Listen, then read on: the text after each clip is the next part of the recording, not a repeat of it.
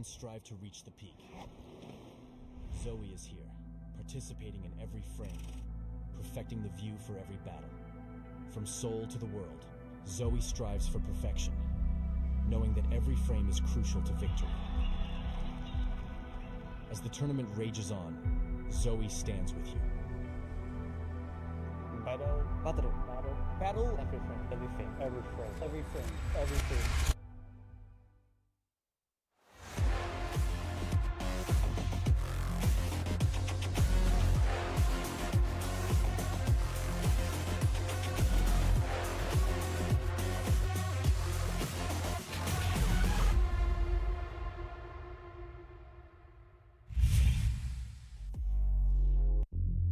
Welcome to VCT Ascension Jakarta. It is day 1 and I hope you guys are as excited as we are to get things started because it is now Tier 2's time to shine. I'm so excited to see some new talent in game and on the desk as well. Everyone, please join me in welcoming the multi-talented coach, actor, and now VCT broadcast talent, Ewok. Give it up, everybody. Give it up in your houses and everything. Ewok, welcome to the desk. How are you feeling? I'm feeling great. Thank you very much for that great warm welcome. I'm just really excited to be here, excited to be part of the team, and most excited for some really banger Valorant today. I think we have some great matches. I'm just excited. Are we basically suggesting that the whole of Ascension is kind of like an audition or a tryout for Ewok? Because you are here on the desk, you're going to be seeing all these teams. Yeah, of course.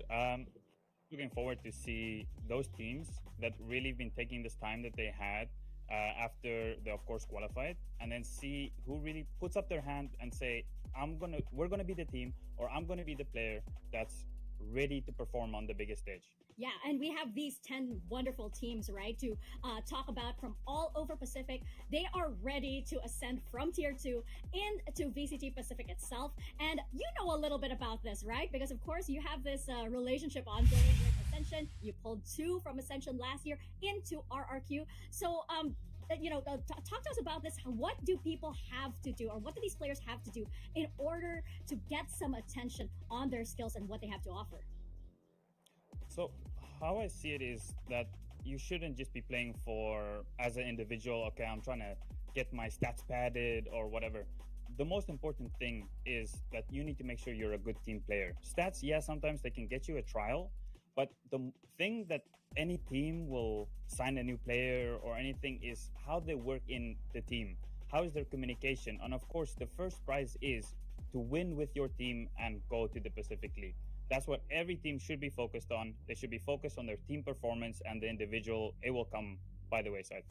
Right off the bat, some advice from a Tier 1 coach himself, right?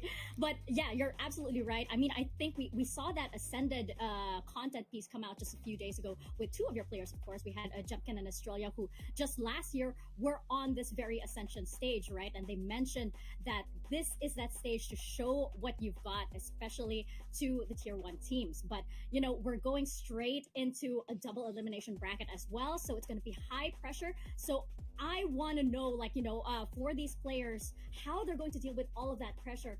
For a lot of these players, their very, very first international competition, right? And we have some spicy matches, as we can see in our bracket.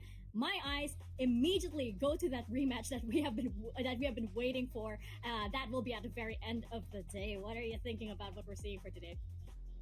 Yeah, of course, that matchup stands out. It was a really hype game from the previous Ascension, with NAOS edging it out in 2-1 fashion in that group. I think we're going to be seeing some different playstyles going against each other, especially in our first match in Revenant and Simprisa Gaming. And then I think we have an interesting game. A lot of people have some question marks over Oblivion Force. I'm really curious to see what they bring to the table today. And Mika, that top side of the bracket looks pretty scary, I'm not gonna lie.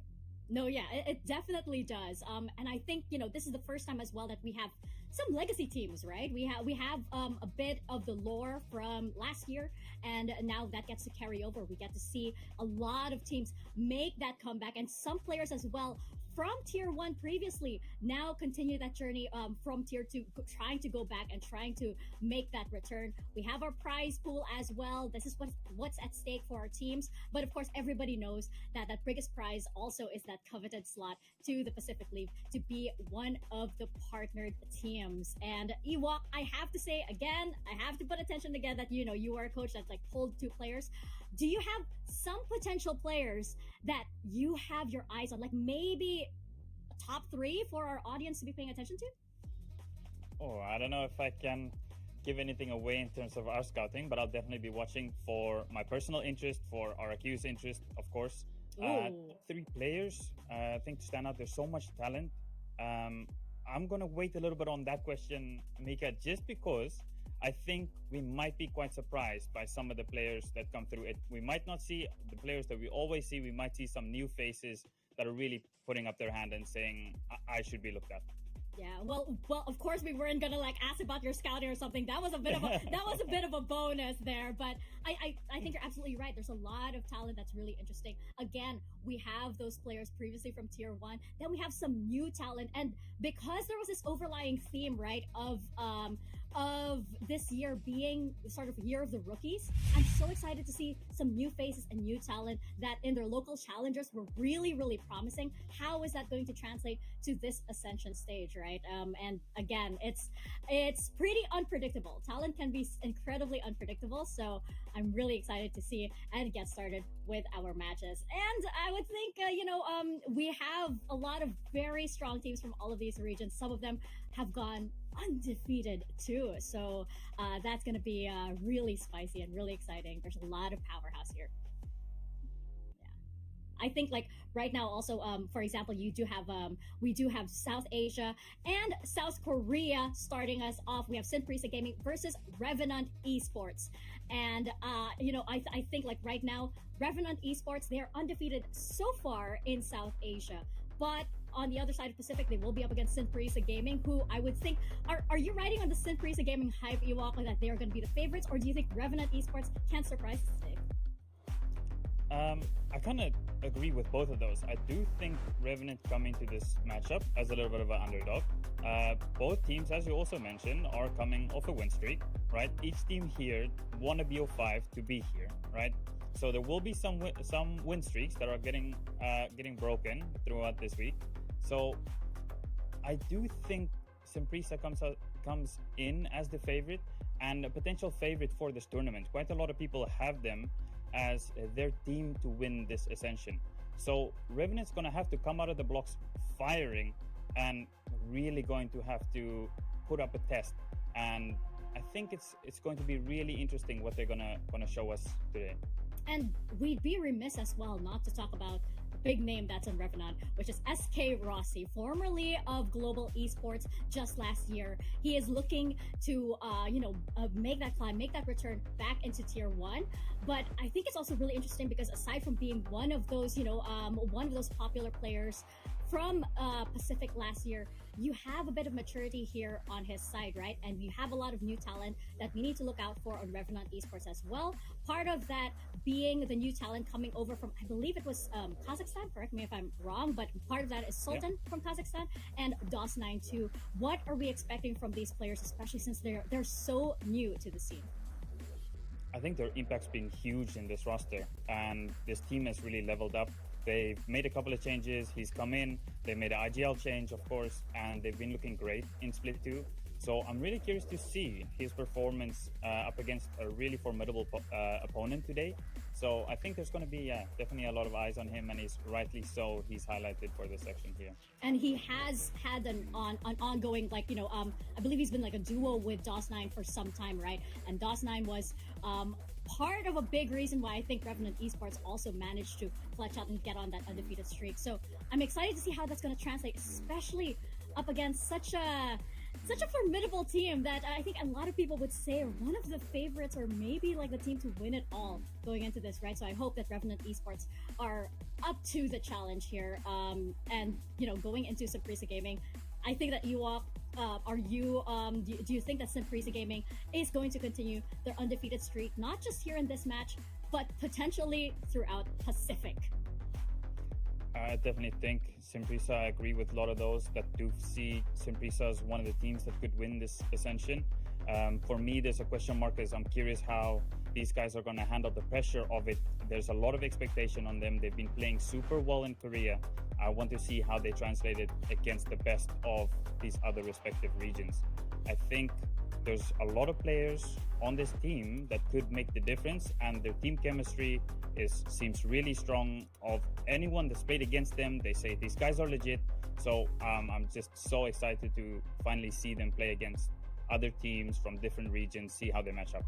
You have a lot of veteranship as well on Simprisa, right? Yeah, not from other titles as well. You have Persia as their IGL, who I believe was like one of those names that really stood out. I believe in that Ascended content piece, right? Both Jemkin and Australia actually pointed out Persia because of his tenure, because of that experience. And you have a player, for example, like Dambi, who, if he's going up against SK Rossi, that's going to be such an exciting matchup because Dambi is quite a powerhouse, and in the duelist role. I'm a big fan of his Neon, which can just be so chaotic. What are your impressions of Dambi so far? On the attack side, it seems like he's not afraid at all to get aggressive. The team will throw util behind him, and he's not scared to go and die early, but he most often than not, he'll get you that first kill, which is absolutely huge to open the bomb side. You'll see, I'm expecting if they keep playing the same how they have been, a lot of aggro things that's going behind Dambi. He's going to be the spearhead for this roster on the attack side, and all that util's coming, he's going to try and capitalize off it. And going back to like what you mentioned, like how he's so fearless, right? I remember seeing his Neon play, and he is literally in the opponent's faces. And sometimes he will literally just be there in front of their faces so that his teammates can get the kill. His job is to create chaos, and he does that so well. I think he is definitely one of the players that I am most hyped to see on this stage, because I feel like he's one of those players that will transform into an animal. He will ride on that hype. He will ride on that energy that happens on this stage. So Dambi, like there's a lot of eyes on this player right now. There's a lot of eyes on Simprisa in general, and I think on a stage like this, I feel this is undeniably Simprisa Gaming's match. Ewok. I tend to agree. I think there's definitely more pressure on them. I think, as we said earlier, Revenant are coming in as a little bit of underdogs. They've been playing really, really well in the region. So this is a new challenge for them, but I think there might be a little bit less pressure on them. Yeah, maybe some of the individual players might have some question marks or some pressure on them, but coming in as an underdog sometimes helps you a little bit in these big matches. It puts a little bit more pressure on the other team, and you feel a little bit more free because of that. So I'm curious how Simprisa is going to handle that added pressure that's maybe coming from the outside. I do remember seeing their post-game interviews during their challenges, right? And they were pretty confident. They were like, "Oh, we're winning Ascension. We're already thinking about Pacific going in." It's like, oh, they completely glossed over Ascension, and they're like, "Oh yeah, we're already there." So I would say this roster, incredibly confident, and one of the favorites coming into Ascension. But there are a lot of other strong teams as well, and I have to bring up our predictions, Ewok, because I think that we do have some favorites, and I would agree that Simprisa Game is one of the powerhouses, but I do have my team to win it all, which I think is pretty obvious for a lot of people out there. But I'm going to turn the floor over to you first, Ewok. Who do you think is going to be taking Ascension Pacific right now? I have a little bit of bias as well, of course, Indo Pride. I think there's definitely a home ground advantage for Boom. I think that might be a big part of their journey throughout Ascension here. I think that could be a big buff for them. And I hope they can really feed off that energy from the crowd, because the crowd's definitely going to be cheering for them. Hopefully we get to that stage where everyone can get behind Boom and make sure that these guys, for the Indo fans, get over the line, right? So I'm a bit biased, but with that said, I'm also a Simprisa believer, right? I think, as you said, a powerhouse in this Ascension. So my vote is going to go for Boom, but an honorable mention for Simprisa. I think that, yeah, I definitely agree. Simprisa Gaming is one of the favorites coming into this. I also think that Full Sense is potentially my dark horse. I feel weird calling them a dark horse because I feel like they're not really a dark horse. We'll get to talk about them a little bit later. But obviously, if you have your bias for Boom, I have to have my bias for NAOS Esports. Interesting too that these are the two legacy teams, right? Coming in from Ascension 2023, they are the only two teams to make it back onto this stage, and that means that they kind of already know what to expect. They do have that experience coming in, but yeah, I think a lot of people, Ewok, may call us. Yes, you have the home crowd buff for Boom, but they may still call us, or call out this hopium, I guess, for both of us here. Yeah, I'm not shy to say there is definitely some hopium in that, but I do think both of these teams that we did mention have good chances. Even though I went for Boom, I do think NAOS have a good chance as well. This Ascension is so exciting, just because I think even if you take a random name out of a box with your eyes closed, knowing nothing what's inside, you might get it right. That's how tight this Ascension feels. I think this race is gonna come down to whoever can handle that pressure and can adjust as Ascension is going on. As these matches are going on, there's going to be things that you need to change, and you need to go on VOD review, and you don't have a lot of time. You need to make sure you're prepared for every matchup if you want to win this tournament. Are you saying that Ascension is like a box of chocolates and you never know what you're going to get? I didn't say that, but yes, for sure. It works. It works, doesn't it? Yeah, absolute banger. We have to, I do want to call attention to Chubby Ninja over there, Victoria. Continuing the Japanese team bias, because I do remember, she did favor some of the Japanese teams over in Pacific, with I think what is collectively agreed on as one of the most memorable logos coming into VCT Ascension for Riddle. That's going to be interesting too. Would I call that hopium? Maybe, but again, we haven't seen these teams play just yet. I'm so prepared to be surprised because, as we mentioned earlier, Ewok, there's a lot of new talent here, and if the whole year of VCT has taught us so far is to never count anybody out, because even the most unexpected teams can surprise you, as you mentioned. Yeah, it's exactly how you said. I'm excited to be surprised as well. I want to be surprised. I don't want one team to just storm all the way through and it was too easy. We want to see the competition, right? And I do think this Ascension is set up for really strong competition. And just like as you said, that box of chocolates, I hope it might be a team that we maybe don't expect, right? There's definitely a lot of opportunities for these teams to say, okay, we spent this last 2 months or a month and a half, we spent this well, we prepared, we're ready to show our best, and maybe some teams don't have us, or some people don't have us as the favorites, but we want to be that team that wins. There's also that, I feel like there's also that additional grit when it comes to tier 2 tournaments, right? Because they don't have any fallbacks. They don't, it's kind of that have not lost in their local challengers, but something like that record is going to change today as we kick off day 1 of Ascension Jakarta. Ewok, we're about to start right now. I hope you guys are strapped in for this because it's going to be one hell of a ride. So let's kick things off.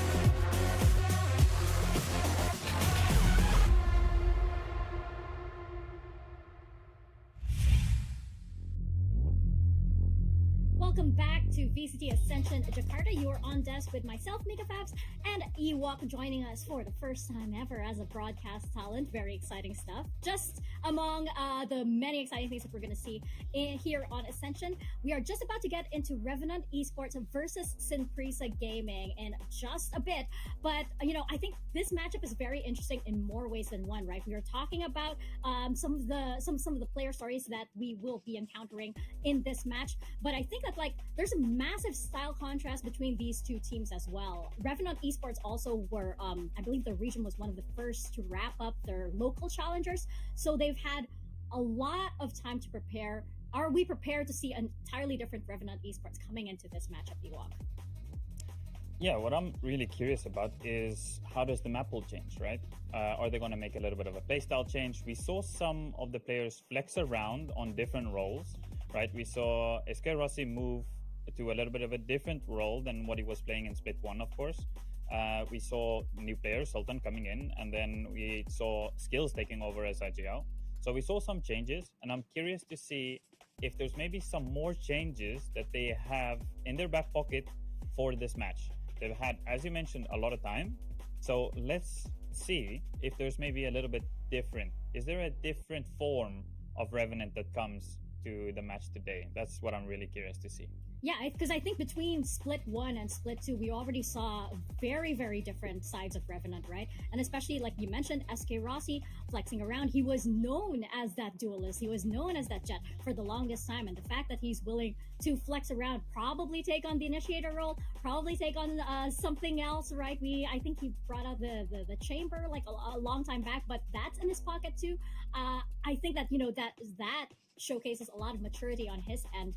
The fact that he's willing to flex around for his team, right? In contrast, though, Sinprisa Gaming, I feel like, and it might be a good thing, we're probably not going to be too surprised by them in terms of agent comps or in terms of the map pool, right, Ewok? Because they seem to stick a little bit more to what works for them. Yeah, it does seem like that. They're a little bit more fixed in their roles than what Revenant are. It seems they tend to play what's kind of comfortable for them in terms of each player on his agent. We saw Margaret loves a very particular agent, so I'm very curious to see if do they change that a little bit, right? Or do they stick to their guns, say this is what's been working, we're really confident in that, and we're not going to try and ante maybe too much on the Revenant side. Of course, they've had a lot of time to watch their games, but there could be a lot that has changed from Revenant, right? So it's a little bit hard to anti-strat the opponent if there's been so much downtime. But I am curious to see if there's anything in the map pool that changes for them. They did, of course, the Icebox was a map that they didn't like. They were banning out that Icebox. They're really strong on the Abyss. So I'm curious to see also on Revenant side, do they consider the Abyss? Do they start picking it up? That's going to be a big thing for me to look out for. Yeah, a lot of things can change in a very, very short time, as we've seen this whole year. I don't think Ascension is going to be any different with regards to that. So I'm eager to see just how different both of these teams, all of these teams actually, have, how they've evolved and what else they have, especially playing on a stage like this where, I would think, Ewok, you might agree that, playing on, such a high pressure environment is going to change you as a player. It is going to bring out little mannerisms, little behaviors that you won't see on maybe an online setup or even a stage that you're more comfortable with in your local challengers, right? These players can change. Yeah, for sure. All these players, except the Boom Boys, they've traveled to get here. That's right. That is maybe a new experience for some of the players as well, right? We mentioned there's some new talents coming through. There's some veteran talents that's maybe very used to that. So this is the time also when you're looking, if you have a team where you have some players that have a little bit more experience, first that comes to mind is probably Full Sense. The younger players, like maybe Leviathan, he's going to be looking to those more experienced players and seeing how they behave. And this is where I expect from a coach POV is these more experienced players, they help the younger players and they help them get comfortable. This is where you need to make sure that the vibes in the team is good. Of course, you're traveling, you need to make sure there's a lot of things going on, right? There's a lot of different factors that goes into it, but you need to make sure that you're really staying focused on the game and what's the goal. You need to make sure that all these other things that's outside of the game is not bothering, it's not getting to you. You look to your coach, your manager, and your experienced players to help you with that. Damn, we're in for a coaching session, everybody. We're in for a legit coaching session here with Ewok. I mean that, that gives an interesting perspective because everybody talks about like, the whole running vibes merchant kind of theme that we've been having. We our attention goes to players that have this, but I think it's not underscored enough just how important that is, right? Because we know that skills right now are a given, right? We know what these players are capable of, but how does that translate? How does that energy translate onto this stage? It could make or break a team. It could make or break a performance, as we've been seeing all throughout this year. And like as you mentioned, I think that vibes merchant, that energy for the team, that is a massive test right off the bat, especially in the first match, and especially on the first day that we have here, where so many things are brand new. I mean, I've heard even a player say, I forgot who it was, but some player even say sometimes even the chairs can affect you. Sometimes even the way you sit, like if it's not like a normal case, right? It could actually affect the way you perform. Yeah, no, it's true. Of course, these players, they are high performance athletes, and they need to perform. And a lot of times, some players struggle to adjust to when the environment around them is changing slightly, and that could be the desk, that could be the chair, that could be anything outside of what you're kind of holding, right? Yeah, you're holding your peripherals, that stays the same, but there's a lot of things outside of that changes, right? You're not in your comfort zone anymore, but this is where the best players find a way to adapt and go to a next level. Not only play to the level where they maybe practice, but go to another level, because they know there's so much importance on these matches, and these are the players that usually make it to the top, that can handle that pressure. Maybe some, as you mentioned, it's the first day, some first day jitters maybe, but the players that can handle that and also help their teammates to handle that, these are the players that usually make it really far in esports. And every team needs players like that. Is it safe to say that maybe the players that have come from that tier 1 experience, have already kind of settled into this and are like, pretty much like, okay, this is business as usual, compared to some of the more rookie players that we're expecting here on Ascension? Yeah, I tend to agree that the experience definitely helps. But I do think something like a little bit of maybe some anxiety or some stress, I feel like that's very normal. I think that's all just your body trying to prepare you. Maybe your heart rate is pumping a little bit faster. That's just a little bit more blood for you to be able to react faster. So it's how you understand what your body is trying to do. It's actually trying to help you. And you need to understand that all of these things that your body is doing, you're maybe feeling a little bit stressed, right? It's trying to help you perform better. So that's the important thing to understand. Don't make it hinder you. Use it to help you. I mean, even myself, I still get jitters. I still get nervous, even though I'm just here. I'm not playing at all. I'm just here on the desk. But these players, of course, we can take a closer look at them, as I believe we have a video here to take a closer look at our team. So let's check it out.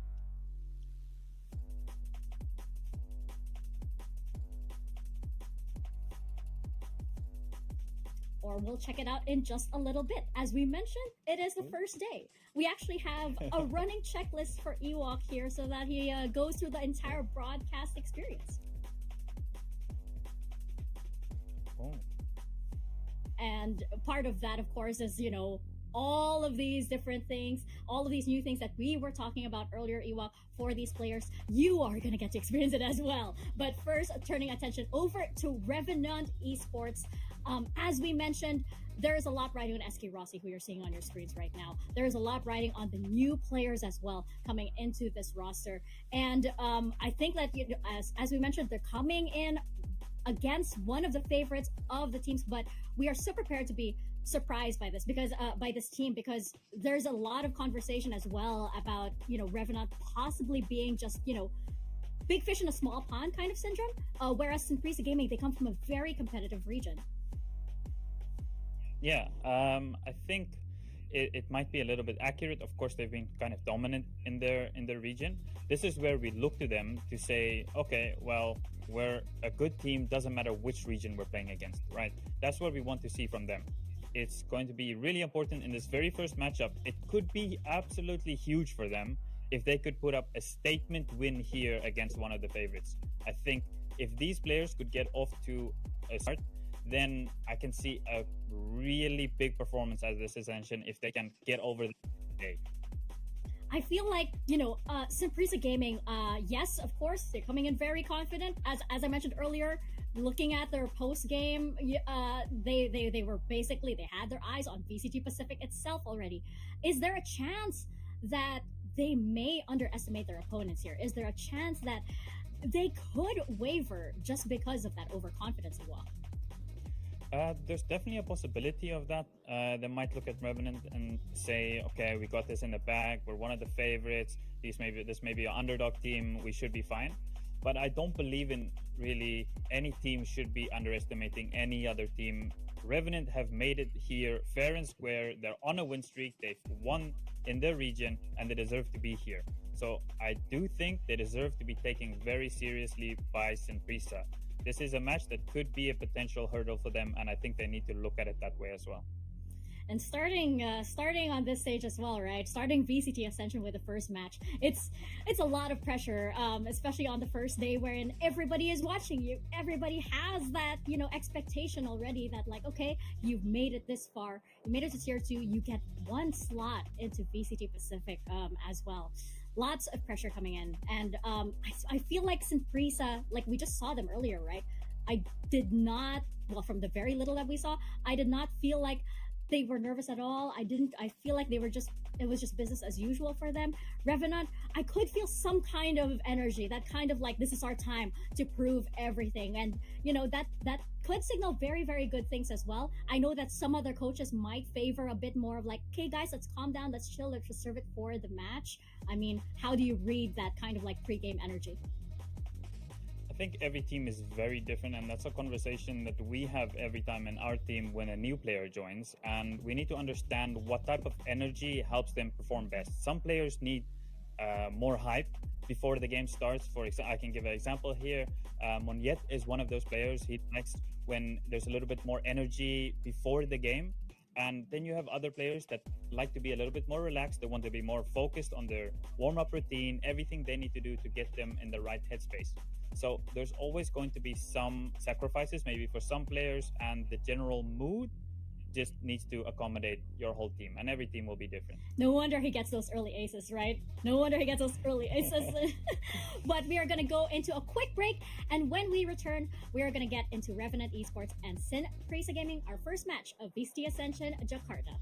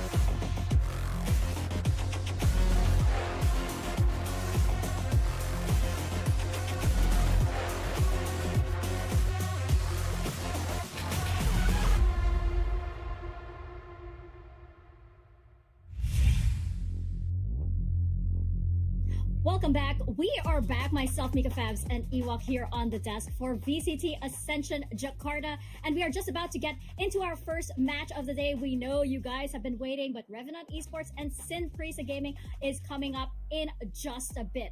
We've noted already our players that we need to look out for in this match.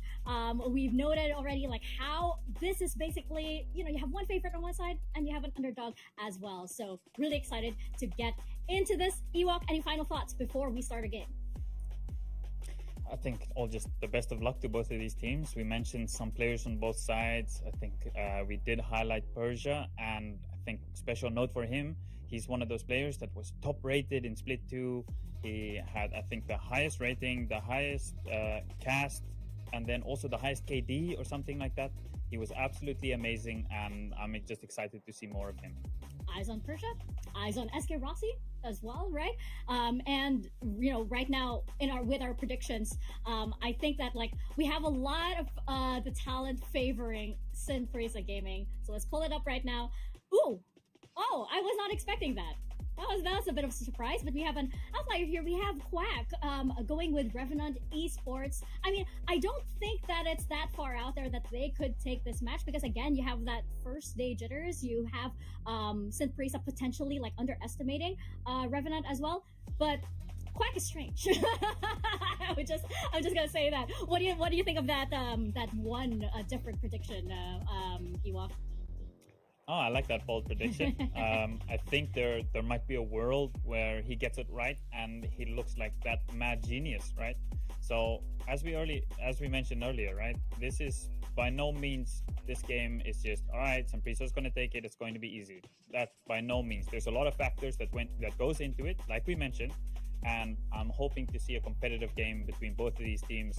And let's see who comes out on top. Yeah, when you mentioned that there is a world wherein this happens, I'm suddenly my eye twitched a little bit because I remembered that week of upsets. Hey, it happened in Tier 1, it happened in VCT Pacific. Can it happen here in Ascension? I am expecting it to. I'm expecting a lot, especially since, as we mentioned before, both of these teams have been on win streaks in their own respective regional challengers. So one of them is going to lose today. Who's it going to be? Revenant Esports or Synprisa? We'll find out.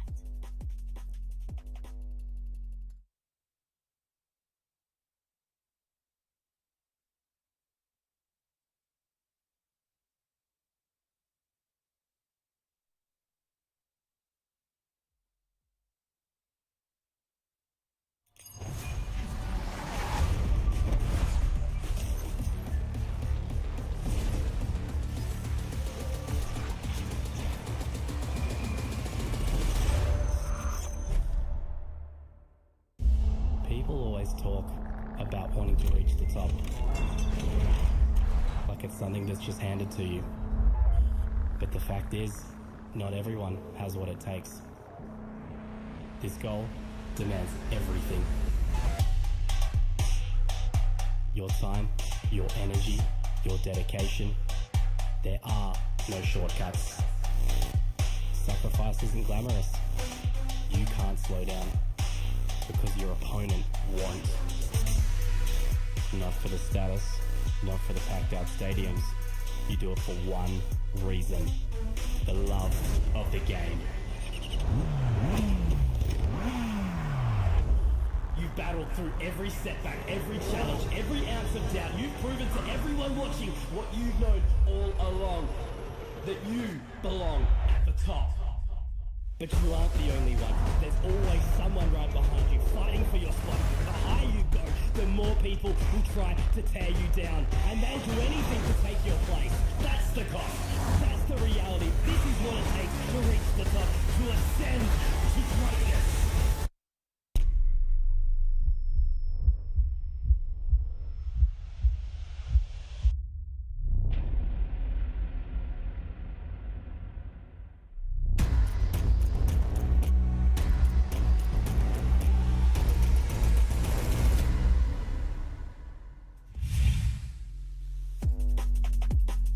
Okay, if that doesn't get you hyped for Ascension, I have no idea what will. Shout out to Conky, by the way. I mentioned this to him the other day. I'm going to rip that audio and I'm going to use it as my daily motivation. You know, like wake up in the morning and Conky is just there saying, you know, you can't slow down because your opponent won't. That's gonna be me from now on, Ewok. But tell me I'm not crazy, and that's how these teams are feeling right now. Every single word of what was said there, that there's a lot of sacrifice and there are no fallbacks for these teams, especially here on Ascension, where they are vying for that single slot. Yeah, these teams have, of course, put in a lot of time, and it's so hyped that we could see a trailer that kind of reflects that, gives them some motivation, and just see all of these players in the video. I think it's super exciting to be able to see this, and it does really sum up the moment, right? This is a big opportunity for a lot of players, a lot of teams to really stamp their name and saying we want to be the ones that are going to the Pacific League.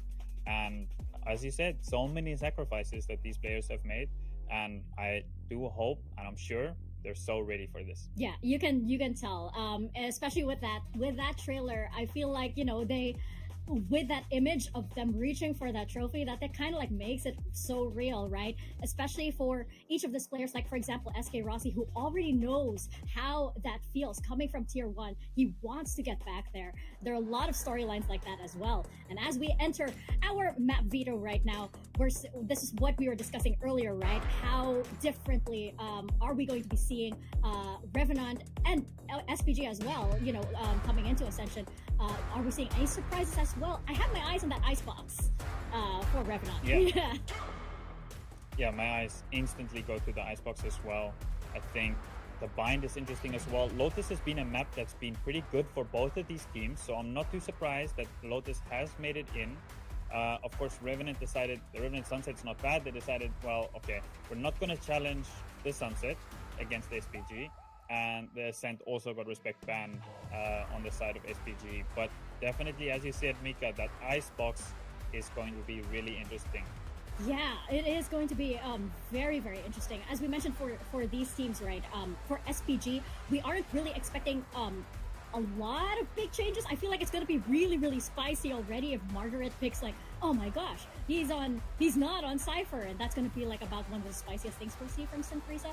But looking at this setup right now, I feel like Revenant Esports to have something up their sleeves. There's something a little unsettling with a team that can pull out something random at any one time in this tournament before. Yeah, of course, Revenant's won the last 2 out of their 3 games on Icebox, and it's been a banned map for SPG so far, and now we're going to see it in the pool. So they've definitely been cooking something in this off time that they had. But we're going to start with Bind.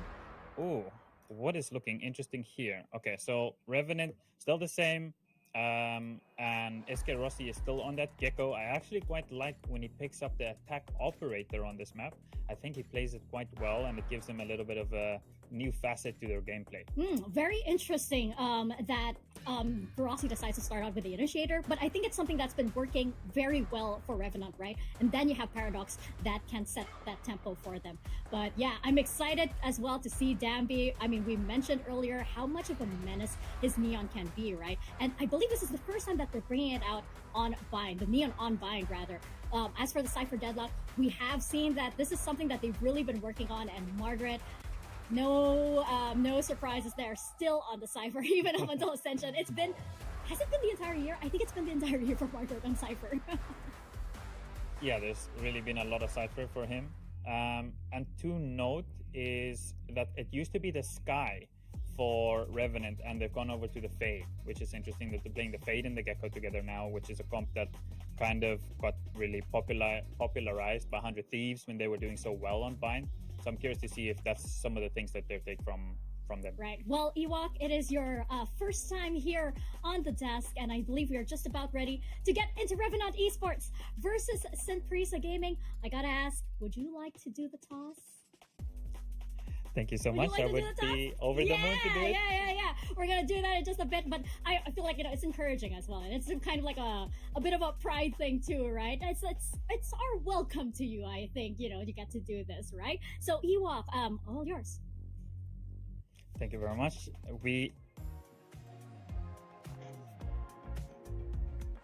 Big Thank you very much, Ewok. He did a great job. I mean, like, that's amazing. Like, he had such a big smile while he was doing it as well. So excited. I love the energy. But yeah, that energy just translates straight into this matchup, Pilsky. I mean, this is gonna be that return, that revenge arc from SK Rossi, but at the same time, I mean, he's facing against an opponent that's not easy at all. Simprisa Gaming, they're pretty strong.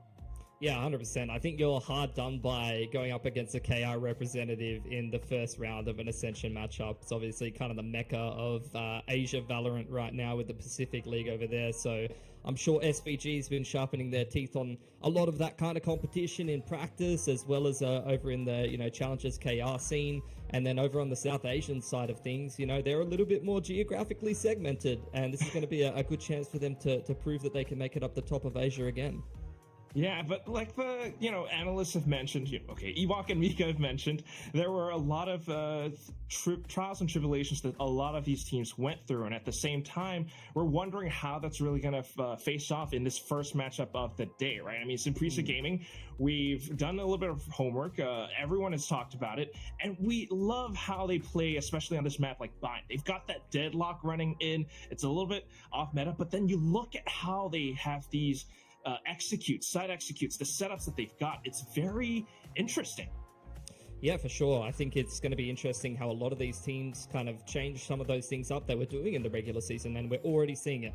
First game here, it's something that I was seeing in some of the interviews with Revenant as well, something that they mentioned on the desk. They've had 2 months leading into this competition. Really keen to see what they've come up with, and we've already seen a comp change from both teams on the first map of the series. Just a little bit, right? They swapped out that Sky for the Fade, which is a very meta kind of pick, I guess, because you don't want that flash to be expended so quickly. But at the same time, another interesting switch up is the fact that Simprisa has decided to leave Icebox open. So we'll see how that plays out for the next map. But for now, we're back onto Bind, and this is one of Simprisa Gaming's strongest maps. We have seen them play this against, like Nongshim, Red Force. They have come across with very, I don't want to say one-sided wins, but they have won out on this map, leaving their opponents with a single digit. Yeah, I think, the kind of competition that SVG goes up against Nongshim, as you mentioned, even in D+, is great practice, especially on a map like Bind. And like you mentioned, one of their most repped out maps, a lot of reps in Challenger's career against some quality opposition. They have not really shied away too much from changing up their comps. You were talking about some of the small agent adjustments, but they're going to still stay true to playing, this Sentinel heavy kind of composition. They love playing double Sentinel. They love playing, Deadlock, Cypher, things like that, together on the same map. And stylistically, it's something that we've seen come into a lot of different pools. You've seen the popularization of that over on Ascent, playing the Deadlock Cypher. I think, you saw M80 and some of the American teams really popularizing that in their Challengers scene. And even I was watching Apex run it in EMEA Ascension to some great success. So it's going to be interesting to see the Asian flavor of that over here for SPG, and they're even really trying to bring in the Neon to this comp as well, which has been kind of touted as an important agent for you to be able to mix into your compositions in this tournament and this meta. Yeah, especially in this meta, and who better to play it other than Danby, of course. I mean, we've been talking about him, the desk was talking about him, and he's one of those players who has incredible movement on the agent, but we're already kicking things off. It is Revenant on the attacking side, though, so for now, just slowly approaching into sight. Yeah, you can see working their way through bathrooms, setting up this A-split straight away here, Quack. Let's see if it works out. Margaret, that dedicated Cypher player, is just already marking the angle. He's got some setups, but nothing really doing just yet. Danby gonna go in for a bit of a jiggle peek. I think he does spot something, but he's actually going on the offensive, trying to swing out against him. Gets the first pick off, but then here comes the utility. A couple of his teammates have fallen as well. So this is the site open. A credible shot from Sultan. Not down to Ivy. How can he do it? I don't know. It's going to be difficult to complete this 2-on-4. You can see Paradox already cleaning out the back of the site. Francis in an untenable 1-on-4 here. Didn't really have too much impact in this round so far, and he's going to get double peaked as well. 3k for Paradox, and really clean round from Revenant. I love the way that they went for that bathrooms control, and they just anticipated the reaction out of SPG and punished them as soon as they went aggressive. That's right, Phil Scammy. I think that's one of the things that we're seeing from Revenant now. Coming in from last year, The Prince of Indian Valorant, South Asian Valorant, SK Rossi. He used to be on that jet so many times, often being quite aggressive. But one of the things that Revenant has come in with, especially for Split 2, is they have their new coach, Fields, and he has kind of tempered that aggression, right? Yeah, 100%. I mean, it's something that they've said they're working on. A quad peak straight out of Peacock. Skills definitely not ready for that, and that's going to be a gun hitting the floor already. In the meanwhile, you can see the speed up here for Revenant, already just kicking it into high gear in this A site, and Margaret just trying to hold on to some control of U-Ball. There's a little spy cam as well, and he definitely gets the information. The incredible stun coming in from his teammates as well. So that's going to be one pickup. However, Revenant does not let up. They still have the guns. They don't want to let this go away too quickly. It's going to be the Outlaw, though, so Rossi's going to have to be very careful with his shots. There it goes, a double kill already. Even with the Prowler, he pushes out on the Frenzy, and that's going to be Francis trying to refrag. DOS9 marks the angle, and that is Revenant cleaning things up. Good recovery, but unfortunately not as clean as they would have liked to. Definitely made a little bit of a mess in the early to mid round there. Already seeing Rossi straight on the Outlaw multiple times here, and that's something that we've kind of mentioned. He was playing that info initiator role in Split 1. He's moved it over towards a Jet and playing a lot of Gecko, but sort of something-esque in terms of bringing that scoped weaponry to the table in that role. And already in the bonus here, he's got a Thrash online, and they're looking to go towards this B side pretty quickly. SPG already with 3 players over here. And that's just something that we have to keep our eyes on. Info initiator, but still kind of trying to snipe out your opponents. Gonna have to play up close with his teammates. Can't afford to play too far back, especially when you want to deploy that Thrash. They will be able to tag Francis down at 10 HP. Well, they could just kind of hold their ground. Yeah. You can see how tentative they are. That's the side effect of playing against the double Senti. Playing against the Deadlock Cypher. You cannot just kick off those executes off the bat dry sometimes, because you could definitely get caught by those trips, by some of the Deadlock traps as well. Revenant doing their due diligence here. Pressure on the B side of the map, and now working back towards A short, making sure that the other team doesn't have too much unfair info and that they're able to kind of keep the rotations honest. Over on the other side of the map, you can see SPG trying to clear out the lurk with the Fade Prowlers as well. It's a bit of a roadblock for Revenant, to say the least, but they have definitely made the rotations over. Margaret, though, is doing so much work, just kind of taking down anyone who tries to approach. So it's going to be the rotation from Revenant into the B site. They've managed to crack things open. The spike goes down. We're already on the turn. Out towards elbow, though. Sultan marks him down, and that's going to be a snakebite, just trying to block things off as well. Danby trying to set up for it, but here comes a suppressive fire. A shot through the smoke. Ivy goes down. Heads cracked. It's all down to Margaret, and I don't see how this round is going to go any other way. Sultan, the rookie, with ace in round 3. Picked up on 1 day's notice into Split 2, by the way, just with a vouch from, his fellow countryman in DOS9, comes into the first bonus that he's going to play here in Ascension. One of the biggest impact rounds that you can win in a matchup like this, and he's going to ace against SPG, one of the strongest teams in the competition. Like, that is unreal for a player with that level of experience to come up with a round like that, Quack. I just imagine the whole conversation going, with the Revenant manager, and Dawson's like, all right, who do you think we should pick up? Dude, I got this guy. He's really good. Trust me, bro. Trust me, bro. literally what I was thinking. Oh my God. Awesome.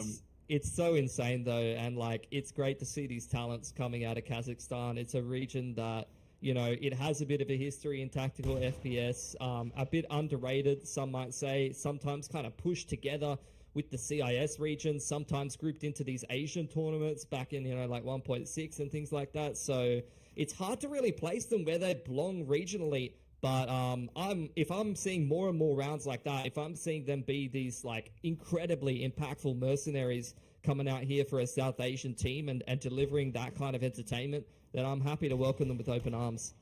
I completely agree. And that's the biggest thing for Revenant Esports, is the fact that they have kind of gone with this sort of aim-heavy style, and they always work alongside, the players, Sultan, DOS9 especially, and also SK Rossi, and it just kind of works out because they're all just creating so much pressure against the opponents. And when you have so many angles to watch out for and so many players who are peeking against you, sometimes it can be too overwhelming. And that's why I'm wondering how this is going to fare off against a team like Simprisa Gaming, who oftentimes you would think that they are very structured. They're always trying to set up. You have Ivy sometimes on the attack. He's going to be lining up his GravNet and things like that.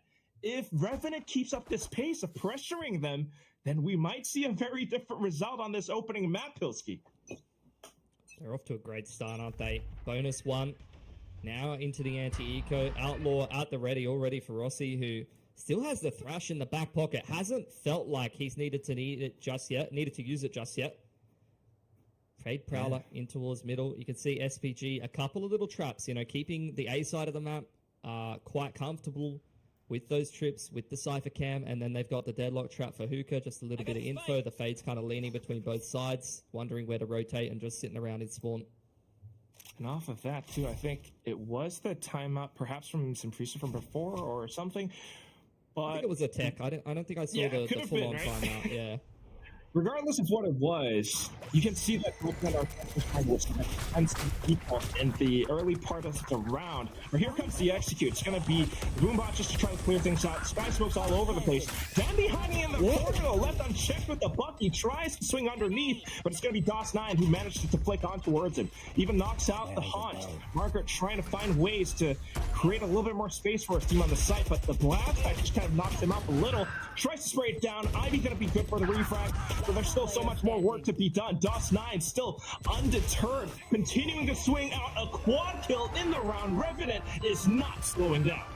That was just cookie cutter from Revenant, spreading the map, holding for aggression, making sure that the defense didn't have too much unfair info or try to cut any corners, take any risks on the half-buy, and then just a really clean A execute. That is the strength of playing this kind of comp that you do see time and time again on bind, the double controller, chuck the Viper Ball up, just start spamming that initiator util and just bombard the site to minimize risk against the half-buy.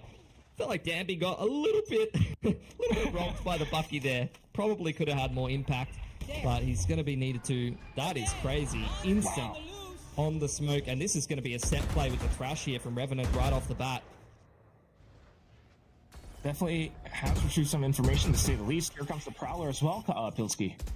This is super interesting, the way that they're using the Thrash to clear out B-Long. They've lost a pick doing it, though. Rossi's gone down already, and the Spike's been dropped. That's great info from SPG, and they're already leaning the Cypher over to B now. Painful loss. That was the Operator and the Thrash just immediately eliminated from the equation. Persia just doing what he's known to do, just kind of blocking things off and trying to spray things down as soon as he gets that information. So now Revenant are going to have to think about how they might want to switch up their game plan, perhaps. It's going to be hard to get into this site, though. Orbital strikes at the ready. You've got one reactive smoke here for Persia, and 3 players just stuck right here, ready to deny this execute. They're all prepared for it, just waiting for the push to come through. Revenant trying to find that space, trying to find that opening pick. It's not quite happening. Paradox, though, trying to start things off. Showstopper at hand. He does blow things up alongside his teammate. DOS9, the triple kill in the round. Danby has to do it all on his own. 1-on-2, not impossible. He has so much utility, and all he's got to do is just take down the first opponent. A couple of shots fire through, and now he's going in for it, trying to go in with a slide, the movement. However, Paradox, a 90-degree turn in an instant, takes him down. It's 5-0 for Revenant. What a recovery from them as well. They started up that round, losing the pick to Persia, investing that Thrash early on. You could see what they wanted to go for. Disruptive smoke into Hookah in combination with the Prowler to clear that space and put pressure on the defense. They clear out B-Long with Thrash and set themselves up for an execute. They kept their options open, though. They had Sultan lurking over towards short A, and that is the ultimate strength of bind. You keep your options open, you get those aggressive lurks on the attacking side, and you can always just hit the TP if things go wrong. I think that's also just the game plan that Revenant kind of has in mind. Always with, Paradox as well, Skills, who is IGLing. This is something that we're not really expecting, not really thinking so much about. The fact that the whole team is able to frag out right now. So Impresa definitely trying to switch up their positioning for the time being, given the fact that it's Sheriffs this time. They've already seen this anti-eco approach so far, and this is the same look for Revenant. Very slow default across the map, and then group up at 50 seconds. This is the most kind of standard way that you're going to see anti-eco occur. SPG needs to be aware of this, and you can see they're looking for info with the Prowlers yet again. They've cleared out the middle of the map, starting to rotate back. Need to make sure they don't get caught in transition. But Revenant are grouping up for this B side here. SPG, despite gathering info, have not stacked the right side here. Yeah, I think they're kind of pinned down as well, especially Francis. They might have the ultimates, but perhaps not quite the round to use it unless they find some kind of a miracle pick with that Sheriff. Revenant, they have their space. They're going to be walking on through. Teleporters at the ready for some Prisa, though, so rotations are just as fast. However, SK Rossi, a collateral into Artuka. You might want to think twice about peeking that, Margaret. That's going to be a third kill. And here comes Persia, trying to hold an angle, but that's the best that he can do. Sultan coming in with the refrag. Ivy trying to refrag on his own. But of course, Sultan just shutting it lights out for Simprisa Gaming. It's 6-0, and I am getting nervous, Filski. Especially, I mean, this is SPG's map pick. They're playing double Senti, and they cannot get around on defense to save their lives. It's not going well for them. Ops come out, all the ults are online. No excuses here in towards this gun round. On the side of Revenant, though, an Orbital and a Pit could definitely be great tools to continue to claim more and more gun rounds. I love their approaches on the anti-ecos, this time with the B side ending on the execute instead of A, so keeping their options open. They're showing they've got that depth. On the attacking side of Bind to clean the rest of these rounds. Here's the Optal head-to-head, but Danby, no one there to clear the eye from him. That denies him an opportunity to find a pick in the early round. Yeah, position revealed.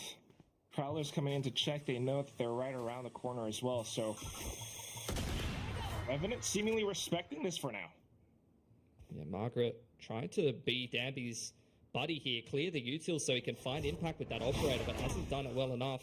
Francis spotting the lurk outside Hookah, but not aware if it's just the Viper or whether it's multiple players behind that. And Revenant, after clearing that Prowler, they're going to start regrouping back towards that A site. You can see this deep cam, though, that Margaret's got on short A is great info for SPG to keep free towards B here. And that could be the tell as well. Prowler alongside that spy cam just lets Impresa know that there could be that approach into B side. Hence, we're seeing some of the rotations go over. Danby and Margaret, though, of course, with the heavy investments, still kind of staying around the A side in case there's any sneaky business from Revenant. But here comes a bit of a peek. It's going to be SK Rossi firing off to the back. Lost 9 as well. I mean, the duo still doing their thing. Still responsible to buy time for the rotations to come through. What they don't know is that Sultan is right around the corner. And here comes the Pit. The ultimates have been spent. And of course, with the heavy investment on that operator, SPG are going to save. I mean, I hate to say it, but SPG are getting dominated. They're getting outplayed. They're getting outfragged. Like, Revenant is outclassing them right now in the server, despite what the predictions will say. Despite what you might say about, you know, Korea or South Asia being a stronger region, what I'm seeing in the server right now is absolute class from Revenant. The Sentinel util is having absolutely no impact.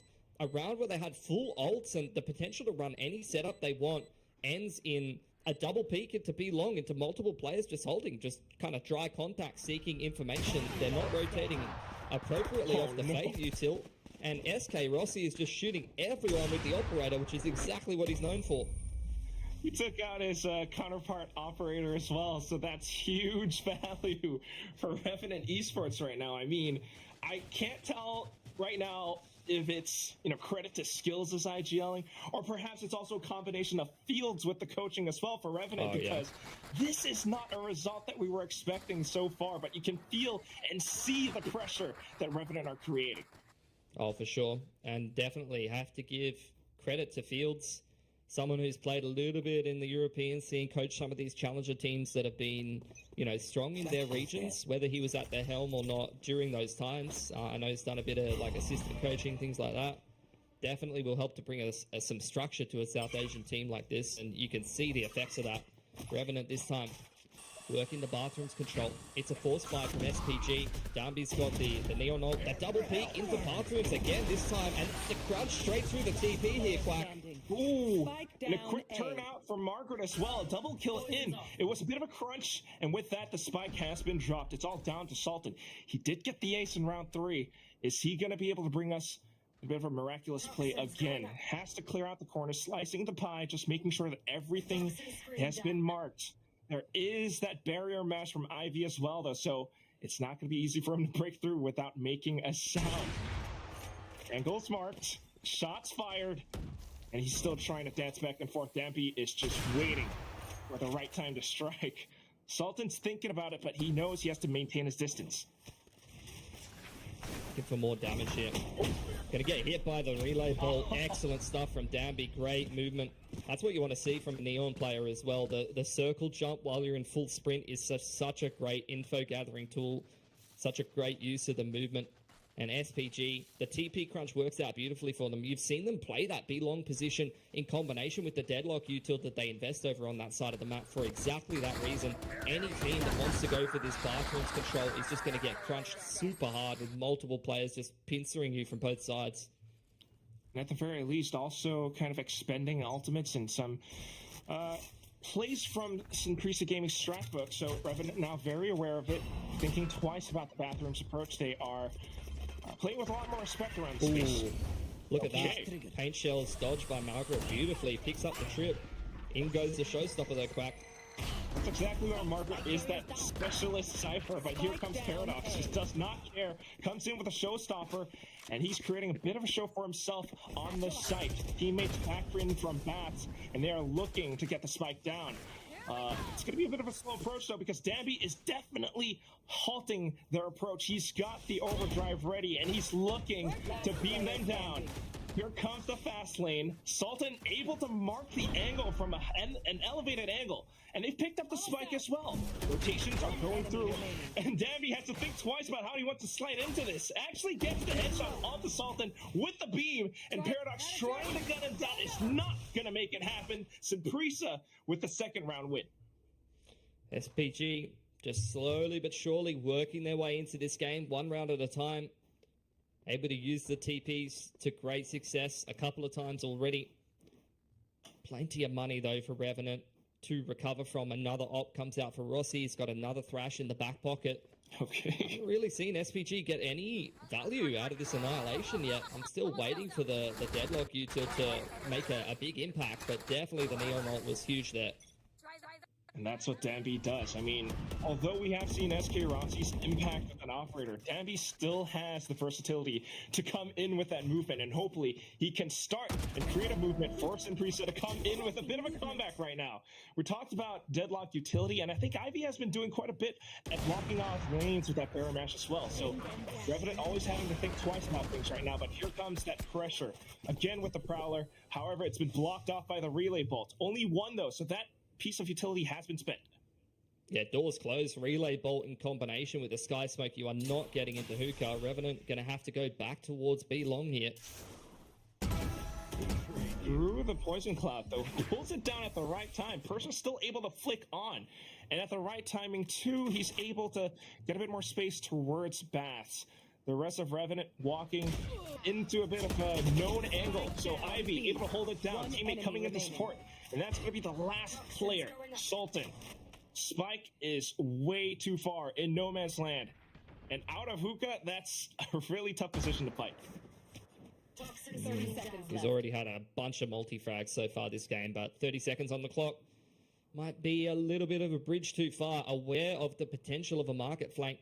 Getting slowly surrounded as Francis closes the net through hookah. Danby on the off angle towards B-long as well. Should be a pretty difficult prospect for him, and he hasn't even got his gun out. Danby gonna panic TP a little bit, but Persia able to clean things up. 4 guns up here for SPG. Orbital gets online after that kill as well, and they're making a great resurgence into this game of Bind here. Yeah, it really is happening. I mean, here's the thing, right? No timeout called. All that happens was, that little crunch play towards Bats, and all of a sudden we're seeing Synprisa Gaming kind of coming back into their game. Yeah, I think the key is definitely just they're rotating a lot better. They're trusting the info they're getting. I feel like before they had these deep cams, they had the Prowler info that they're getting, and they're just not trusting their info. You know, they're misreading the situation. They're Prowlering, it gets cleared by a Viper lurk, and they're trusting that means there's players towards B because they didn't quite gather the right info or they didn't quite adapt in the right way to how Revenant is playing. And at the end of the day, that can be multiple things. That can just be jitters and nerves. You're not thinking clearly in a different environment. That can be this interregional play factor. You're playing against a completely different team compared to coming from Challengers Korea or whatever scene you're coming from. You've scrimmed this team 50 times. You know, oh, I Prowler this guy. I know how this particular player plays. That's definitely the lurk, and that means it's going to be this site. You know, and you get into those routines and habits. But you play against a completely different team from a region. The same info can mean a completely different thing, and you need to be adaptable. And I think that's what we're seeing from SVG. They're starting to rotate accordingly. They're starting to have some better reads and be able to stack the right sides and react to what their evidence been throwing at them accordingly. Without a doubt. I love that you say that, Pilsky, and I think that that's one of the biggest things that we have in Ascension as well. I mean, a lot of these teams, they're coming in from the Tier 2 scene up around Challengers. They might not, or most likely have not faced off against, you know, other opponents from other countries like Revenant, for example, as well. Yeah. And that means having to adapt and adjust on the fly. That's what Ewok was talking about. I can't call him a coach Ewok anymore because now he's an analyst for us. And that's the main thing, is that when it comes to an event like Ascension, a tournament like Ascension, you're being tested. You might be the king of your hill, but here you have to climb up this mountain. You've got to ascend to greatness, and you have to find ways to adjust when you are pressured by teams like Revenant. And Sinpresa Gaming are doing a pretty good job so far. Look at them, straight into the market crunch. It's a set play off the bat, completely catches Revenant off guard. And that's one of those pace changes that after a timeout can completely catch you. Revenant now, they had a plan. They talked about it through their whole timeout that they took. You know, Fields was saying, oh, we're going to go for this particular execute. That's all gone to the wayside, completely disrupted off the bat by an SPG who just wanted to get in there straight away. They've mixed the Cypher over towards the B side of the map and reinforced it with Deadlock Util. You've never seen so much center Util on one site before, Quack. That is looking pretty impenetrable. And over on the other side, 3 players in a hard crossfire here. Yeah, that's just titillating plays. I mean, Sinpresa, what a way to play off of the timeout. And you can see that Revenant are slowing things down. Perfect, capturing on the double. He manages to take it off, and it's going to be Virgin now trying to find and isolate some of these duels. Look at how he plays around the angle, moving so clean. Paradox, along with that Phantom, able to spray him down. 34 HP though, and he is gambling a little bit with this angle. Margaret able to swing out, takes him down with a clean headshot. Sinpresa on to perhaps close out this first half with a 5-7. Yeah, unfortunate. Great read from SPG, though, and that's why these tactical timeouts, it's not something that's talked about enough. They are a double-edged sword. You are taking a timeout to do an adjustment, but you're giving the other team's coach input. You're giving the other team's coach a chance to kind of try to stay one step ahead, and there are certain tendencies that certain teams will fall into. When they take a timeout, they like to stack, or they take a timeout, they like to go towards a set plan. So whether SPGs recognize that tendency or not, they're doing a very similar thing. It's a 4-stack on B with the Cypher retake A. Oh, good call. He just not let up. Goes in for the first way. He's here to back him up. And all of a sudden, Revenant's game plan again completely foiled. 100% massive stack from SPG, leaving the Cypher with the kill trips retake on A, and Revenant, whatever they were thinking about, whatever they wanted to go for with the Thrash in this round, no longer going to be an option. Deadlock wall deployed towards the bottom side of B long with only 2 players alive. It's going to take a fair while to work through. I have the spike. Down that barrier mesh as well. If there's any silver lining with this, is the fact that Sultan is 1 point away from his Viper Spit. Skills has his Nightfall. They could perhaps use this to capture a site and then lock things off and ensure that the rotations don't come that easily for Sinpresa. However, they've got to make it through this initial angle. Remaining. He through, And now, although it was a little bit of a frustrating at first, he managed to take on Sultan. It's all down to skills. Nightfall deployed, and Davy kind of dodged it. That's going to be the round. Davy holding the off angle. Simprisa coming in with the adjustments. It's 5 straight rounds in a row for them to close out this first half. It's a hot start from the core that you're expecting of Revenant to have a lot of impact. It's usually, Rossi, DOS9, Sultan. They're going to put a lot of impact on the board. Paradox is having a great game as well. Someone that is very flexible role-wise for this team and allows them to kind of flex into different things, can play that secondary duelist, and there's a couple of players in this tournament we can highlight that do that. As for skills, though, he's having a rougher game, and I think it comes down to just the fact that this is someone that's had to do a massive role change. He's had to IGL and play Info Initiator for basically the first time in his career, when previously he's played a ton of games of Sentinel, a ton of games of Controller, but very, very few games across his whole career on these info units like the Sova, in this case, the Fade. And I don't know if he has that role comfortability. It's always a little bit difficult, especially, when you're playing against new opponents that you haven't quite faced before. I mean, back in, South Asian challenger scene, they might have been able to do this against teams like True Rippers, maybe even Velocity. But against Simprisa, these guys have the incredible coordination with the teamwork and with the way that they're pushing out on defense. It's something that perhaps Revenant hasn't quite anticipated yet. So we end this first half with a slightly even score, 5-7. It's not too bad yet. But Revenant definitely does have to anticipate some of these movements from Simprisa moving forward. Yeah, I mean, Simprisa, the momentum's well and truly there. They had definitely a shaky start to this game. You had some big individual plays as well, really stringing that momentum along for Revenant. An ace for Sultan in the bonus really gets them off to that 7-0 hot start. But once Simprisa started stringing these gun rounds together, even some of these weird kind of shaky buys where they're having to mix in a judge and things like that and do some kind of more stacky plays really started to work out for them, and they really started to adapt to Revenant's pacing.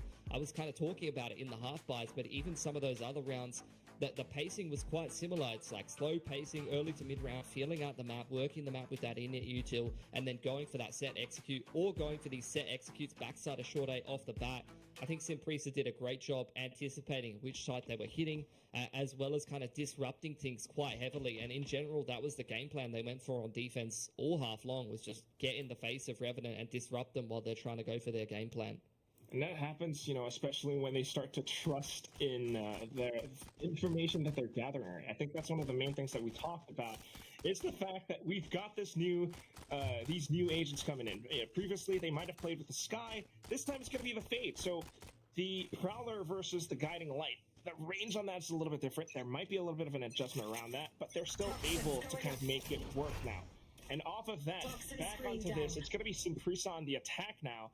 And I've seen them do a lot of crazy executes, especially with a deadlock. I don't know if Revenant's prepared for it.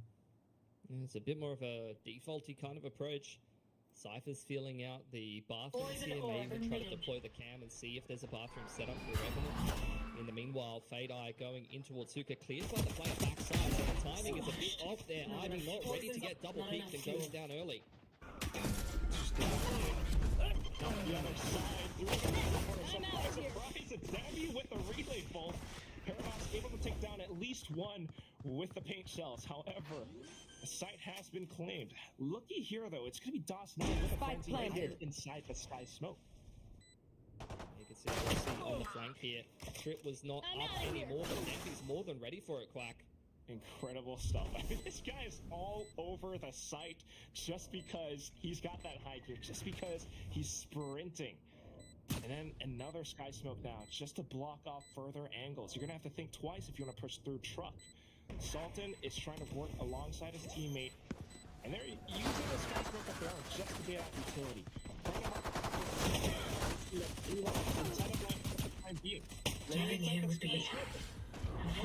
Last player standing. Who's able to knock them down with that ghost and just continuing that momentum from the 5-round streak in the first half, continuing to dish out the pain to Revenant, continuing to use the TPs beautifully, even on the attacking side. That time reacting to the bathroom's pressure, and that is, that great communication that you can have from a team that's all the same nationality, speaking the same language. Korean teams very structured with great communication traditionally as well. So, you compare that to maybe a team like Revenant where they're mixing some nationalities, things can get a little bit more cluttered, and you might not have that same kind of snappy approach that you can have in terms of just adapting to things instantly and calling the change-ups on the fly. And that's kind of what the Korean teams are known to do as well. They're just so quick and able to come up with these coordinated plays, right, Pilsky? Revenant, on the other hand, I mean, they're going to have to find some kind of a way to adjust around this, because if not, they're going to be repeatedly surprised by a lot of these set executes. Yeah, well, they're just on the eco here. They're taking a bit of an old school timeout, to be honest, having a chat with the pistols, not really going for too much, just a bit of an A stack, which, to be fair, SPG will go into here, Quack. Kind of avoiding it for now, though. Maybe coming in from the back lines. Danby thinking about maybe driving through even if he sees that crowd. Trying to spray down alongside the line of sight, too, but nothing quite happening for the time being. With the right clicks, able to make it happen, but greedy for the Bulldog. It's going to be Francis who takes a chunk out of him instead. Here comes a couple more shots, though. He's looking for the wall bank. Sultan hopping into his face. The Haunt with a peaks. It's going to be the Bulldog now picked up. And, of course, Simprisa being pushed back to kind of watch the spike instead. Here comes that Defco utility, though. SK Rossi able to pull down the pressure with the defuse onto the spike. Although he only has a classic, he's trying to watch the angle, but here comes Persia, able to shut him down. It's 4 guns robbed away from Simprisa, but they get the win tied up nonetheless.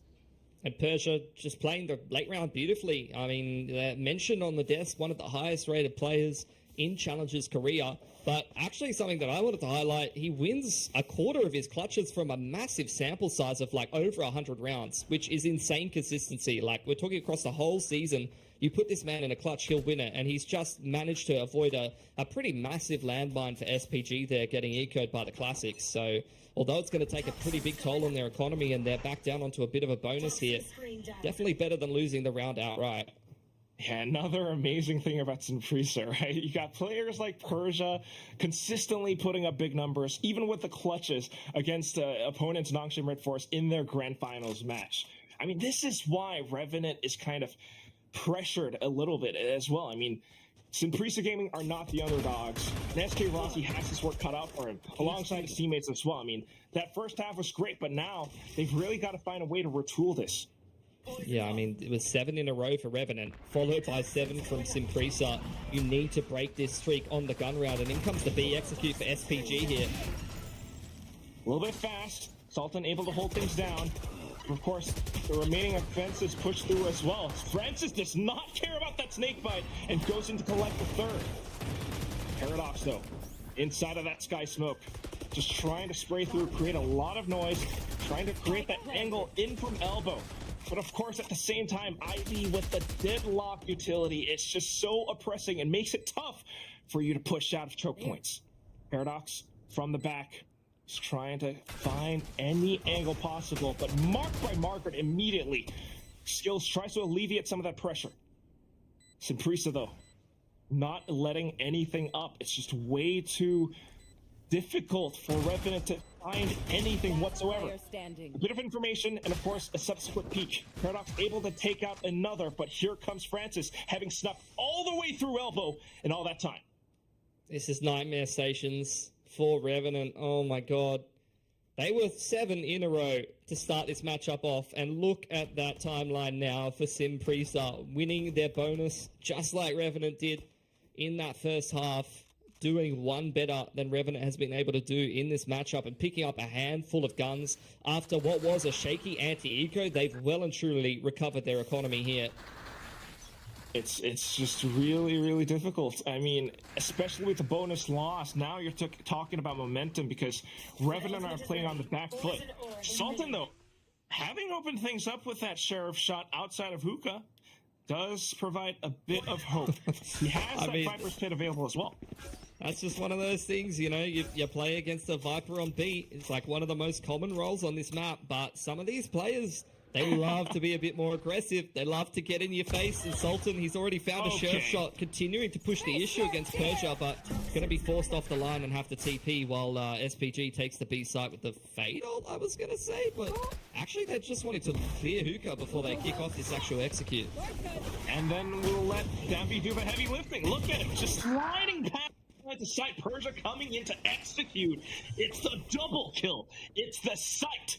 And now Simprisa are just locking things down. SK Rossi might be the prince, but he only has a marshal in his aid for this time. And it's going to be Simprisa just trying to provide that suppressive fire as well in case anybody's trying to cross through the sky smokes. So far, Revenant trying to approach from elbow, slowly creeping up. Persia might not know what's behind him. They're going things off with a catalyst that was Paradox, and it does work out for now. Sultan with the shot, so the triple to end things off. Margaret had no idea what hit him. He's just really continuing to try to drag Revenant by their bootstraps through this matchup with nothing but a Sheriff and Armor in that round. Finds the initial pick, forced off the line, forced to TP, still comes back into the round from the other side of the map and finds 2 more for Revenant to finally break that massive streak of rounds from Simprisa with a thrifty win there. And now you can see Sultan, he's got that pit ready to go. That could definitely disrupt things a little bit for Simprisa, who had to invest a fair bit in that round. Fadol invested in that, and that's going to take a pretty big toll on their economy here. They're going to be able to buy up, but this is where some reset potential starts to come in for Revenant here. Absolutely right. And if Revenant does pick up the win, I'm going to say it's thanks to Sultan. I mean, again, Source... this is what it's all about. Ivy, though, is going to try to do something different in through that Viper's pit. H also will take him down, but at the same time, Orbital Strike just to clear out the corners of that pit. It's going to be Francis pushing alongside it. DOS9 now, though. He has been good so far. Now that his teammate has fallen, he goes in just around the corner, able to shoot down the person who was trying to plant that spike. And now trying to reroute around the back as well. Unless Simprisa is able to mark this angle, unless Margaret is able to go in for a double, it's going to be way too difficult. Persia trying to run back around, but he's being chased by the Prowler, chased by Skills with his hail of bullets. And of course, Revenant comes back into the game. That was such a beautiful pit clear by SPG. The Prowler into the pit, followed by the net orbital to kill the Viper, but it was an even better response from Paradox. The paint shells into Showstopper to break up that execute, give enough time for the rotations to come through, and you saw what happened from there. There's that orbital. Paint shells is already down, which gets a kill inside the pit, followed up by the Showstopper. Huge play, and this is what DOS9's able to do off that rotation timing. Takes way too long for SPG to get into a post plant there, and Revenant takes full advantage. Incredible. Simprisa now has to find a different approach as well. Moshpit just in time, but look at how they're kicking up the pace! Dambi in with the overdrive. Revenant did not expect this whatsoever. And of course, in with the mural theft as well. Dambi is just waiting for them to peek out against him. Of course, Revenant's not quite going to give it up all too easy. Even though they might have a little bit of economy with them, it's just a little bit too risky to feed into Simprisa's speed right now. And that's why Dambi was highlighted. Persia now trying to take the last few guns, the last few things that Revenant has to cling to in this round, and the double TP is going to get it done. 50 win for SPG. Dambi with more crazy neon movement as well. Just so unhinged that he's in U-Haul 3 seconds into the round before you can even think. You just gotta love this, Pilsky. I mean, it's... That's the ranked approach, bro. That's literally, I'm rushing U-Haul with a judge, but there was structure around it, of course, from SPG. And these fast, punchy rushes, though, that catch you off guard, it's something that you cannot allow to happen for SPG, because not only will they get those entries into the site, but once they set up in the site with Cypher Deadlock, it's going to be impossible to retake. When Dambi gets going, he really gets going. And it just feels like two boxers, you know, exchanging blows with each other. You think you can take a thrifty, I can take a thrifty as well. And here comes Sultan with a judge of his own, but he does get shut down by Francis. SK Rossi now with his famed operator trying to take some shots through against him. Alongside that Dizzy, but does not expect Dambi to come in that quick. Paradox able to refrag, and we're back in for an even fight, 2-on-2. Boombot, just to get a bit more information, the C's manages to snag onto Paradox as well. The Sky Smoke blocking off the angle for now. Saprissa, unbeknownst to Revenant, are sneaking through. That Garamash does give a bit of an inkling, but DOS9 and Paradox able to take out frags off their own. It's a 10th win, reaching double digits for Revenant Esports. Yeah, I think they've all kind of had their moments here so far, Quack, but I think it's Paradox in these last couple of rounds that's had some massive plays for Revenant. Massive response to the short A hit that you saw before with the paint shell showstopper in this round. This 3K on the Raze rotation, absolutely instrumental. Throwing out the paint shells, I think from spawn side, and then coming in to get a 2K to get another paint shells. You know, it's often quite strong to have your Raze in that rotation role just to be able to flood into the site with the satchels and well-timed paint shells to break up the execs. Does kind of throw a wrench into its brother's plans for now. Again with an operator reinvested. Saprissa trying to keep up that pace, trying to push Revenant back. There's that annihilation. It is the incendiary cooking Sultan as well, though. Might there have been a second player, would have been a twofer, but here it goes. Spike planted regardless. Okay, not quite yet. Revenant still trying to fire back, Pilsky. Look at the skills, not letting up. He's re-peeking again, SK Rossi, but that might have been too much for greed. It's going to be Francis who's able to shut him down. Paradox trying to refrag back in as well, but then comes in Dambi with the judge. Saprissa, they just keep kicking it up to another higher gear. They're just hitting Revenant with set play after set play. That one, I mean, it's something you've seen a few times, but the fade ult with the Brim Molly to stop people from flooding in or out of the site, and kit by the fade ult, I don't think Sultan can hear that at all.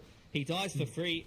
It's the ultimate, you know, Project A is about shooting meme, where you've literally just died to util and had no impact in the round as a B-side anchor. You can't even get out of the site to try and play safe for the retake, because you're just burning while getting hit by a fade ult. So rough scenes for Sultan.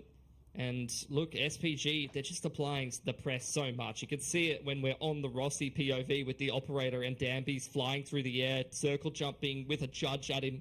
Not something that you can hit. You got a fade prowler coming at you as well. These executes are just so oppressive, the way that they take map control and run at you in these multiple waves of like coordinated util and good spacing. So Revenant, it just doesn't seem to have that much of an answer for that right now, outside of maybe Paradox with some good multi-frags and positioning or well-placed Raze util. They need to be able to find a different answer. It's tough. I mean, it's definitely tough for Revenant right now. South Asia's representative, led by skills, of course, but at the same time, you've got these two mercenaries from Kazakhstan, SK Rossi, the Prince of Indian Valorant. He's bringing off an operator, but I'm not too sure if it's something that's going to work out against, you know, the antics of Saprissa Gaming right now. You know, you've got Dambi always sliding up against you. If you are able to somehow hit like an instant shot against him, right? It's just so darn difficult. So I don't know how Revenant's going to adjust around this. They've got this timeout for them right now, but they definitely need to make it happen. Revenant Esports wants to kick off Ascension 2024 the right way. Yeah, it's a rough game so far for Skills, which is actually the same story on the Sky against True Rippers in the finals of South Asia. So Revenant can definitely find ways to win. You can see the impact that he's having in terms of assists, you know, on the fade as the IGL, can really direct the flow of traffic. On attack, you're clearing map control and you're, you know, calling around it. On defense, you're trying to inform the rotates and play that information game with the prowlers and things like that. So can definitely have impact in that regard. And this timeout here for Revenant, it's a rough one to be throwing down because, yeah, going into a half bite, the single rifle there for Rossi, you've got the showstopper for Paradox. So, look, it could be a cheeky round with a hero rifle, with a couple of shotguns, with the right tools. You could try to go for a bit of an upset here, but need to make sure at the same time that you're making sure you can keep enough money to buy into round 22 with the game this tight. Yeah, at this point, you might be even thinking about that overtime, that the possibility of that as well. So Revenant definitely having a lot in mind to consider. Meanwhile, Sunprisa, I mean, it's just set execute after set execute, and that's something we've seen before as well. Okay. With the showstopper straight against this AXX, it's fully stacked here, Quack. It's like you don't have to off of the sky smoke, manages to take down Ivy, but Ivy took him down as well. Yeah, you can see SPG's cleared that bathroom's control. They're very tentative here, except for Danby. He's just B-hopping in. Oh my gosh, and B-hopping back out too. Back into the sky smokes. Francis pushing out front. Now SK Rossi trying to play off of his teammates, trying to refrag, sneaking into showers now. Sunprisa might not anticipate this. He's got 8 rounds in the magazine. Meanwhile, Sultan only has to judge, so trying to stay hidden. And Sunprisa kind of susses out that something's not quite right. Yeah, they're cutting sound, but heard on the rotation back by Rossi. Sultan a little out of position. They know that SPG's committing towards this B site. There's a Viper wall with the Viper alive for the retake. If Persia gets the spike down here, he will actually have access to the orbital, and they'll have a very strong afterplant with the cam up. Oh, that's exactly what they're going to do.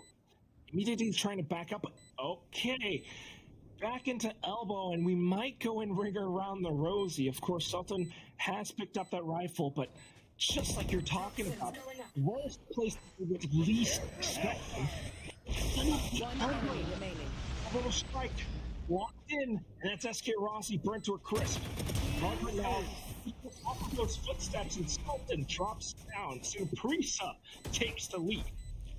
It was winnable for Revenant. It was a very, very good attempt, just not quite being able to put the pieces together. SPG, great patience in the mid-round, in that 2-on-2, just keeping their,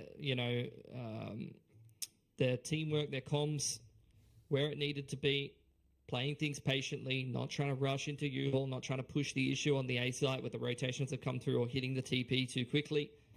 Just working things out together and playing a very high percentage, strong afterplant.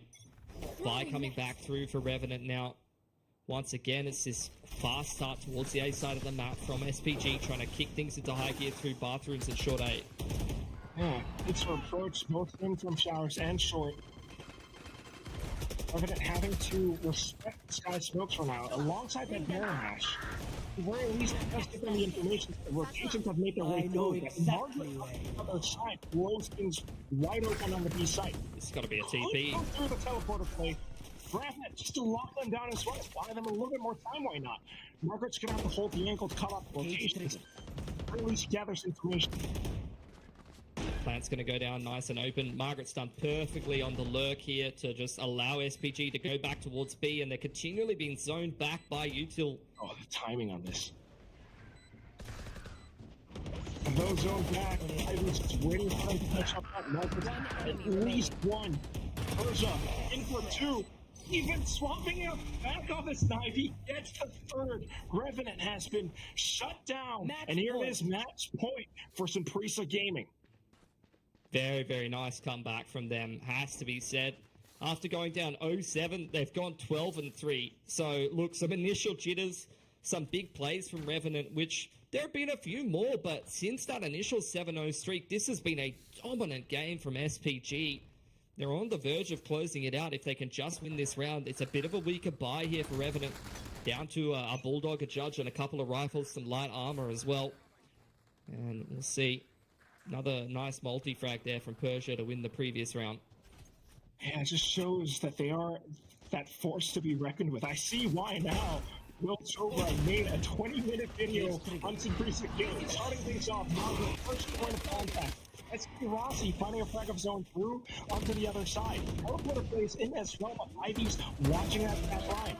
trying to track his opponents. He's managing to take down DOS9, a bit of refrag in through. Skills now with hot as well, but SK Ross immediately taken down as he tries to clear out Garden. 1-on-3, and this is gonna be some Greece Gaming takes down their own map pick of Bind 13-10. Yeah, very well done. Great resilience from SPG there after a little bit of jitters, a little bit of nerves, some big plays from Revenant, which you're already starting to see that star power from some of the South Asian boys as well as the Kazakhs, both DOS9 and Sultan having some big moments in that. But SPG able to turn this game back around and win from an 0-7 deficit is already scary stuff for the rest of their competition in Ascension. Yeah, without a doubt. I mean, it wasn't just an 0-7 too, right, Pilsky? They got that bonus, and they kept on going off of that. It took the Thrifty, and then their own Thrifty to just kind of reset things a little bit. I mean, both sides definitely very capable, but in their own ways. I mean, Simprisa always are good for these executes. So coordinated, and it's just the cohesion is there. For sure. I think for Revenant, you know, things were working for them very nicely early on. I think SPG already showed some great adaptability to be able to turn around that first half. They were really starting to recognize the pacing that Revenant was playing with on that attacking side, make some adjustments where it was necessary, and then just, you know, work their way through the attacking side of their own. Some great lurks from Margaret, as you want to see when they play that double senti, but Danby definitely has to be the highlight, and you can see exactly why from the replay package here, getting slid at from every angle. He's the tip of the spear here for SPG, just making so much space, which is exactly what you need with, you know, single init, single duelist on bind. You need someone just running into the site for you. It's ridiculous how many times we saw him just run it down against his opponents. But not only that, I mean, he's got the timing off of the calls of his teammates to sometimes go in for a teleported play. The relay bolt immediately connecting onto his opponents. The impact is there. Persia, of course, cleaning up with those kills as well. So Prisa Gaming are a force to be reckoned with. You just have to wonder about what they're going to do for Icebox, given that they left it open on intentionally. Yeah, and Revenant, I mean, that's something that they've chosen to go towards. They played it a little bit. They've been a bit up and down in their region, so we'll see how it goes. See how it goes, and tossing it back to our panels to break it down. It's going to be Ewok as well as Mika. I'm glad you didn't forget me, Quack. it looked a little bit like he was gonna be like, oh my gosh, what's that girl's name again? Because Ewok's like the only thing that matters right now. No, I'm gassing up right now. Just like I think, like, you know, with Revenant Esports, they were running on that early gas, right? But we did see how that early adaptation eventually couldn't match up to how SPG was just able to rally together. I would say, though, that this match, Ewok, was a lot closer than I think a lot of people were expecting. Yeah, I think we saw a great start from Revenant. I really like how they still kept playing a little bit slow, like how they used to play before on the bind, and I think it was working pretty well. They were finding where the stack was. I think on the SPG side, the rotations were a little bit off. I saw Persia a couple of times from the defender spawn. He's rotating to the wrong side just before Revenant was going to hit it. So I think that made it a little bit more difficult for their defense side in the first couple of, like the first 7 rounds, really. And then I loved the pace change. The moment when they went a little bit more aggro, it seemed like Danby kind of asserted himself on the game and kind of took Revenant by surprise. Yeah, we were talking about it, right? Danby, it seemed like at the very beginning, needed a little bit of time to warm up, but when he did, I believe it was like, you know, the last round in the first half, where he suddenly was like, okay, like, yeah, this is, it took me a little bit, but now, I know what I have to do. He was just pretty much unstoppable, and that's exactly why we were highlighting him as a player as well, right? He really just gets into their faces, and it doesn't matter actually if he doesn't manage to get the kill. He does, by the way, but it's just to cause as much chaos because he knows that his teammates have his back too. And you mentioned it also, right, that Revenant, they did enjoy that early lead. A lot of it was because of a player like Sultan, and we were talking about him earlier on in the pre-show, how he's going to be such an important player alongside DOS9 and Ewok. I mean, that ace was just pretty amazing, right, at the very beginning. Yeah, I think that round was such a crucial round for them to have that good start. I really like the macro way how they kind of split around the map, and then they pivoted over towards the B side, and it kind of had the defense in shambles a little bit. We were missing a CT smoke. Maybe those 9, I think, had a smoke but didn't put it down. They lost one because of no smoke, but Sultan comes out being a hero and aces that round. I think it was such an important round for them to get off to that great start. But SPG, we're looking here at Persia right now as the MVP. There was a lot riding on him, especially being the IGL, right? And I think that, to be able to come back after Revenant basically took, I believe, 7 or 8 rounds in a row, right? How do you think, SPG were able to, steel themselves and say, just relax, just play it round by round? That has to be a testament to how solidified this team is as a whole, right? Yeah, I think Persia, rightfully so, highlighted. It seems like every time it comes down to a clutch or he needs to trade, he's there. I feel like they can definitely rely on him. He was sharp. He was hitting those shots. And for Simprisa to be able to make that comeback, I think that was so important for them to have this rock, because he was killing, he was assisting. I think just overall really important for them to get this map win. Yeah, I think that, it's probably, can we say that it's probably going to go all the way as we head into Icebox? We're going to find out. We're going to head into a quick break, but when we return, it's going to be map number 2 of Revenant versus Simprisa Gaming.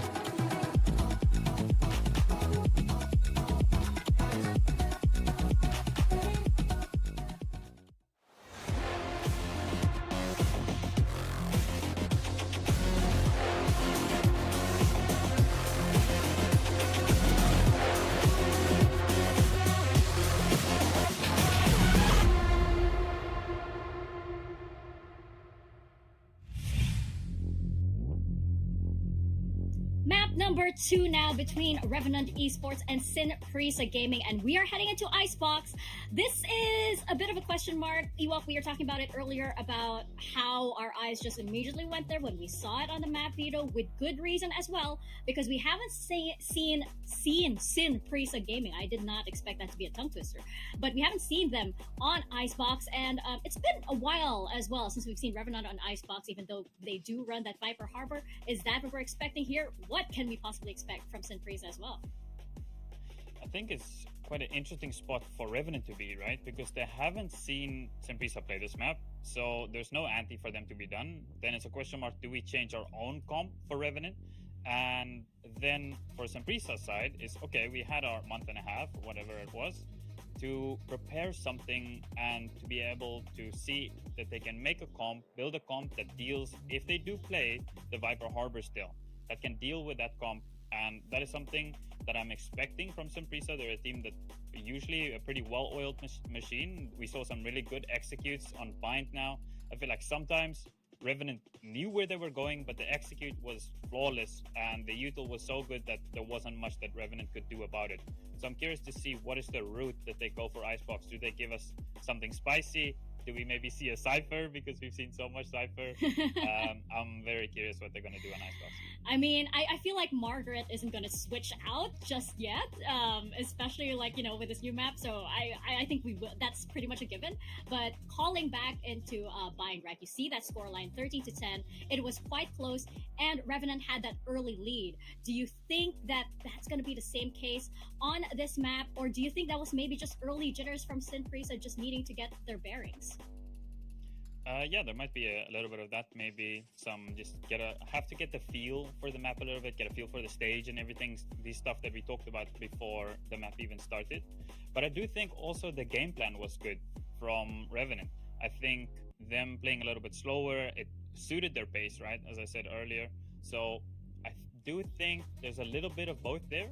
I'm really hoping to see that we don't see the Revenant boys being a little bit hard done by, being 7-0 up and then losing that map out. So I hope they can mentally reset. That's again, how I mentioned earlier, that's on the manager, the coaches, your players, more experienced players, to get everyone reset. Let's go another map. We don't know what's going to happen. Icebox is this unknown quantity. Let's go into it full confidence and try and get our hands back onto the series. You are kind of having this telepathic connection with like all of the coaches. He's like, I'm watching you guys as well. I'm watching you, Fields. But no, that's a good point to bring up, especially since Revenant. I love that you brought up their pace, because it seemed like their pace was very clear. When they would ramp it up, they really go all in, and there's no stopping at all in the round. Then when they play it slow, it's suddenly very jarring, which for a new opponent, especially from a different region, that's probably why they had that early lead, because Sin Prisa was like, we are not used to this kind of pace. That could be their key, especially in Icebox, again, a map that we are not exactly sure what to expect from Sin Prisa Gaming. But I agree with you completely. I hope that Revenant does not slow down at all, because I love what we saw from them, all of those little openings that they were just able to grasp in that first map. It feels like, that kind of energy is what's going to make them, suddenly we're not sure. Is this really a one-sided series? Perhaps not, with what we saw from Vine. Yeah, I think maybe especially for some of the players from Revenant, they were hitting some really nice shots in that, especially in those first 7. Yeah, there were some clutches that went their way as well. As our lovely casters mentioned, that some of these clutch situations, they were going either way. So I do think there's some confidence to be taken from that first map. I definitely don't think you should be a little bit sad or feel hard done by that first map. There's definitely a lot of things to take away. There was really nice shots hit by Sultan. Paradox was playing really well as well. So I think just take that a little bit as a warm-up, take it as some confidence, and take it into this next map. Yeah, and I feel like, again, that head-to-head with Danby now being fully warmed up. We were talking about it a little earlier that maybe he needed just a little bit of time to get the feel of everything. But now that we know that he is ready to just go all in, it's kind of frightening. I'm wondering now if SK Rossi does jump on the duelist this time. Could they run a double duelist with Paradox and SK Rossi? That could be something to again change up the pace and change up whatever Synprisa Gaming knows about Revenant. And it's those kind of mind games that, for example, people like you, Ewok, on the back end have to maneuver and work around, right? Yeah, I definitely think we might see more of the operator. I think also, as the casters mentioned, SK Rossi was getting a lot of value with his operator when Synprisa was playing a little bit of that slower pace.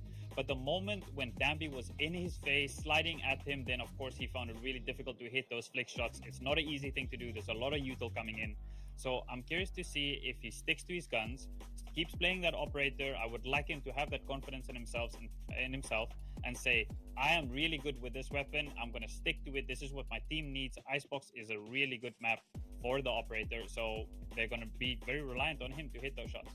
Yeah, really curious what we're going to see from Revenant 2, just because they do have that in their back pocket, right? But I do think we're going to still see the Harbor Viper. I said Harbor Viper that they've been known to bring out, right? Especially since the partnership between Sultan and Dust9 just seems to be working so well. Paradox may switch onto that Harbor also, which we did see from them last time. But SK Rossi, is he going to go into that duelist? That's my big question for Revenant Esports. And Synprisa, is Margaret going to play something else? That's my big question actually for the entirety of Ascension. Jumping into Agent Select right now, our questions are going to be answered. Ooh, it looks as though Synprisa thought that Revenant was going to give them a mirror matchup here, Ewok. Okay, very interesting. They're going for the Yoru on Paradox. Yeah. That is extremely interesting. Yeah, they tried to copy their comp, see if they can beat them with their own comp, but Revenant played the Uno reverse card, and they're with the Yoru now.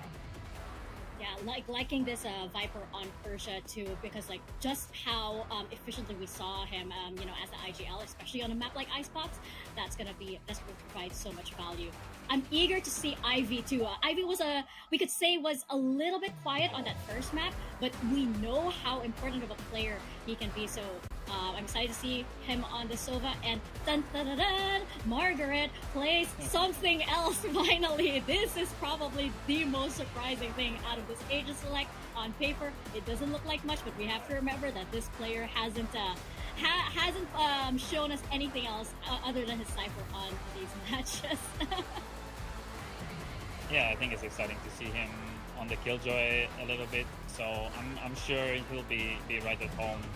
It plays pretty similar than the Cypher in certain aspects, and the role on Icebox for the Killjoy is a pretty standard role.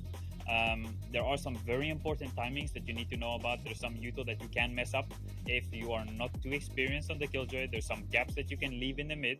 So hopefully he has done his homework, and the coaches, I'm sure, have helped him to make sure that he can get his Killjoy ready to go for this Icebox. Absolutely, and we actually don't know how long he's been hiding this, right? For all we know, this is probably the most goated comp of Synprisa Gaming, but we're gonna see if Revenant Esports can stand up to it. So we're gonna toss it over to our casters, Pilsky and Quack, to step into Icebox. Yes, thank you, Ewok. And then also Mika. I'm just kidding. But yeah, I mean, this is a very exciting one. It's an Icebox that we haven't quite seen before. Synprisa left it open on purpose. And lo and behold, Margaret is not on Cypher any longer. But at the same time, Paradox on this Yoru. I mean, this is something that you talked about before, Pilsky. The fact that he's kind of like that glue guy, the second duelist for Revenant Esports sometimes. Yeah, 100%. I mean, it's been about 2 months since they played it in the upper final versus True Rippers, so it's going to be interesting that they changed up their comp. Paradox was previously playing the Harbor, now he's over to the Yoru, and like you mentioned, he's able to flex onto that secondary duelist for them in the case of playing like a Raze instead of Rossi playing the Jet, so they're going to use that here. Interesting, SPG, they banned this map in the regular stage of Challengers Korea. Now they're flipping that into Jakarta. There's a lot of lead-in time into this event for all of these teams coming from Challengers into Ascension, and you can really play up with your map pool, with your comps, and that's something that SPG's clearly done here. going to be interesting to see actually how the Yoru interacts with the Harbor. There's a lot of potential for flashing through those walls, so agents like KO, Yoru can really disrupt some of the chaotic situations that the Harbor creates. Especially given the fact that they're starting on this defensive side as well. I mean, that's something that they really get to utilize to mess with their opponents, Simprisa Gaming, on the attack. Of course, though, we still have Simprisa. We're expecting them to go in with that pace that we saw in Bind. Icebox is a different map, however, and SK Rossi still on that Gecko. Will we see him pick up that Operator or even an Outlaw again? And at the same time, you know, Ewok was talking about it. There are some very precise timings that you need to hit as this Killjoy. Has Margaret kind of adjusted around that? I guess we'll wait to find out. There's the Cascade and the Dart. SPG taking full A main control. You've got the Lurk of Persia over in Garage. Revenant trying to make a play on middle in the meanwhile, but not finding anything, and SPG just contacting all the way into an open A site. Just kind of walking through. Nothing found just yet, so that's a huge high tide going out front for now. Paradox already just right around the corner, waiting for that peek out. He does have the one blind side available. So thinking about how he's going to use it. Down it goes. Dizzy in as well. Yasmai trying to find some shots, but SPG having able to dodge those flashes. He managed to take down these players. A couple of pops up through from skills though, but it's not quite gonna connect. Spike will go down, and it's all up to Sultan. 1-on-4. How is he gonna do this? Toxin screen down. Clear everything. Drops the wall, yes. No one's peeking out just yet, but here comes Persia all the way from mid, an angle that he wasn't quite expecting, so the flick, not quite there. Beautiful stuff from SPG, though. Revenant tried to catch them in middle. Not sure if that was a set play through the orb with the Dizzy or the Yoru flash, but you could see SPG, after contacting all the way into that A site, they were not rushing things. They were waiting for the reaction from Revenant. I mean, this comp from Revenant playing very similarly to what you see from the KO Gecko comps. And the scary thing about those comps is the retake potential. The ability to layer utility and flood into a site together is the same for this Yoru comp. And SPG played around that beautifully in the pistol. With that, of course, the guns available to them as well. Now they're just going in with an onslaught. 2 kills already claimed. And Revenant are just trying to hang back. I mean, a little bit of a push out, but also the high-low setup on the other side, anticipating the flank. Yeah, that Cascade and Dart combo to take A main, super strong with this Harbor comp. So Sultan and DOS9 just walking around the map with Sheriffs trying to find opportunities, but both of them punished by Margaret, who is for once playing not a Cypher. I think 20 games of Cypher in a row or something like that for Margaret, and finally flexing to something so different for himself. The Killjoy, what a change, crazy change of agent. Does go down to skills, but looking like a pretty clean anti-eco for SPG. Probably only going to lose the Sheriff here. Yeah. Yep, that's pretty much going to be it. Nothing quite else happening. I mean, SPG, that's what they do best. I mean, they have the confidence to really go in for those frags. And Revenant, even though they are trying to flank out a little bit, you've got these setups, and SPG are just so aware. They are showing that they left this icebox open on purpose. Definitely off to the start they would have wanted. Bonus looking pretty scary for them as well. Bulldogs and Guardians, so a fair bit of investment there. The Sheriff, the only thing that's dropped, so they've kept up most of those rifles as they head into what is looking like a pretty scary bonus round here. Looking like, once again, a main control for SPG. Revenant looking to disrupt it, though. Quack and Paradox can't make it out in time. It's not quite happening. So that's going to be a little bit of a trouble for Revenant right now. Now in with the high tide as well. The pressure has been created, trying to bait those rotations over. Meanwhile, you've got Persia right around the corner of Yellow, listening for those footsteps, and he calls it clear that here comes the spike being delivered open for free on the B site. Yeah, that pick on the A side of the map has just drawn all the rotations, and SPG still a step ahead. Dampy's being left behind on the lurk. You can see Revenant, though, aware of that, trying to isolate it. Rossi's found a pick through middle in the meanwhile, so it's actually a man advantage for Revenant here. Oh, a couple more kills going their way too. Sultan taking down Margaret, and down goes Francis. Saw up to Ivy, trying to find some angles. Dizzy as well. Revenant able to answer back in kind. Although it was just like some of these little positional switch-ups, the rotations coming through, you had those skills coming in from Revenant just to turn things around. Yeah, and I mean, it was their approach as well to the retake, and being active in middle is something they already showed they're willing to do in the pistol round. So, similarly in that round, they lose the pick on the A side of the map after a bit of an awkward exchange there for Paradox. Talk about how flexible he is in terms of agent pools. He plays a lot of different agents, but that's a situation where he really just did not look comfortable in that situation on the Yoru and did not time that TP super well. So, you know, you can be willing to play a lot of different agents, but how effectively can you play them in terms of using the ability as well and the impact you're going to find? That is a big factor. Still, though, going in on the offensive positions now. He gate crashes all the way back onto D. However, SK Rossi will take the fall.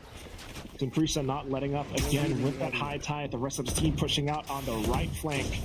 And you're gonna have a couple of these players struggling to hold their ground. Skills in with a recon. Sultan able to fire off of it, but 3 players down just because Impresa has executed them. Again, they punished that A aggression 3 times in a row for SPG. Pistol round, they're able to take full control in the anti-eco. They've really worked it well in that round. The previous round without Paradox. And in that round, as DOS9 goes down, another clean round for SPG. The Harbor ult there, the Reckoning, to deal with the 2-player aggression into Nest that Revenant was going for. Just completely picking apart whatever Revenant tries to achieve over on this A-started map. The aggression towards Heaven, towards Pipes, towards Belt has just not been working for Revenant, which is, to be fair, usually where you see a Jet shine, you know, is exactly why you play the Jet on this map. You want the Jet to go aggressive up onto Pipes to find a pick over on May's side, and that is just not something that Revenant's been able to do effectively with this comp. Yeah, not quite yet. I mean, they're playing in some of these defensive positions, kind of getting pinned down sometimes as well. They're trying to maybe catch their opponents off of it, you know, with the recon, Sultan trying to get the wall bang through, but with the pace at which some priests are going, you know, it's so overwhelming to have all of these players, the full force of this Korean squad rushing down against them, and they just have way too many targets to hit. Hence the timeout being called by Revenant right now. They're pinging out some of these spots across the map, and they're also stacking up on the B site. Yeah, let's see what they can achieve with this half bite. One off the pit for Sultan. That could be huge in this round. One off the Thrash as well for Rossi. These big impact ultimates can make a pretty big difference. Winning a half bite, winning an eco, these kind of rounds. For SPG though, been a great start for Ivy. Straight from a 3k in the pistol round. Someone that was highlighted on the desk was a bit quiet in the last map. I think it was a bit more of a team effort from SPG in the previous, and obviously someone like Ivy playing the role that he's playing. Not always going to be fragging, you know, crazy, running around killing everyone like Danby does, but he's playing pretty well here on the Sova here for Icebox, and it's kind of so far looking like this is a map that SPG, although they've not played it in the regular season, they're looking pretty comfortable, pretty confident. They definitely have had time to mix it into their pool, and it's looking good for them. Yeah, whether it's a month or 2, a little bit less for SPG, I think. They've definitely done their homework coming into Ascension, like what Miko was talking about previously on the desk. SPG have said before in interviews that they think they're going to win Ascension. They're actually preparing for Pacific 2025. So if that truly is the case, then this is the map to make it happen. And if they can take this win 2-0 against Revenant, boy, would that be a statement. In with the Hunters, furious. Well, look at Ivy off of the Owl Drone, just trying to force Revenant back. Yeah, I think maybe just trying to minimize risk in a half bite. It's a big investment, but they've been able to get into the site pretty easily here, Quack. Here. With that, too, they're watching these angles, making sure that they're not quite overextending all too much. I say that, Francis gets shut down by Sultan with the Guardian. And that's the go signal for the rest of Revenant to fly into the sky, alongside that fake out as well. Danby up in the air, though, looking for some of these targets. He's not quite over them yet. Paradox with a shot, able to take down Ivy. DOS9 with a shot of his own as well. But Persia, almost a 180-degree flick. He's able to take down 2. And here comes Hima B-Hop He's very aware to mark some of these corners. Someone's right around the corner, and he has to be very careful. Mid-air though against NAOS 9, and he sprays down Sultan in that Viper Spit. Tanks for the marking of that spike. Persia is able to clutch out, and just as we've seen him do it before. Yeah, I mean, like I mentioned in the last map, insane clutch statistics in VCLKR. That is the second time he's bailed out his team from getting eco'd this series. He did it on Bind. He's done it again here with a massive clutch. And not to mention, I mean, I was kind of saying it as well, like he was on 6 HP. Sultan, he was one off that pit heading into that round. That's something that you might want to invest if the round's going well for you. And that's been taken away from them as well with Perja clutching it out. That pit had no impact. That is ridiculous. Bit of a loss for Revenant, but incredible stuff from SPG right now. Revenant trying to switch things up a little bit as well, pushing out. Paradox thinking about making use of that fake out. Turns it across and definitely gathers the information that SPG is still right around the corner. But you're always wondering about what SPG might do, having seen that they do send in a bit of that B squad over on the other side of the map sometimes. You can see the Viper of SPG, Persia exploring B long, Margaret cleared out by the drone in middle. They've got multiple lurks, as you often do on Icebox, but one of them punished well by Paradox, who's finally working his way into the game. 4 and 5 here, and Revenant have got some great retaking tools with the ults as well. Very nicely done. He even gate crashes all the way to the back of Snowman just to provide additional assistance if there is that additional push into the B site. So just right around as well, the rest of this team will have the urgency to rotate back into A. They have the space, they have a man advantage, and they are looking to utilize it. Teresa though, with the spike back, marking some of the off angles. Dimensional drift being deployed by Paradox, however, gathering all of the information, seemingly rendering SPG positioning useless, allows for SP Rossi to pick up on the kills. Persia back in as well. He's trying to do what he can, but completely overwhelmed. Revenant will come back into the game with their second win. I mean, that's a retake you should be winning every day of the week. You've cleared the mid lurk early on, 5 on 4. You just give that A site, you got both the Yoru and the Gecko ult to be able to complete that retake seamlessly, and that's exactly what it was. Easy connection on the Thrash, gives them a free kill onto Danby, and then just scouting out all of the positions with Paradox's Yoru ult, coming in for a pretty easy defuse there. Nicely done from Revenant. That's going to be their second defensive side round, and now with the ult economy, they've already invested 3 of the big ults early on, as I mentioned. There's the Nano to clear out the kitchen turret, but this time it's on Belt, and Danby winning a duel again over towards A main. Paradox has been getting punished here pretty regularly, and that's going to be another mana disadvantage situation here for Revenant. And just as that happens, a bit of a counter punch is on the other side. Persia falls down, always on that lurk. They've now been spotted out by Revenant Esports. SK Rossi arriving just on time as well. Trying to buy time those skills with that Hunter's Fury. Fight will still go down regardless. SK Rossi trying to fire off. Nobody's spotted quite yet. Here comes that lockdown from DOS 9. And it does force SPG off the site. Now they're going to have to go in for these angles. Bomb grenade out. Trying to play off around this. Ross 9 trying to work against him with that Nanoswarm as well, but it does force some of these angles to be played. Ivy able to snipe down a pocket with that angle. Monstrate will force Ivy. One enemy remaining. Bit of high-low setup, but not quite an angle that favors SK Rossi for now. Gecko, though, will be able to get in that defuse just in the nick of time. Wingman doing all the work, bringing Revenant up to 3. I thought he got it just at the last second, swinging onto the Wingman. But as you mentioned, Revenant, another successful retake from them. Really, really nicely worked. Getting some impact off of these last couple of ults for sure to win some critical gun rounds. That was a great lockdown. To kind of push all of SPG back towards Belt, back towards Jail, and then be able to get that defuse off despite the top site plant. It was really, really well worked. Once again, this A main control going to be the point of contention as it has been every round this game, and there's the reckoning from SPG. That's how it always starts, but this time SPG has that reckoning towards Paradox. still trying to plant his foot firmly coming from the ground, but it's going to be him who parts the dust. SVG does not let up. He's still keeping moving forward. Remaining. Persia, ever so slippery. He's doing parkour over the map like the Prince of Persia. Now, being spotted out, offline will take a hit, and it's going to be SVG showing that they are able to take the lead still against Revenant.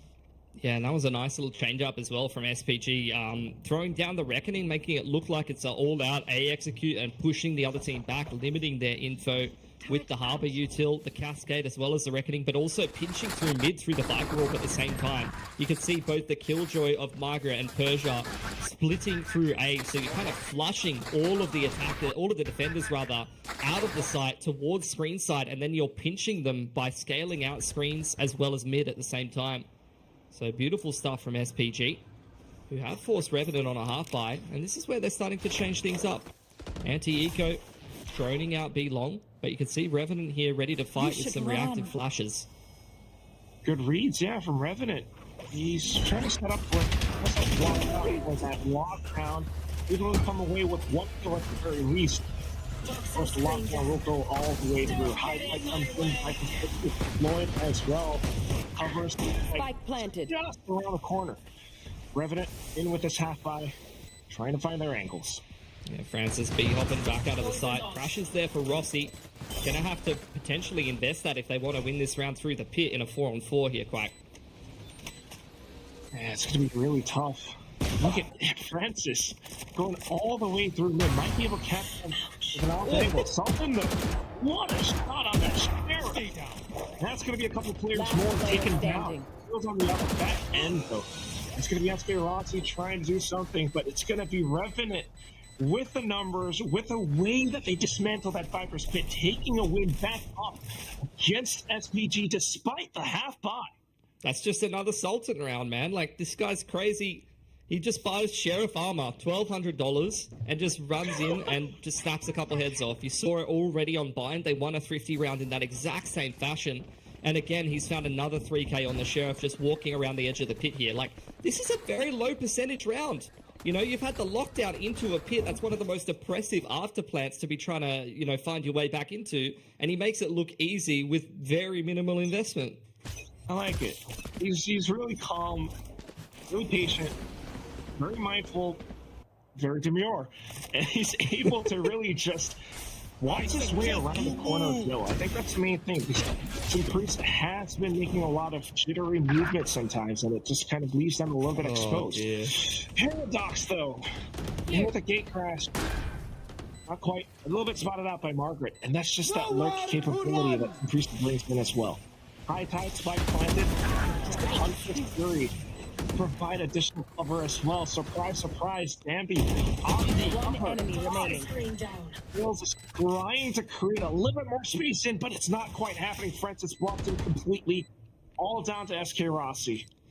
Yeah, not much he can do here. Despite a full kit, he's really just looking for damage, so not even going to get any ult orbs as a result of any damage that he does inflict, and economy starting to build up for SPG here as well.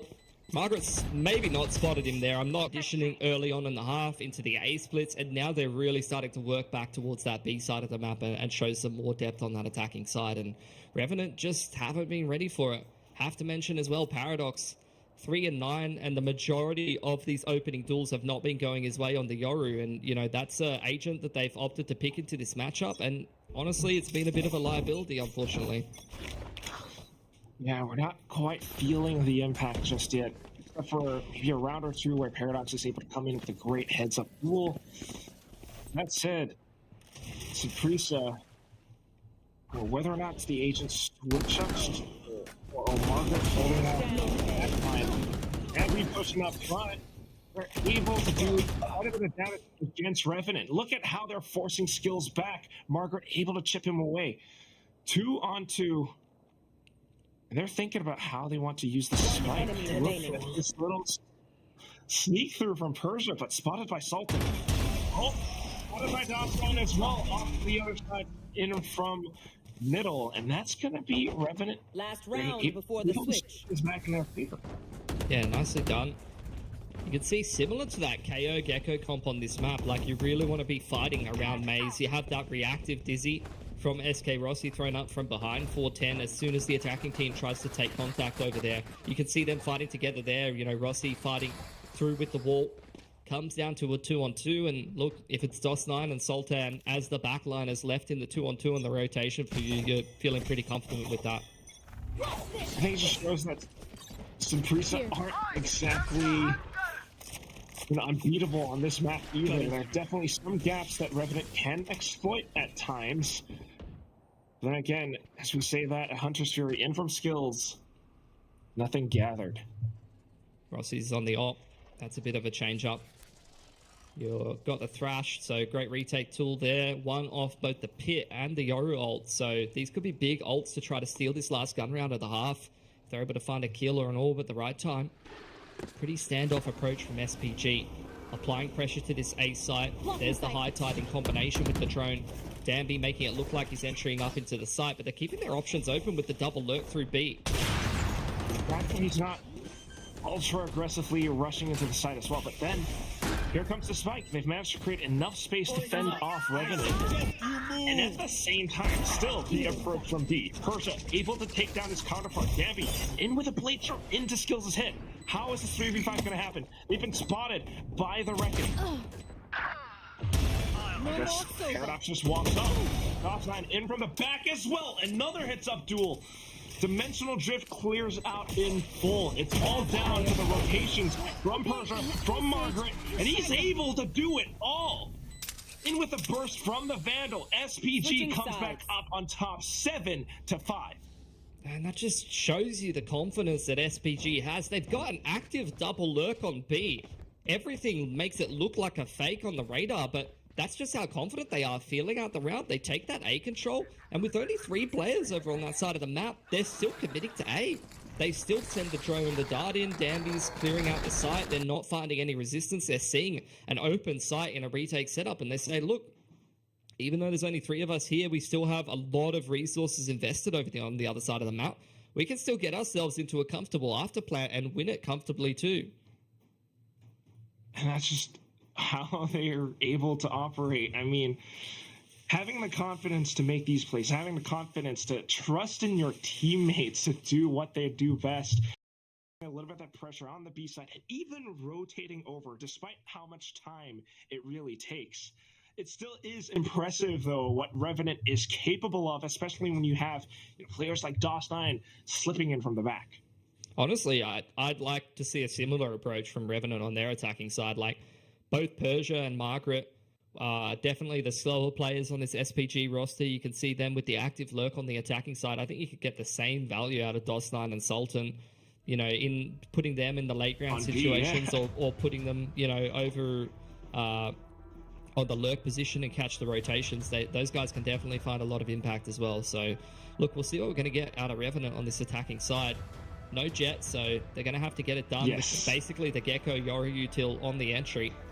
That's what I was about to say too, Filski. I mean, that's the thing, right? You've got Danby on the jet, but Paradox is on the Yoru. So if we do have DOS9 and Sultan, approaching B as a duo, how are the rest of Revenant going to approach that A site? You don't have the jet. You can't quite maneuver around 410 that way.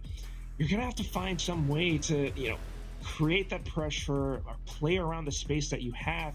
Because Gatecrash sometimes isn't quite your most reliable utility to sneak into the back of site or to gain that mobility into the site.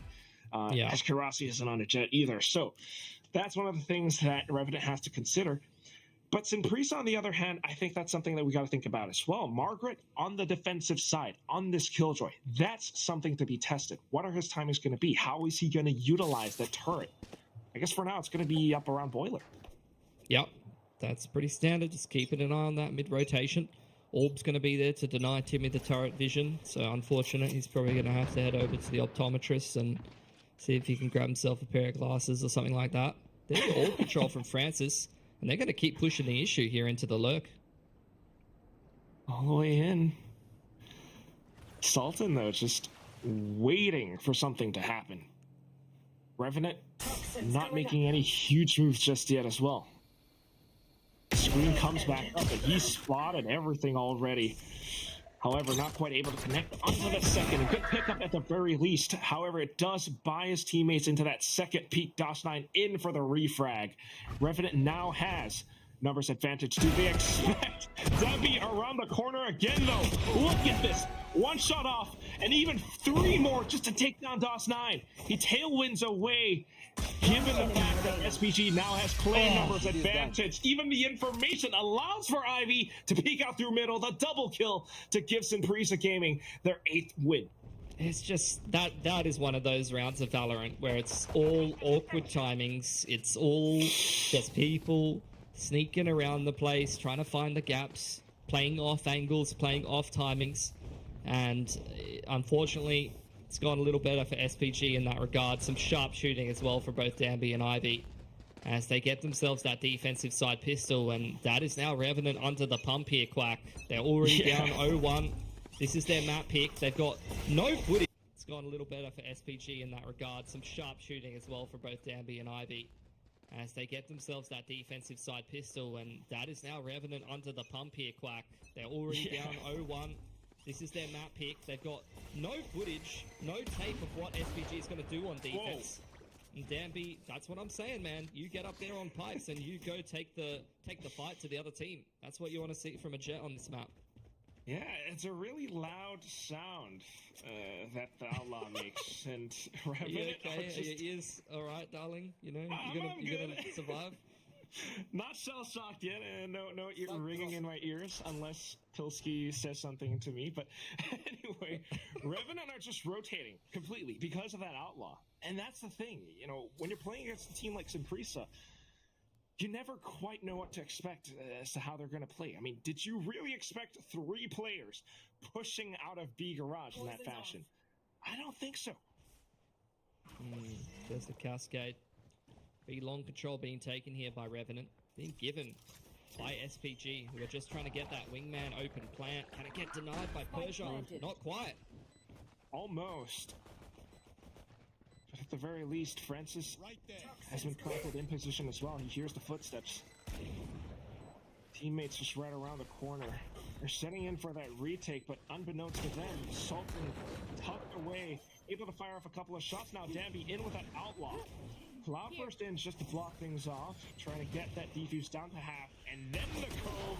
We're going to have to jump into this, but it's not going to be able to deter that defuse. Danby in with a quad kill. That's very close to Bladestorm. Margaret to clean things up. How are you going to come back against an SPG that looks this strong? Yeah, nice little retake. That's what the Harbor's great for on this map as well. To be able to come back into those late round situations like traditionally the Sage would do, you know, with the wall, you get the Cove, you know, a nice high tide as well across yellow there, and you can create yourself a nice little area to play from, segment the retake in a favorable situation for yourselves. Now into the bonus for SPG, first gun round for Revenant, and it's going to be some A-main control. Unfortunately, Danby's already taken Rossi out of the equation, though, and that's not how you wanted to start your first gun round, going up against, you know, potentially losing the bonus and letting the rest of the game spiral out of control. Yeah, lose a little bit of those flashes, and you have to think twice. Now even going off from the other side, Persia with a quick flick on that Sheriff. 3 on 5, Revenant scrambling to pick up the pieces. This is Simprisa Gaming now really close to those double digits. Yeah, you can see the contact approach, which is what you often see from a lot of teams in man disadvantaged situations. They need to win some heads-up duels, and Paradox is going to have to be the one to do it very deep up here on the A site. There's the high tide, though. It's not quite going to slow anything down. Simprisa just able to watch these angles, fire off their shots. There are those double digits. All the guns claimed. And Danby up with the Bladestorm at the ready. Nightmare fuel. And as you mentioned, the Bladestorm's there. He's just dropped his Vandal over to Persia, cycled in the Bladestorm, and bought another Outlaw. I mean, it's working for him. Dude, this is what I saw in EMEA Ascension. You had like comeback, like on the Neon, just buying an Outlaw every round in the opening game and running around killing everyone. And look, this time it's Danby These cracked young duelist players just abusing you in the early parts of the game. I mean, especially, the early parts of the second half, when the armor isn't quite there to protect you, Davy gets away with daylight robbery. Persia in with another frag as well.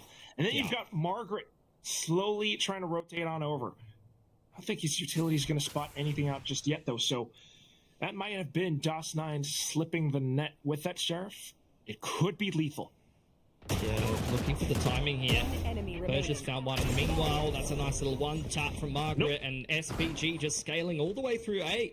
Process of elimination approach from them. And I think that's something that we've got to keep an eye on through the rest of this tournament. You saw it on Bind. They were quite happy to leave the Cypher retake. Margaret retake on one side of the map, 4 stack the other side.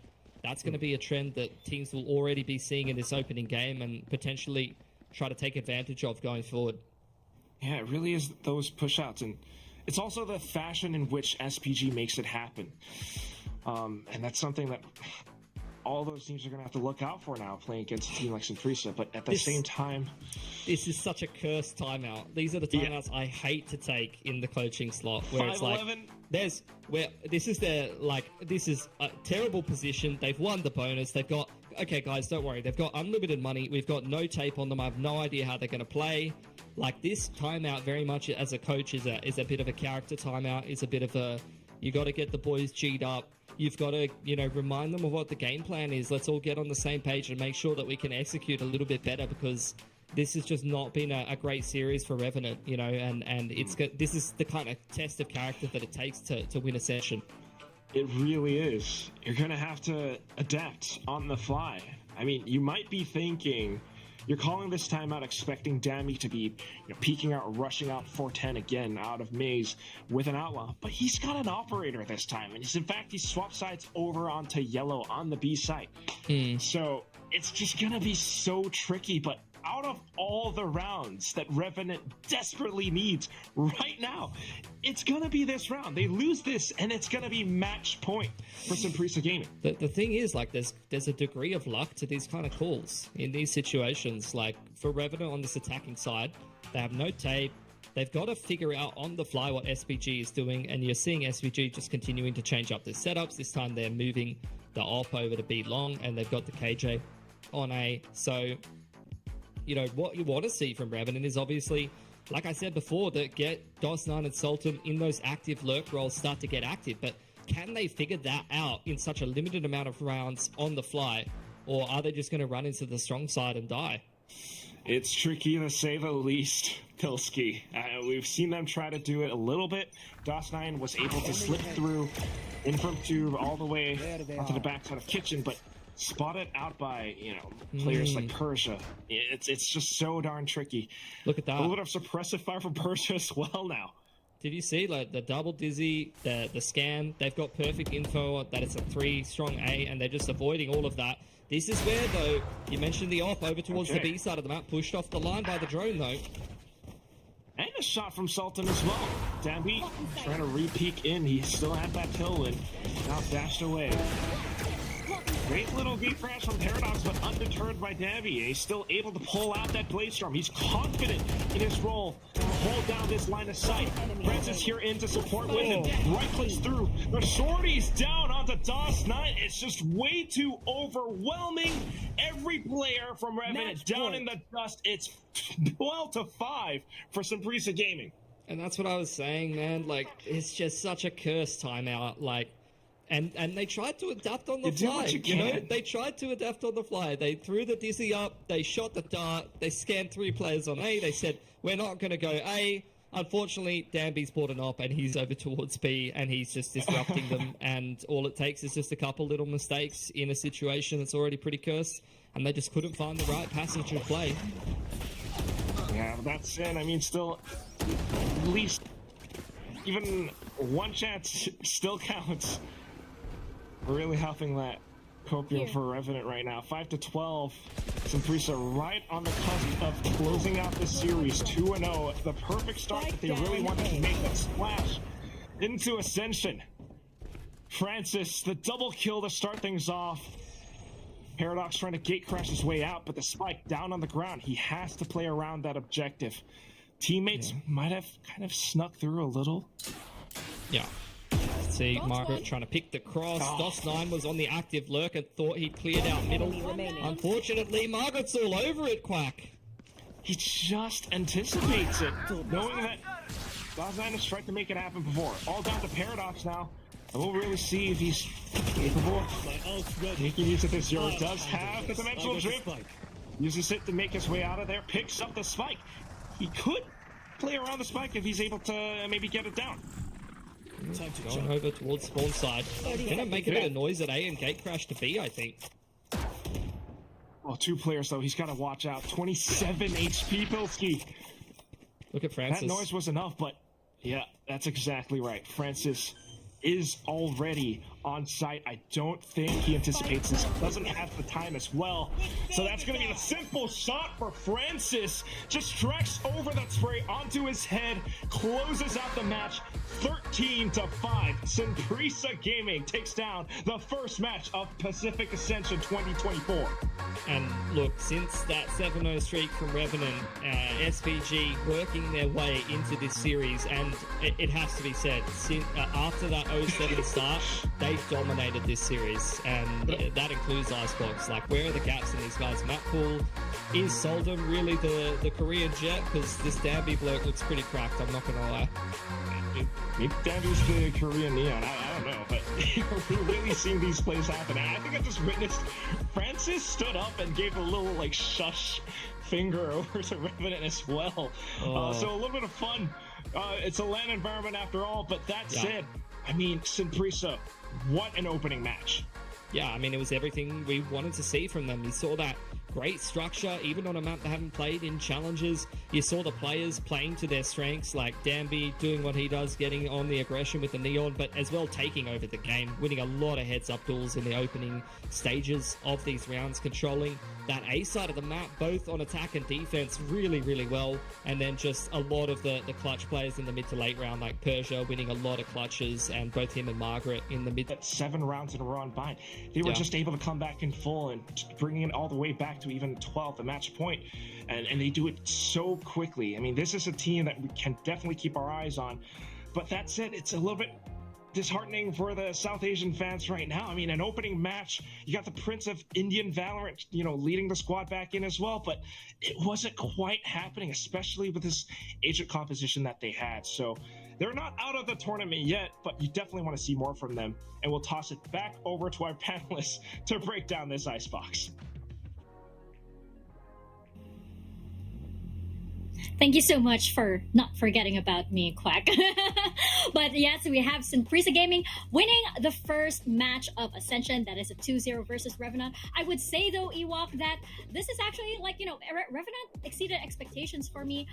Yes, Icebox looked a little bit rocky, but I feel that was more Sunprisa just really, finding their groove, being in that zone as they head into Icebox. Yeah, I think really impressive performance from SPG that we have here. It's really impressive how they just managed to take control of this game, and they played the style that they wanted to, and it seemed like Revenant were adapting to them. There's times where I feel like SPG are kind of predictable in terms of where they want to go, but their executes, just like on Bind, are clean. They get into the post plant, and let's talk about Persia. How insane is this guy being when he gets to the post plant? We saw that it was 1v4 or 1v3 plant, and let's talk about Persia. How insane is this guy being when he gets to the post plant? We saw that it was 1v4 or 1v3. It's the second time in the series that he did that. He really saves his team. Their executes, just like on Bind, are clean. They get into the post plant, and let's talk about Persia. How insane is this guy being when he gets to the post plant? We saw that it was 1v4 or 1v3. It's the second time in the series that he did that. He really saves his team. It's just a huge thing for any team to have someone in your back pocket, that trump card that can just really save you out of these rounds. On 6 HP too, I think, at the very end, I think he was left with 6, I think, or even less than that. Kind of harkens back to, Ascension 2023 with that 1v4 clutch from Scary that people still talk about, right? Persia is that player that can actually pull through in that regard, right? And especially again, we're bringing it all in, like all the high pressure situation, what is at stake and everything. He pulls it out. He pulls all of that potential out in this first match. I mean, you gotta applaud him, especially on this map, Icebox, something which we didn't think we were gonna see from Synprisa Gaming this early on. But going back to Revenant, I mean, Quack did mention that this might be disappointing for South Asia fans, but I do like what we were able to see, especially on Bind, right? It just seems like Revenant, they couldn't get that pace that we were talking about earlier. They couldn't get it back, right? Which is surprising because I saw that they would be able to on attack here on Icebox, and Ewok, you just saw SBG getting more and more confident, which is not what you want them to be. Yeah, I think we're kind of seeing on Danby's side, he's doing exactly what we expect from Paradox. Unfortunately, Paradox, we weren't seeing that value really from the Yoru. He was not getting those early picks. And a big difference, I do think, was every time Danby will either hit his shot, but sometimes he would miss his first shot. We saw that Yellow, we saw that Pipes. He would miss his first shot. His team is there to help him out, and he can go for more after, and then he capitalizes off having another opportunity. But unfortunately, for Paradox, he didn't hit his first shot. He didn't TP, and he dies, and there's no team that's around him anymore. So it just makes it so much more difficult for Revenant to play in that scenario because they're not getting that early pick. They're playing a lot of 4v5s, unfortunately, versus where Danby was doing the exact opposite on the defense side for Synprisa. Yeah, you're absolutely right. They were on opposite sides of the board, right? And I'm wondering, you mentioned about how he wasn't hitting those first shots. Could be a question of performance. I'm wondering also if this was, clearly this wasn't the plan for the Yoru, but what was the vision that they had here for it? Because I feel like Yoru as a solo duelist, especially on Icebox, might not exactly work in that way. Perhaps there was some kind of disconnect here, Ewok, about how they were looking to play it, and maybe they needed another duelist for this composition to work, perhaps. Yeah, you might be onto something. I think, unfortunately, from the Yoru, we don't really see the trap plays I was looking for. I'm looking for team trap plays. I'm looking for cheeky TPs. I'm looking for him to be involved in a team play, especially on the defense side. Something aggressive on the defense side with a combo of a TP and a flash, or the way how you need to play the Yoru is a little bit different to the Jet. The Jet, you can be a little bit more assertive, and you just go and you have this get out of jail free card. With the dash, it's a little bit faster than the Yoru TP. The Yoru, you need to play a little bit more smarter, in my opinion, and you need to combo it a little bit more with some teammates. And unfortunately, I don't think we saw enough trap plays involving the Yoru, but we did see it trying to do some solo trap plays. Like we saw the flash on B, and he got one, then he got traded after, but they still, Synprisa still took the yellow. So I'm just not seeing the cohesion with the whole team together to make the Yoru really shine in that composition. Yeah, you're absolutely right. I feel like, perhaps with a little bit more work, maybe perhaps with a team that has a bit more coordination, maybe that vision would have come through, but unfortunately we just didn't see it this time around. I think that, for Revenant, they are onto something. I feel like this was still a good start for them, no matter how shaky Icebox was, but they have showed that they are capable of that, right? Especially for Sultan and DOS9. We know that we put a lot of attention on them. I feel like they did absolutely deliver. Perhaps it was just this first game and everything, but we're gonna see it. As you mentioned, it's not the end of the road for them. They still have a little bit more, and for Synprisa Gaming, they move on to face Riddle later on. But yeah, I feel like what we've seen right now, it's a good start for VCT Ascension, and a good start for all of these players too. I feel like Danby definitely lived up to all of the expectations that we set for him, as we mentioned. And hey, I'm happy that we just got to see Margaret on another agent for once. This is good things coming for VCT Ascension, Ewok. Yeah, I think it's great to see. He did really do well on the Killjoy. I think his team overall played well. So I don't think there's too much to nitpick from his Killjoy performance. I think it looked pretty solid. And one other player, before we went into Icebox, you did say Ivy was pretty quiet. And I think he had a pretty impactful match or map this time around. So I do think maybe having a quieter one, and that shows kind of the depth of Simprisa, right? They have some players that was really shining in the first map, especially Persia, right? And then Danby also picked it up during the end of the first map, and then he had a great second map, and then you also saw Ivy pick up where Persia left off from the first map. So I think these things are the things that could potentially make Simprisa Gaming a real powerhouse and a scary opponent to play against. I do think the depth that they have, they do have the clutch ability, if I could say.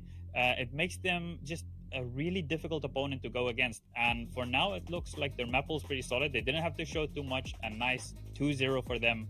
Nothing too much shown, and I think they'll be feeling great. Hey, I definitely expected this team to do their homework, to dot their I's, to cross their T's, and they're showing that they've done exactly that. I just nodded so hard when you mentioned that Ivy was picking it up. I nearly lost my headset earlier, but you're right. You know, when all of these 5 players have their moments, they take on a different, they kind of take on different tones, right? When you see Danby go all in, it's suddenly a different SPG. When you see Ivy suddenly come online, it's a different SPG as well. And then you have, a Persia and Francis just being like an amazing duo, especially on Icebox with the double control, right? And you saw like how well that worked on attack. So as you mentioned, there's a lot of depth to SPG, and we're only on the first match. This is probably the first page of the playbook that they brought in for Ascension. What more though can we see from Revenant as I throw it back to them?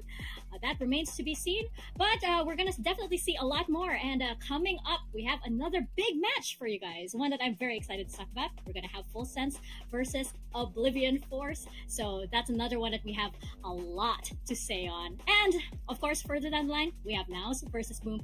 That's a little bit later. I can't get ahead of myself. We're gonna go into a break first.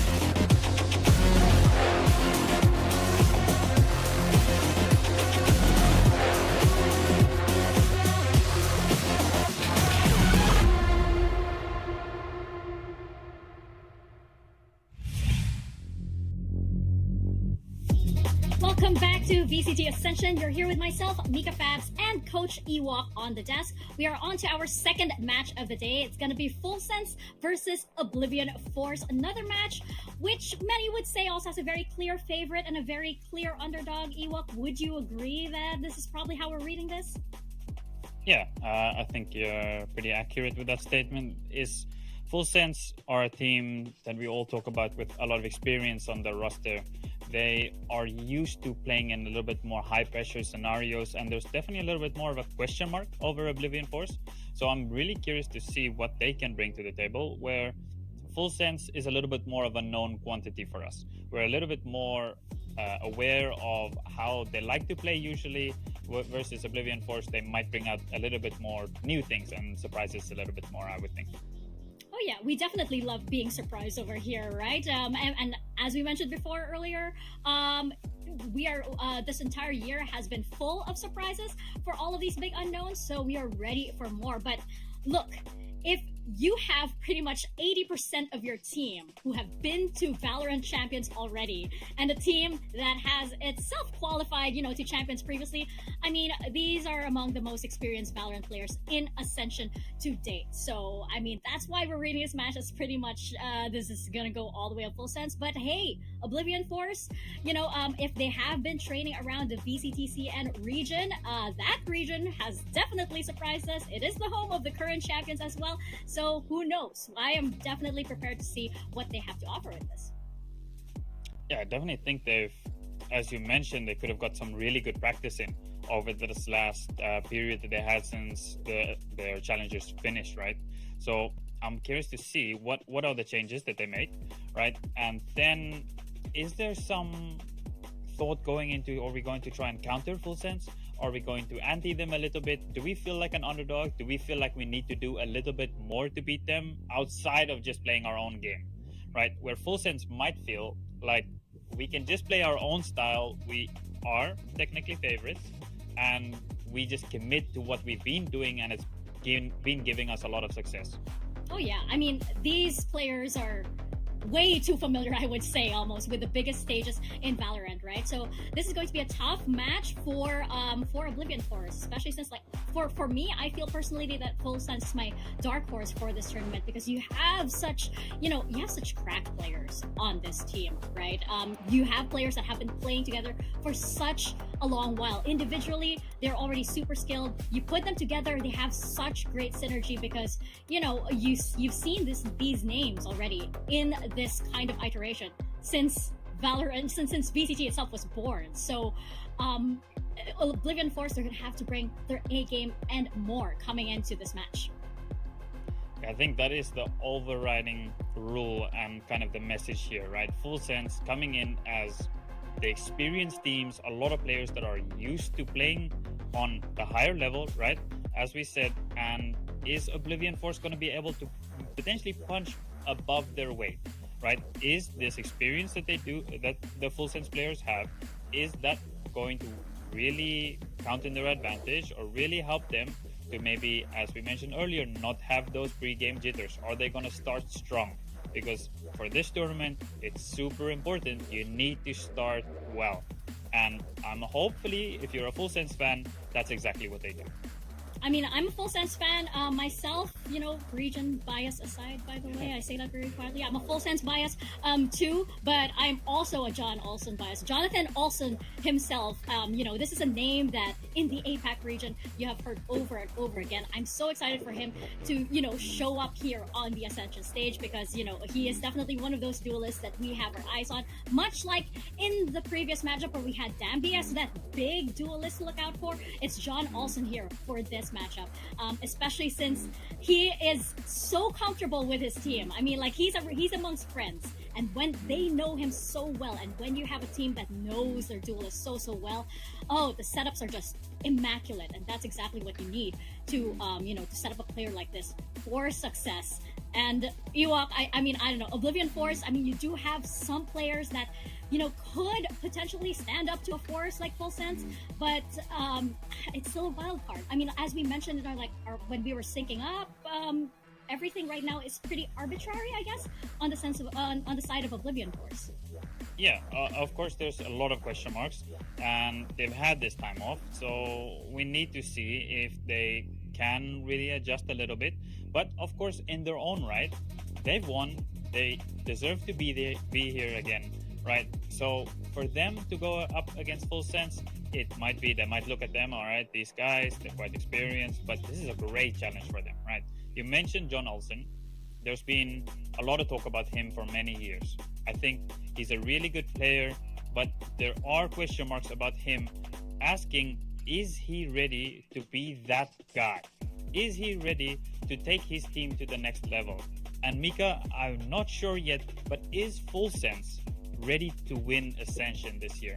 Because I think this team is well-oiled, well-coordinated, and I need to see them find that consistency throughout the whole tournament and them to prove it against the best.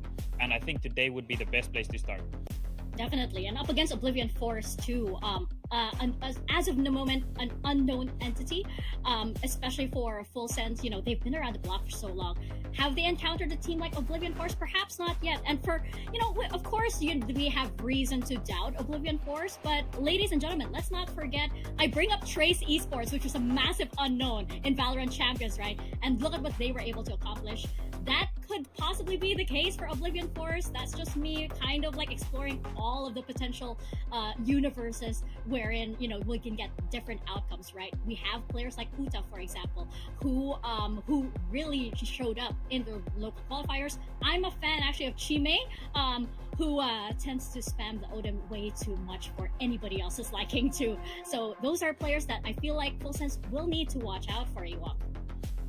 Yeah, for sure. They need to put respect on this guy's name, right? For in Split 2, I believe they've only lost the one series versus Team Cobalts, and in those maps, there's 25 maps won on only 5 lost. So these guys definitely know what they're doing, right? I don't think that you can underestimate them if you're Full Sense. So, as you mentioned, right, these guys, they do have some firepower, and Yuta is one of those. I think he's no exception. Yeah, and I think that, you know, for Oblivion Force, this is their biggest break to date, because, you know, in the Hong Kong and Taiwan region, you do have a lot of teams like, you know, One Team Esports that usually make it over to Ascension. They did so last year. You have those names kind of, you know, eking out Oblivion Force just at the very end. But now they get their time. Now, after so long, they get to show what they're made of, what they've been able to bring out through their local challengers, right? Again, you know, this is a team that probably has, you know, experience playing against players like, you know, I believe they've gone up against Simon, who in their past, like a team that did have Simon, who, by the way, was a breakout rookie for EDG. So who knows, right? It's unknowns at the moment. But I feel it's in a good way, because it's like, you know, you don't exactly know what you're going to get. So how does that push Full Sense coming into this match, especially since they are that experienced team? I mean, Sushi Boy and Foxes joined a handful of players also that we have here in Ascension working their way back to Tier 1, right? Is that going to happen for them? But as you mentioned, Ewok, we drum up Full Sense a lot, but it's still a question as to, can they actually do it? It's funny because we praise them so much, but there's still a question mark when we ask, can they actually win? Yeah, I think it's just because of how experienced the roster is. It's the discussion around them doesn't really become as much like, oh, I think they can do well, or these guys are pretty good. Everyone knows these guys are good. They have proved it, and now they need to prove, almost in a way to us, that they can go that next step, right? That is what we're expecting from them. That's what the Thai fans are expecting from them as well, right? They want another team in there in the VCT Pacific, and this Full Sense team could be that team that does it. These, as we said, the experienced players and them playing together like that could be a recipe for something. It could indeed be, but we're gonna see whether they do that right after this quick break before we get into our second match of the day.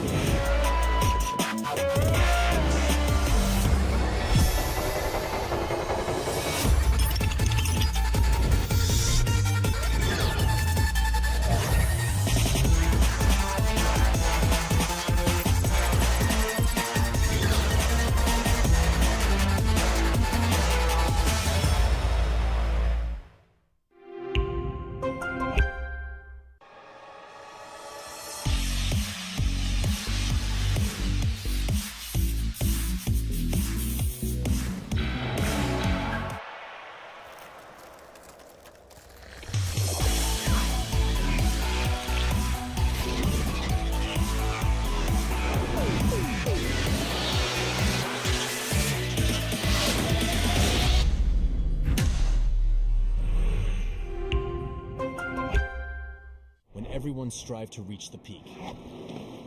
Zoe is here, participating in every frame, perfecting the view for every battle. From Seoul to the world, Zoe strives for perfection, knowing that every frame is crucial to victory. As the tournament rages on, Zoe stands with you. Battle. Battle. Battle. Battle. Everything. Everything. Every frame. Every frame. Every frame.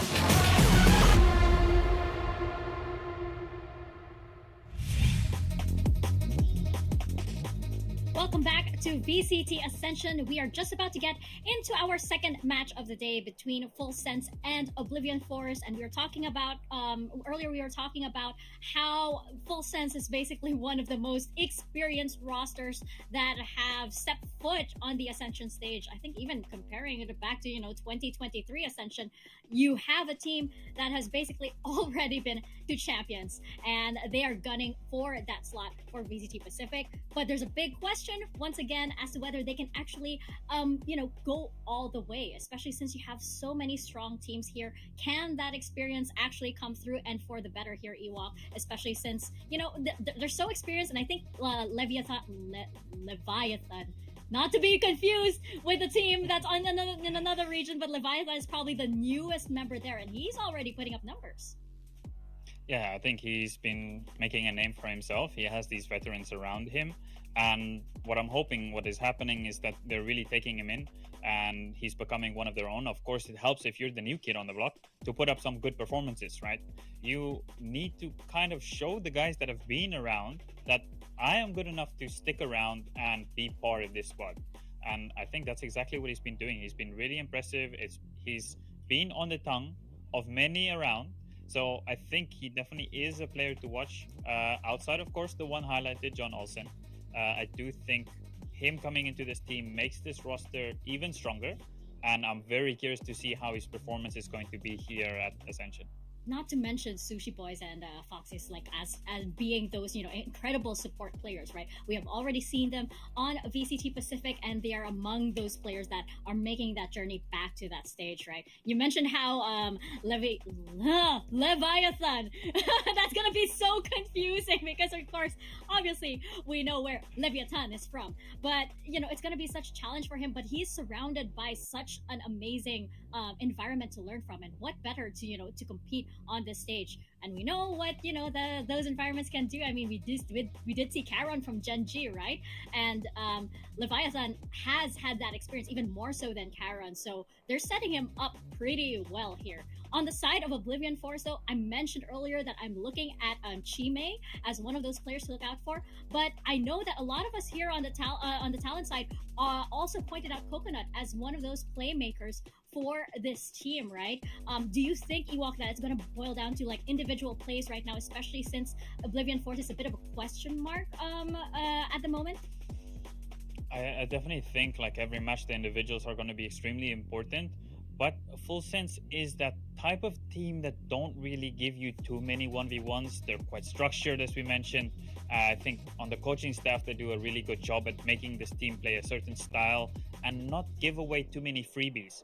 So I think it might be difficult for Oblivion Force to rely on their individuals too much, and they're going to have to make sure that as a team, as a unit, these guys are solid enough to go up against one of the best, right? You mentioned it's your dark horse for this tournament, and I don't think too many will be surprised if Full Sense come out on top here, but I would love to see a really big attempt from Oblivion Force, and I would love for them to put up a show for us. Exactly. We love surprises here at Ascension, and I think it's the best place to bring that out, especially since you have such raw and new talent, and you have such talent as well that have been around their local scenes that now have that big break. We're heading first into Sunset, which is Oblivion Force's pick, and then into Haven for Full Sense. I mean, I'm not surprised by Haven. Sunset, though, what do you think about this as our opening map, Ewok? I think it's an interesting pick. If we take a look at Oblivion Force, it's been a pretty good map for them. They do like the Sunset. Oblivion Force has won their last maps 13-6 and 13-3 respectively on the Sunset. So them feeling comfortable on it, I'm not too surprised. The Haven is a full sense classic. There's a certain way how they play the map.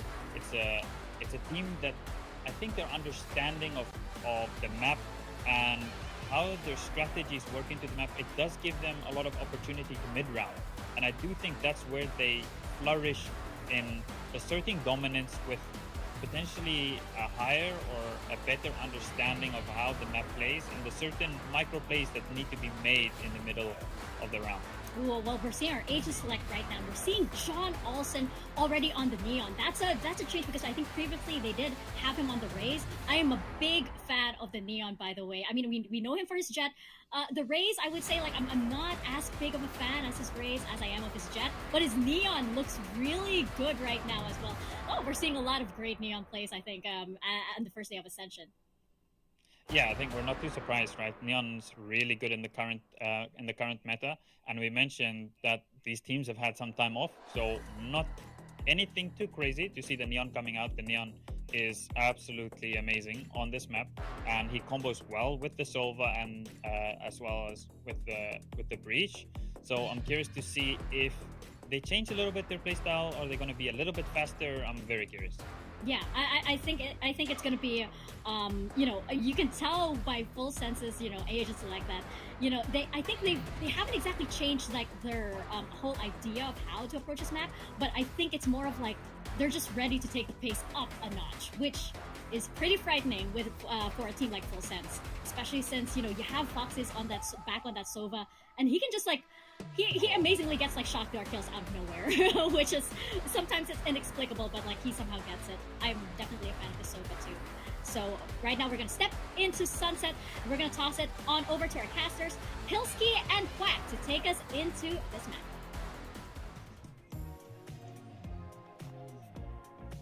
All right, thank you, Mika, as well as Ewok. I mean, that's exactly right. This matchup, it's going to be an interesting one to say the least. Of course, we've got the returning players from Tier 1 back into this, and they are looking and they are hungry to get back up through to Ascension. At the same time, though, for Oblivion Force, there have been some mix-ups happening for them.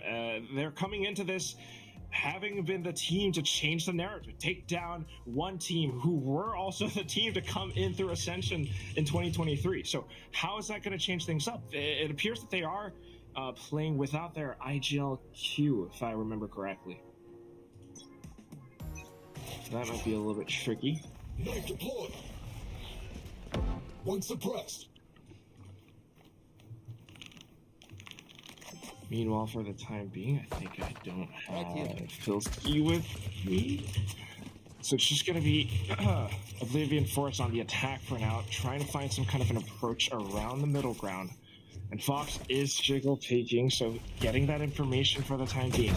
Smoke will be deployed by Chak just to block it off, but the shots coming through, able to connect from Fox into Chak, taking down that controller player. Already a big... taking down Chime, so already a big hiccup for Full Sense for the time being. Like Ewok mentioned, a bit of that structured approach, not giving away freebies, very careful, up around the corners, even deploying the Cyber Cage just to create a little bit of that space. Meanwhile, the rest of the squad going through from the main angles, going through Bova, and also wrapping around from the back. John Olsen, a shot through, Paranoia, not quite connecting, but just enough to hold down that space. The shots from Leviathan, a double kill picked up, Fox onto the second as well, and there's the defuse. Full Sense already asserting dominance onto Oblivion Force in this first round.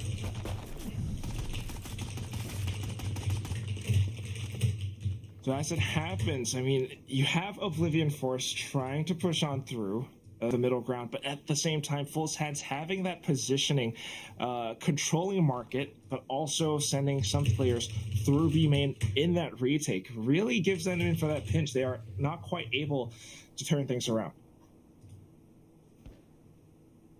And with that, on to the next one. I'm still waiting for Filsky to come back in. Do I have Filsky with me? Knife deployed. Not quite yet. Weird things are happening, but bear with me. We'll keep going through. So Oblivion Force now with this on the pistols, just trying to go in with a bit of a pistol train. It's going to be down B main, but they're not quite able to find any clear angles up against Full Sense just yet. Very defensive, not giving up too much.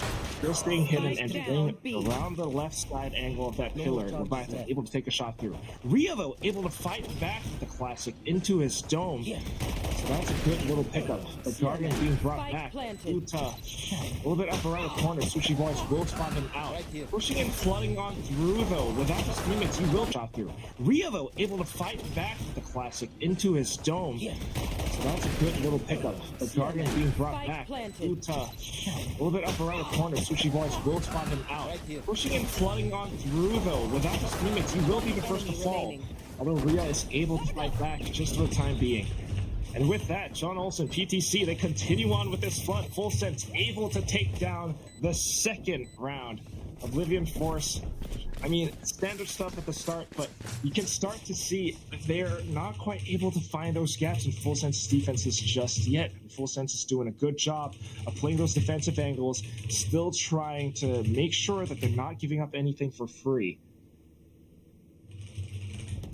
So it's a little bit difficult, but that will be the opening round. Most guns retained for Full Sense. Meanwhile, Oblivion Force buying back, and hopefully this is where they start to stick their claim on this map. At the same time, Oblivion Force, this was their map pick. This is one of those maps where they had pretty good successes in the VCL Hong Kong and Taiwan region.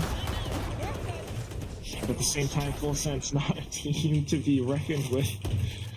The breached fault line already showing what it's capable of.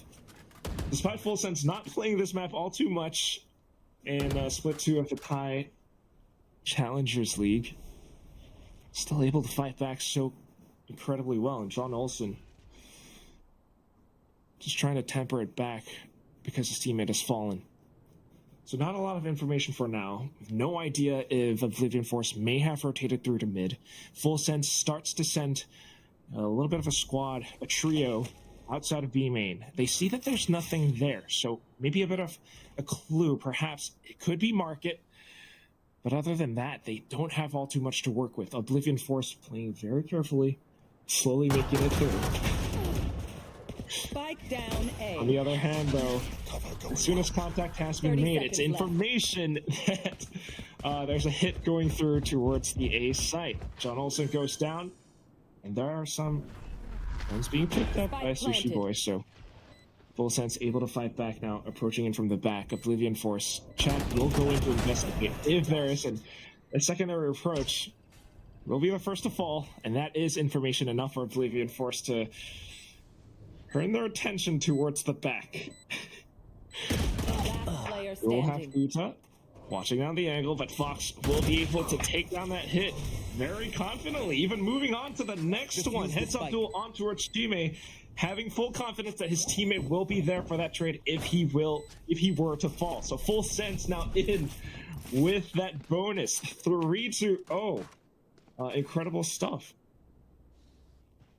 Bear with me again still. We have some tech issues on the caster side of things.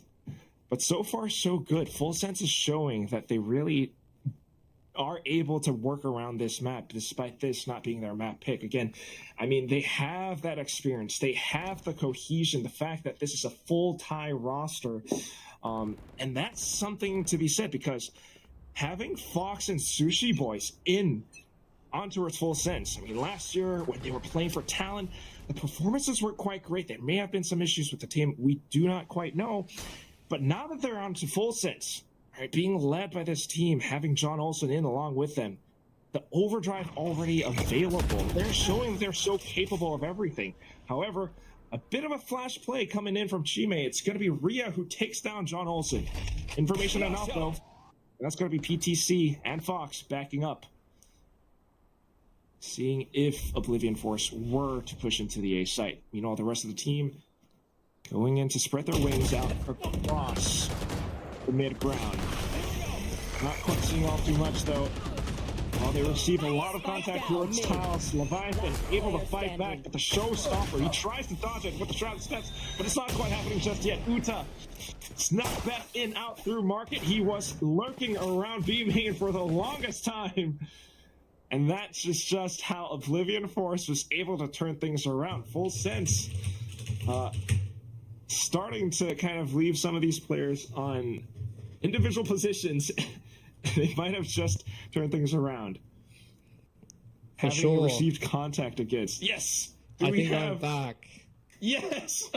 Classic. My partner is back. Thank Hey, you. you internet, coming in with the tech issues. Love to see it. I apologize to everyone in the broadcast. I'll be having strict words with my ISP right after this. However, I've been left a little... yeah, you got a long day to work with today, Quack, so like to put you through that, look, my commiserations. However, it's good to see Oblivion Force on the board as well as myself, and we'll see. It looks like they're about to walk into a 3-stack here. You've got a deep can on B main as well. This could be problems. You've got John Olsen with his Neon Ult in the back pocket as well. Yeah, I'm not quite sure if it's because they don't quite have that clear structure, right? Q, their previous IGL, not quite able to travel along with them to Jakarta. So Shaq being in a replacement, we don't quite know who their full IGL is. So for now, they're just sticking together in case there are such plays from John Olsen, and it has been shut down for the time being. Fox, though, with the Hunter's Fury, fires right back, takes down Shaq. Sushi Boys with the trip just in time, blocks off that Boombot, puts it right back.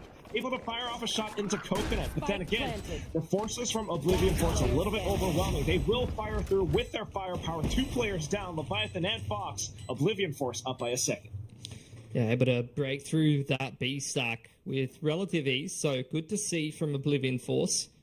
Sunset being a map that they're not too unfamiliar with, rolling through with the same comp as well. Coconut's got the Thrash ready to go, so could be useful for them to continue stringing these rounds together on this attacking side, huh? Yeah, it's just a little bit tricky. Full Sense had a great start. I mean, they were playing relatively safe, leaving a lot of these angles not exposed too much. But now, sometimes we're seeing John Olsen running off on his own, and it's getting punished a little. Yep. Got the zoning over towards A main with the one-way. KO knife exchange on Oblivion Force's side cam, keeping an eye on middle. Not seeing too much movement. Shot down. Ooh, great pre-fire from Fox, though, to find the opener there. Yuda taken out of the equation, and that will actually give potential for this late flank through the A side of the map now that that trip's no longer available. Yeah, it brings flashbacks to that initial pistol round between these 2 teams, where Fox did the exact same thing. But all of a sudden now, it's the pinch onto Fox, having gathered that information as to where he's playing. It's always these flash plays from Oblivion Force to help them even out the odds right now. Yeah, gonna have to push John Olsen out of elbow, though. PTC ready with a belt full of reactive util on short A could definitely be helpful here. With that, a little bit reactive, but still able to dodge the utility for the time being. John Olsen, though, back in for it, able to hold down the line by himself. 3 shots through, and he still has the slides ready if he wants to go in for the chase. Just allowing for Leviathan to mark the back for the now, though. That's out, Shaq. And then comes the approach, the rest of the team overwhelming him. And that's going to be Full Sense picking up the 4th win. And that's the kind of star power that we're expecting from John Olsen. You know, some of these Thai players, for the longest time, even before Valorant came out, just have that reputation to be very mechanically sharp, be great in terms of the multi-frags, and now this Full Sense squad, a lot of experience behind that, some great coaching staff as well with some great experience behind them. So they've got the mechanics, they've got the experience, and I'm really keen to see if they can potentially win this Ascension, because looking at this Thai roster, it's kind of like a now or never situation, you know? This is probably one of the strongest teams we're seeing in Ascension. Kind of reminds me of like Apex over in EMEA, for example. A lot of players in that team that won EMEA Ascension with a ton of experience in champs and franchising. really something that you wonder about. I mean, some of these players have been on the team for a very long time. Leviathan, of course, being the new pickup. Then comes PTC as the support, able to refrag for 2. Leviathan, the new pickup now, firing off on the 3rd frag, shutting down Oblivion Force in full. 5-2 is the score, Pilski. Yeah, and those are the kind of mid traps that, like, if they work against the default, the attackers are trying to take tiles control, trying to work their way towards market. You catch the right timing on that with, you know, these breach cipher comps. You got the Omen as well with some of the reactive utility. It can just be an absolute nightmare to deal with, and that's a perfect example of it. Full Sense just crunching mid together and just wiping Oblivion Force relatively easily, who have to now go back down on the half bite. Speaking of that breach of Neo, they were looking to do that again, but this time Rio was prepared. Might have heard that high gear initially, and that's why he was prepared for it. Boombot in towards elbow now. Uda will be spotted out by Sushi Boys. And this should be enough information for Full Sense to try to get a little bit more control around the map. In fact, though, they're kind of doubling back. Rifle picked up on Ria. Well aware of the contact towards his A side of the map. Dart further confirms it. Off angle here from PTC, but he's going to get smoked off, and Oblivion Force starting to walk their way into this A site. Although, not quite safe enough for them to get the spike down without information, so they're just laying very carefully around the edges. There we go. And man will be able to get the spike down. Ria just playing right around the corner. Tops up, takes down Leviathan, something that he did not expect. Pinch just to hang them back even further as well. Shimei with the pop flash is good, but Fox able to fight back with a flick of his own. So now Oblivion Force will be forced to play those post-plant positions without the best weaponry. In Full Sense, with full confidence, marches up front, takes down those 2 initial players. Shimei picks up the Vandal, tries to hang around the back, but footsteps heard. Sushi Boys, angles marked. Full Sense will be able to pick up on yet another win. Yeah, they got the Rolling Thunder online as well. Be a great retake tool or useful in one of these set plays, which the Neonaut would be fantastic in combination with. But the Op's going to be the name of the game here for John Olsen. Had some slower plays from Oblivion Force so far, slowly taking mid control, waiting out the initial wave of util towards A main, and then taking that part of the map. So we'll see if they're ready for this change up from Full Sense of John Olsen picking up the op. For now, though, still going to be the replay on my screen at least. A couple of shots fired off in the round. They might have spotted that player out. It's going to be John Olsen. He will be able to find a frag for his troubles, but that is going to be Leviathan down. Smoke's gone, so stalls and map control will be damaged a little, but Fox still asserting pressure all throughout mid. And it's just confidence. It's a great read as well. You know, this is one of these situations where, you know, some of these teams playing a certain map in a similar style, that's the kind of thing that Fox can definitely read the game well. He's got the experience to do it. He's just walked down mid and got himself a freebie. Now just droning to further confirm info. PTC now getting active. So both of the initiators just finding gaps everywhere on the map right now for Full Sense. But especially for PTC, I mean, he's on a bit of a flank with the information that he's gathering for his team. This informs quite a bit. I mean, he might be able to gather that there is that approach into the A site. There's the fault line, and it captures perfectly onto both players. Allows for Fox and Sushi Boys to get them basically for free. 7-2. Yeah, and you're starting to get the sense that there's a bit of a gap between these two teams. I mean, at least for Oblivion Force, it's a weird set of circumstances they come into this tournament with. Having to field a different player for one of their core players that's been on their roster for the longest time playing that controller role. It's not an ideal set of circumstances coming into Ascension, especially when your first round matchup is Full Sense. Not at all. I do admire that they are trying things out, that they are marching in together. You know, maybe you don't have your shot caller, maybe you don't have your dedicated controller that you're so used to playing with, and that's why you're sticking together as a squad But at the same time, once Full Sense starts to get a whiff of that, then they start to go in with these, op plays, start to pick you off one by one. It's going to hurt your game plans, and it's very, just a little bit tough for them to find their way around this. I don't think they're playing with a coach as well. Oblivion Force. Yeah, I'm not sure. I don't think they had one listed. I don't think so. From what I looked up, did have that sub listed at one point as well, who was Hui, played on their roster last season, or in the first split rather, and then moving Rhea onto the duelist in the second split, and you can kind of see why. I mean, he was subbing for them in the first split. You're seeing some pretty sharp entries from him. He's still putting in the hard yards right now for Oblivion Force.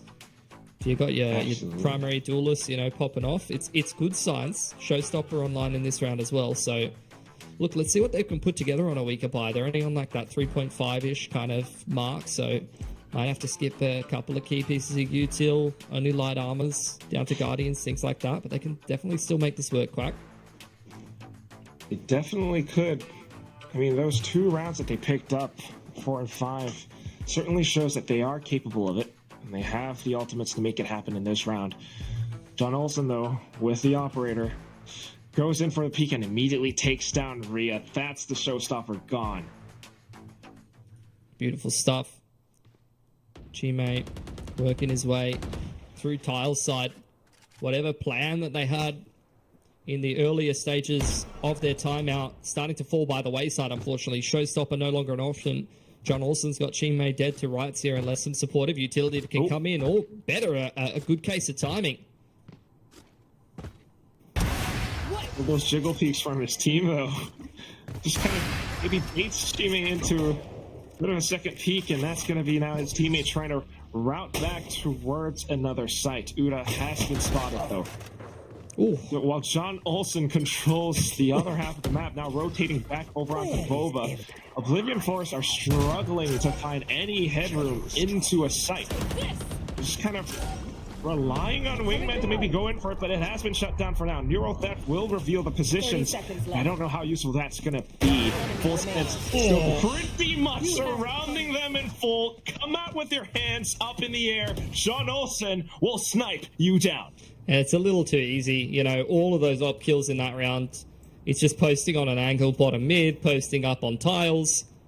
Despite the double initiator, you're running in with the KO and the Gecko. No one's pushing him off lines. No one's making these shots difficult for him. He's just walking onto pretty standard lines and getting pretty easy op kills. So this is where Oblivion Force need to make his life more difficult, apply the press a little bit more, because you can't be allowed to just walk out on that line and get a collat like that.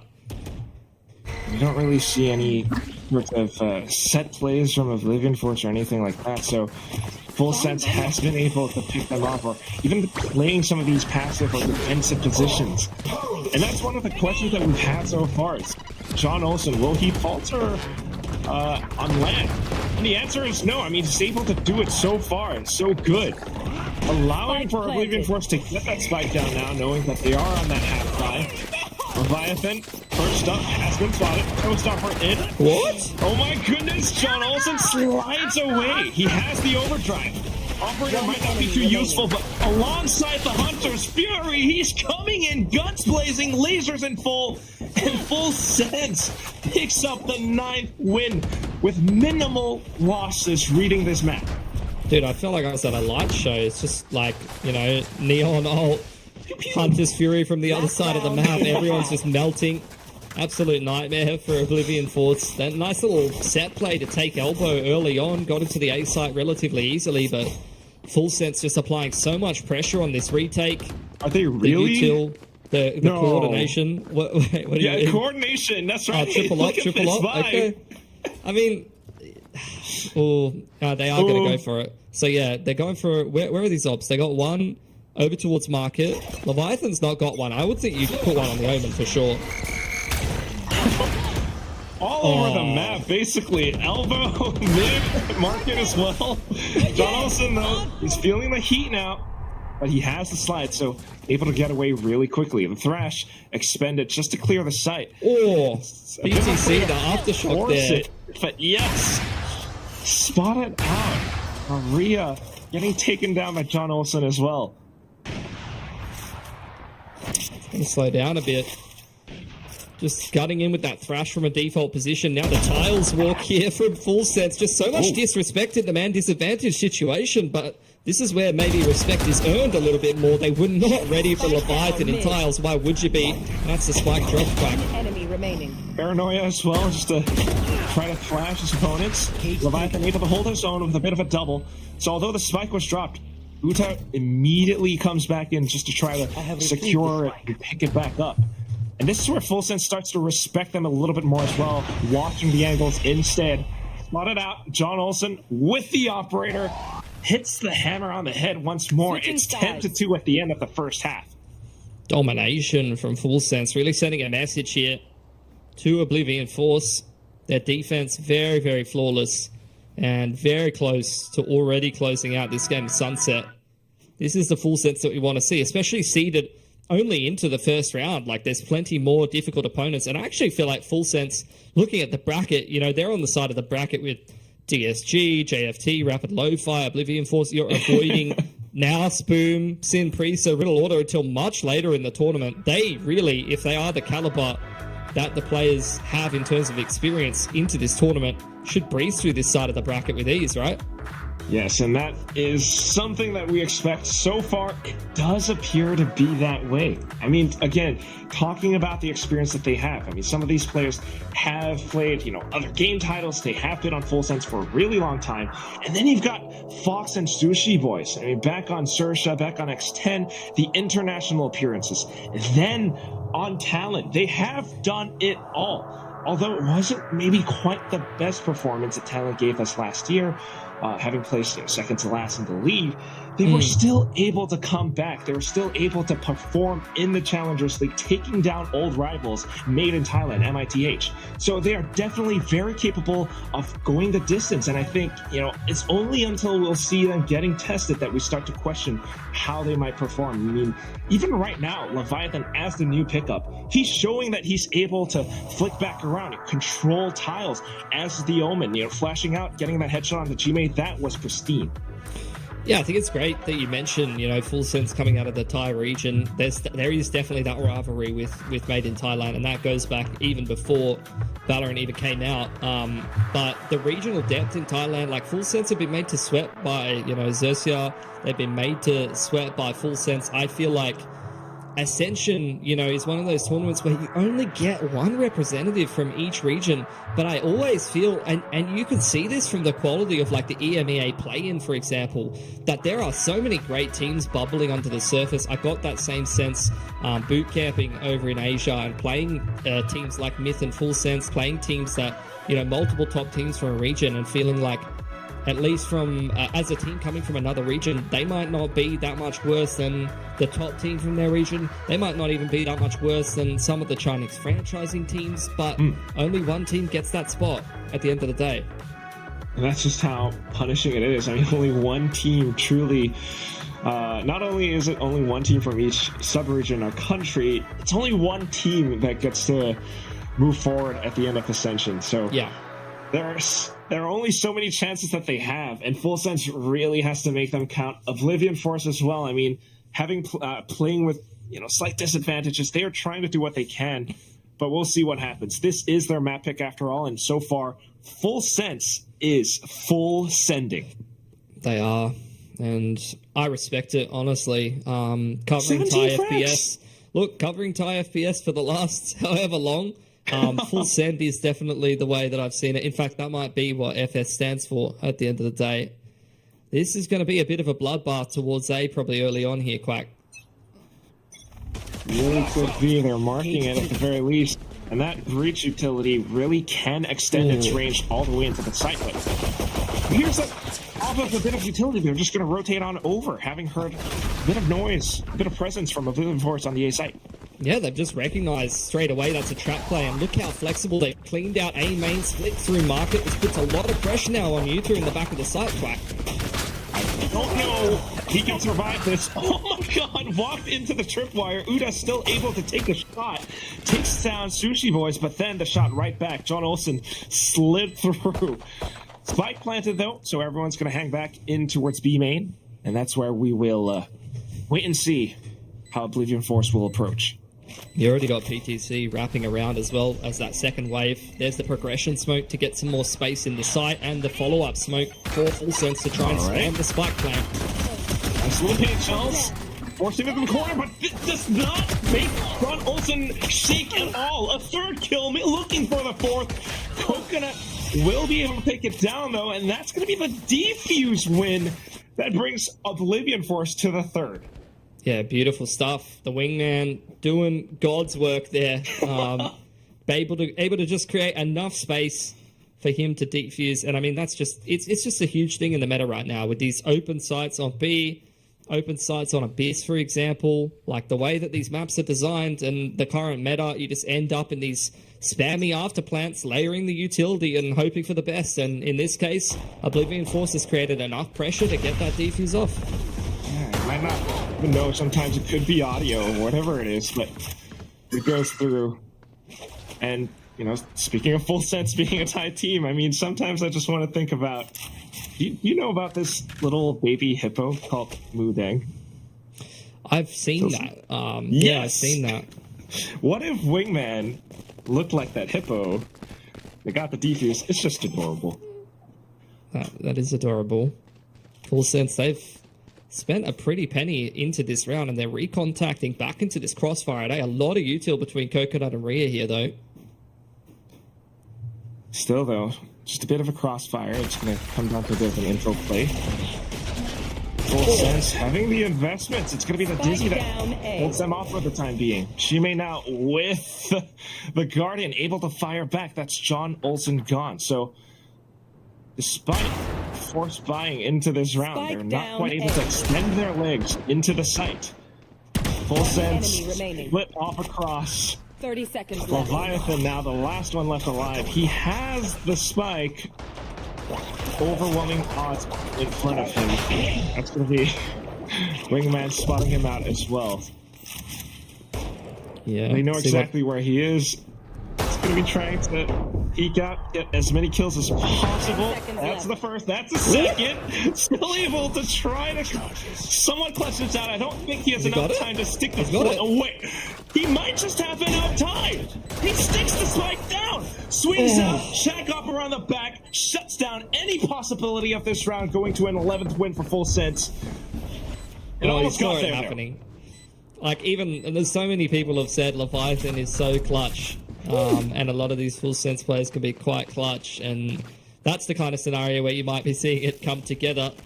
Oblivion Force, though, they settle the nerves. They've dealt with the force bite, so now they're going to earn themselves one of these situations where they can go into the anti-eco, try to start turning around this massive deficit that they've accrued in the first half and see if they can work their way into this game, because they've had a very cold start to this series, and Full Sense has taken full advantage of that. Yeah, they're really, really trying to close this out as quickly as possible, but Oblivion Force are not backing down. That's something that you really have to admire. No matter the odds, they're coming in here, they're still playing. John Olsen not backing down, still has the Sheriff, able to take down the shot onto Chat. Coconut comes in to take his place, though. And here comes that breach utility. PTC doing so much. It just pushes Coconut off to another position. Yeah, he's going to repeat, though. Rhea able to find Sushi Boys in the meanwhile. Look how deep Leviathan is on market. He's going to find this kill on the rotation, timing onto Rhea potentially, but fluffs a couple of shots. Rhea's able to clean it back up. So, crisis averted with the Outlaw, at least for now. Yeah, just a little wiggle here and there. And it might just throw it off. But had that have been a kill for Leviathan, that could be the Outlaw picked up and more kills going through, given how many of the OF players are on light armor. That's it, though. It's not quite going to happen for Full Sense just yet. John Olsen, despite the first pick, will fall to the next. ETC, online refresh, sent it out, but not quite able to land the Sheriff shots, just the one. And Uta able to pick up the round for Oblivion Force. So working their way into the half. First gun round's going to be pretty telling, though.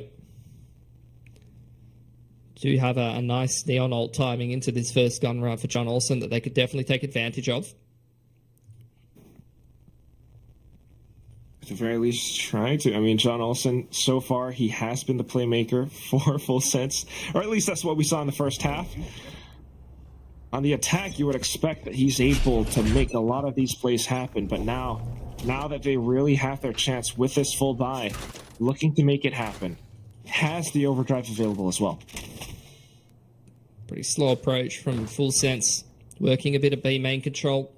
Filling out the A side of the map, looks like Fox may drone to try to re-clear A while they apply pressure to B and try to catch that timing. That's exactly what they're doing. They push the Gecko off the line. There's still 3 towards A, and it's just a contact approach from Full Sense in towards this B side of the map. There he goes, looking to make it happen. Fast lane just to give him a little bit more space. Into the corner he goes. Fox now rotating all the way through mid. The pressure, it keeps enough players from OF on the A site. Meanwhile, the rest of Oblivion Force trying to stay alive for as long as possible. They make themselves safe inside of this market position. Fox, though, still around the back. He might just try to sneak through all the way up mid into Bova. Teammates have to stay alive long enough for that to happen. Thresh will be deployed. Pushes Full Sense back into B main. Sushi Boy's now trying to hold the angle, but immediately contacted by that paranoia. Fox still approaching from the back, and there's the first kill. All of a sudden, Oblivion Force are aware that they have to watch their backs. The Shock Dart will deny that spike defuse, and PTC just making as much noise as possible. Check. Will be able to take him down, but Fox with the 4th kill in the round will give Full Sense that 11th round win. And Fox is just really showing his experience there. You've already seen it on the defensive side where he's finding the gaps, gathering the info on the Sova, and just walking down mid and taking that space. That is an effective, a confident initiator player, an info initiator player that, you know, takes the initiative himself rather than just relaying the info. And you saw it in that round as well. He was the set piece to deny info on the A side of the map, drone out that side of the map, make it look like they're retaking A while the B hit comes in. And then in the mid to late round, he turns into a lurk and just comes in from the back line. Nice multi-frag from him to close out the round in the post plant. And that's what you really love as well. I mean, he's not overextending, not making his position known until it's the right exact moment for him to do so. So, tiny movements, but great impact for Full Sense. And now just a situation that Oblivion Force definitely doesn't want to be in, Pilski. We've got 4 ultimates online, almost the 5th, with Leviathan 1 point away from that from the Shadows TP. OF, on the other hand, I mean, they've got a little bit here and there, but economy's starting to run dry. And that's a huge problem. I mean, yeah, this is their map pick as well, Oblivion Force. They've won it twice in their region. So coming into this game, feeling relatively confident on it. Full Sense, it's been a shaky map for them in Challenges Thailand. Like, they've lost it to Sharper twice, really struggled on it against Xerxes. So I can see exactly why Oblivion Force, looking at the history, looking at the data, would pick this map into this series. But yeah, it does not really seem to have done them too many favors here. Full Sense preparing with a whole bucket load of ultimates to start hammering this game home on the A site. There's so much that they could really do. I mean, the Rolling Thunder just to kick things off, the catalyst. And at the same time, Sean Olsen looking to make some things happen without overdrive. That's why he does not have a gun for the time being. Shime, though, gathers that information with a 0 point. They're not quite sure what to do off of that. His teammates are slowly inching forward. There's that Dizzy. It will be able to connect onto its Sushi Boys. That's the first kill, but Leviathan immediately answers back. The push in from elbow now. The pings all across the map. OF, they are trying to pull off this flank, but Fox has spotted them out. There's the first shot. Rhea, a bit of a trade. It's good for now, but is it enough for OF to turn this 2-on-3 into a round win? Not quite. Leviathan shuts that down. John Olsen, it's going to be the relay bolt into 2 classic left click taps into the head. Full Sense reaches match point. Yeah, and that kind of round is the concerning thing for this whole series, you know, and for this matchup in general. Is like, a handful of these rounds look way too easy for Full Sense. Some of the rounds they've been made to work for a little bit, but, you know, even if Oblivion Force is winning some of their rounds, they seem to struggle to do it. So it just really feels like a bit of a different a diff between the two teams in the server for this matchup. And look, it's last chance here. Saw Oblivion Force showstopper to work with. Can see double trips in market, deep cam into B main, so really trying to disrupt any attempt at taking market here, and maybe catch a player in that second trip from Full Sense, who, to be fair, are heading towards this B side of the map, but it doesn't really look like they're going to be heading through market too much. On my way. Shouldn't be. We do have Sushi Boy somewhat lurking towards mid, though. The Full Sense, at the very least, still just looking to execute into sight, given the fact that they have all of the ultimates. Cage will be propped up, but here comes that full send. Paranoia all the way back. Uta still able to land a shot. Showstopper into play, and Rhea is looking to make a big splash. A double kill. Leviathan Sushi Boys, they are down. PTC in a 1-on-5, and we've got Shaq surrounding him from the back. Rhea makes it happen all. One kill just to extend OF's life. That's just one of those situations where, like, I rip the showstopper in rank, shoot it right next to old mate's foot, doesn't kill him, but through a massive panel, it'll do, what was that, like 400 damage to 3 different players, get a double kill off of it. That was beautiful, though, I want to say, from Utah in the back of the site. Did you see just how well he avoided all of that utility? Like, dodged the paranoia, dodged the flashpoint perfectly, and then kills the entry that easily. Like, perfect positioning on the Cypher, and then bringing the rocket in from market side to shut that down was perfect as well from Rhea. So, look, you're seeing some good stuff here and again from Oblivion Force. I think they've just started way too slow in this map, unfortunately. A little. Capable players, though, for sure. But here comes Full Sense. Even with a bit of a half buy, those Sheriffs the Guardian, they just took down 3 players. Now John Olsen picked up the Vandal. Neural Theft comes out. Coconut, they know where he is. And Jack just tries to come back in around and to provide that additional support, but everyone has been surrounded. The Hunter's Fury will cut him through. Full Sense reaching 13-6. Yeah, and that's some scary form for the rest of the teams in this tournament, especially the teams on the lower side of that upper bracket. Like, Full Sense looking very, very scary. They've had to play their way through an additional matchup here, similar to what we just saw in the first matchup. But despite being in that first round, some of these teams are definitely favorites for the tournament, and they're showing exactly why, with some really dominant scorelines from both Team Prisa and Full Sense here. Yeah, I mean, Conky was one of those guys that, predicted Full Sense winning this whole thing.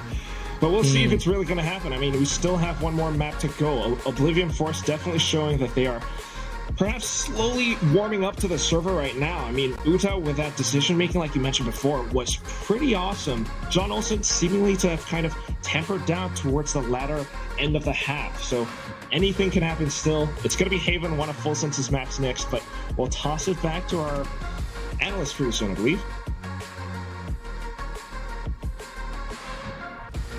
Oh, not yet. Okay. Mika and Ewok will break it down pretty soon.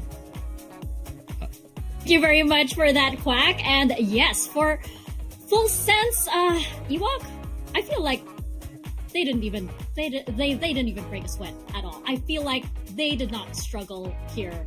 Even in the rounds that they lost, this was 100% confidence coming in from Full Sense without even needing to reveal too much. Yeah, I think you're bang on. I feel like we saw a lot of the things that we expected, right? We said, okay, Full Sense, we expect them to start strong. Experienced roster, and that's exactly what they did. You said you were excited for John Olsen Neon, and he put up an absolute showing on the Neon. And you mentioned Leviathan, he's the new kid on the block, and he's quite impressive. We should keep an eye on him. And he made some insane Omen plays. So I think almost everything that we discussed, that's exactly what we saw. We talked about Oblivion Force, potentially having some nice players individuals, but the better team is most likely going to be the team that wins at the end of the day. And I think that is in this first map. Yeah, absolutely. I mean, you look at that scoreline. Yes, there were some rounds where Oblivion Force were able to bring it up a notch, especially with Rhea trying so hard. Right, he did have that near ace so many times, but it's just that full sense. They're just so snappy, and you have MVP of that map, John Olsen. And I actually feel like John Olsen here. Like, yes, we did see a lot of amazing neon plays, especially with the overdrive, right? But I feel like he, it was just this is a walk in the park for him.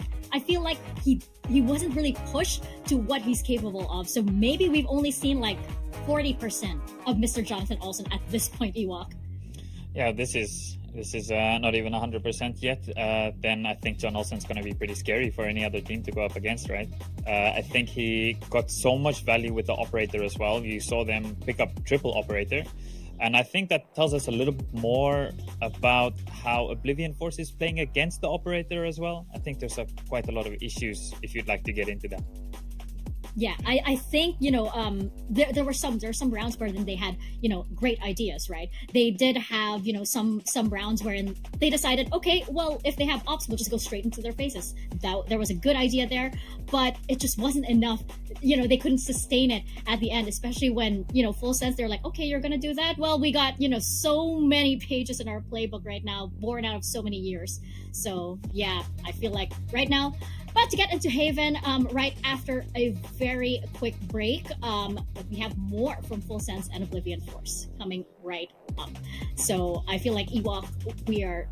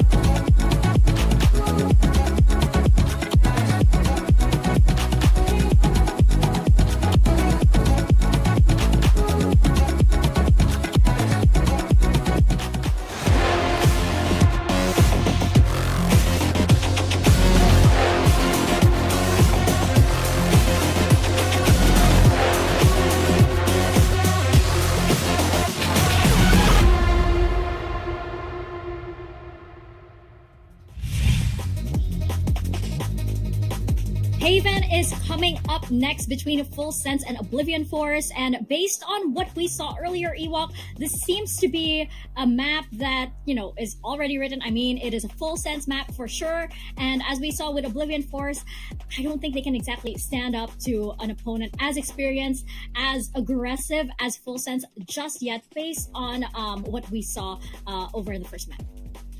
Yeah, I think, as you said, it's quite a staple map for Full Sense, so I'm expecting it could be a little bit difficult for Oblivion Force this one. They have lost their last 2 maps versus 1 esport of Haven, so I'm hoping to see something a little bit different. They did have the time, as we mentioned, right? So maybe they can give us something new and make this one really competitive, because at the end of the day, Sunset was only going Full Sense's way, as we saw. Yeah, and you look at that score line as well, right? 13-6, the biggest gap that we've seen so far, and it felt that way in the rounds, right?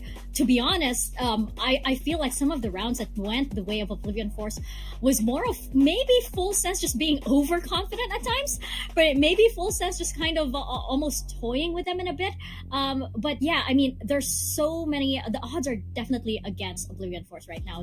I mean, Pilsky said it as well. They're coming in with a slightly different roster. They are definitely adjusting to so many things, even more than some of the other teams. So there's only so much they can do at this point. But what more can they do on Haven, especially since we're expecting John Olsen to probably come back with that neon as he's known to do on this map. Yeah, I think, as I mentioned earlier, Full Sense has just a really good understanding on this map. In my opinion, I think it doesn't really matter what John Olsen plays. I think them as a team, they just really play well. And we saw on the first map on Sunset, sometimes John Olsen died early in A main, and then guess who's there? His teammates are there to pick up behind him when he's maybe not the one getting the entry, right? And then some of the other rounds, he just kills 3, right? So that's kind of what you want from your duelist. And of course, from your teammates, that's what you expect from your duelist, if you're the duelist player as well. You're gonna have to make some risks, and hopefully they can close out the round after. I definitely also think you mentioned that Full Sense seemed very confident, right? I think a big sign of that confidence was the force buy after they lost the eco, and I'm not the biggest fan of the force buy after losing the pistol on the attack. Yes, they did plant a bomb, but I feel like they're just at that point, they had so much momentum, and they're most likely just the better team. There's no need to kind of gamble it for a force buy, but I can understand they were confident. They were picking up the 3 ops, right? I can respect it. Not something that I'm personally a fan of. Yeah, I feel like against another team, like if they were up against Sinfrisa Gaming, maybe they wouldn't have, maybe they wouldn't have done that. Maybe they would have exercised a little bit more caution. But I feel it's just that, they read Oblivion Force so easily. They knew that this was a team that they could push in this way. They knew that this was a team that they could easily shepherd around the map, and that's exactly what they did. And especially with John Olsen just charging in. The reason why we bring him up so much is because, you're looking at that map, he was pretty much in their faces more of 70% of the time, and then you barely even get to see everybody else bringing up the rest of the round, even though it's because they set him up so well for all of these things. He's enjoying being that frontliner as well, right? You sense it so much from the way he plays. I am eager though, going into Haven, a 3-site map, to see some of the others come in. We see Oblivion Force going in with the double duelist, the ISO and the Neon. Could this change things up for Oblivion Force, you think, Ewan? This is exciting. I like to see them pull out something that's maybe not as expected. Of course, some teams ran the ISO Yoru combo, and now they're running the ISO Neon combo. Of course, they can get really in your face with that breach. The one thing that from the first map that it was a little bit worrying for me is how they handled the defense operator when they were on the attack side. I think they need to be a little bit more careful and more focused on how they're using their util to deal with that operator, because we can't see John Olsen getting off 4 or 5 shots. He will take away the round from you. And I think how they use the KO knife, how they use the Cypher Cam, I think was not the way how to deal with that operator. So hopefully they have some adjustments for this map, or maybe they just get on your face real fast with that double duelist. Yeah, I mean, there's so many times where I feel like maybe Oblivion Force is walking into John Olsen a little too much. Are they going to do that here on Haven? We're gonna have to see if that double duelist comp stacks up as we toss it on over to our casters.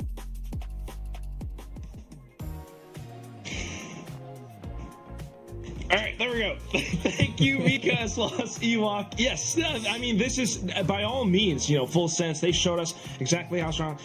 Your name's Conky now. I'm still Conky. Exactly I've been Conky all day, actually. That's a fantastic thing. I've always wanted to be Conky, to be fair. So, and my name is Mitch. So, you know what? That's fine. True. I just need to start doing a little bit more yelling, to be fair. You guys share the same name. But that's right. I mean, okay, full sense. They've been really strong. I mean, we're seeing how cohesive they can be. But what I'm understanding right is also the fact that there's a reason why they picked this, and that's because they are just that good. How are they that good, Pilsky? I don't know how they're that good, but they have been undefeated on this map with this comp. They've played it twice, beat Made in Thailand, beat Sharper. The only time they lost Haven recently was playing a bit of a troll comp with Double Duelist Clove in the S2 Thailand Challengers final. On the other side of things, for Oblivion Force, rather than dominating their domestic competition on this map, they have been losing to one team over and over again. This is the only map they lost in the final of Taiwan, Hong Kong. And as such, they've swapped their comp. And that's an interesting thing to highlight, because with Yuda or Wire Select, whatever you want to call him, coming into this team, he is someone that will flex into the secondary duelist role. He usually will do it on the Jet in combination with Rhea playing something like a Raze.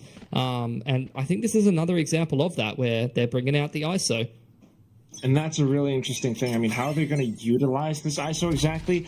That's one of the things that Ewok was talking about. How will they make use of this composition to deal with the defensive operator, especially given how OF are starting on the attack? And right now, it's just that early dark cover outside of a lobby that immediately receiving so much contact, but not too bad. A decent exchange. He managed to take down PTC. Yeah, he's still got Coconut in the middle of the map. Similarly, Sushi Boy is trying to hold on to Garage Control. Double tap active here for Yuta, looking for a duel before it runs out. Runs straight into Sushi Boys and actually wins that duel. John Olsen, in the meanwhile, found Rhea, though. I think it was the sidestep movement and accuracy on that right click. However, it still is really low HP for Uta, so he immediately falls. Fox swinging right back. A bit of a wall bang. That will chip Chime down. It's all up to Coconut to approach from the back. He spots up Fox, goes in for a couple more shots, but then the onslaught of utility. A shotgun, a relay bolt, a slide through, not quite able to respond in kind. John Olsen has been slippery, and he will continue to do so. Yeah, nicely done. Gets full sense off to another great start, winning a pistol on defensive side of Haven. And I think this is going to be a map they're super confident on. They're super comfortable. The roles all work for their team. Although, worth mentioning, they do have some pretty flexible players as well. You got PTC, who will play a little bit of everything. Sushi Boys as well. Used to flex onto the duelist. Now he's been playing the Senti for a little while, I think. So, they're chilling in the roles that they're working with. Oblivion Force, on the other hand, I mean, they need a... I mean, that's interesting. They're going for the Force Spy on the attacking side here. Okay. And rushing along. The ISO shield now. Double tap popped, and he's looking to wreak havoc with it, but Leviathan up on top, not quite spotted. Rhea, although he was behind, PTC will be able to spot him out. Coconut, on the other hand, immediately refragged by Sushi Boys. Full sense, just complete and utter map dominance. Being able to push out and hold down A as well as the B site. Yeah, I mean, that's a big strength of this comp. The combination of the Neon, the Breach, and the Omen. You've got all of this reactive, snappy utility that as soon as the site is taken, you can very quickly just have that instant reaction, instant retake to punish the opponent who wants to take B control or something like that. So, unfortunate. Oblivion Force Spy does not work out for them. They're back down onto the Sheriffs to do some more damage. In with the Outlaw, too. I mean, just making use of the long-range weaponry now instantly takes down Rhea. Yeah. In the meanwhile, Oblivion Force working their way through the middle of the map. John Olsen and Leviathan ready with the reactive util and the Judge, though. I mean, this is really tricky. As soon as you walk through, John Olsen's in right range to try to strike you down. It's going to be so much damage on towards Uta. Double tap popping. It's immediately broken as well. ETC still marking the angles, ensuring that Oblivion Force are not able to walk through any entrance point whatsoever. Trying to go through garage now, but instantly taken down by Sushi Boys as well. There's the paranoia. John Olsen slides in. The judge, Fox from around the sides. It's just, again, Oblivion Force not able to make any headway on this map whatsoever.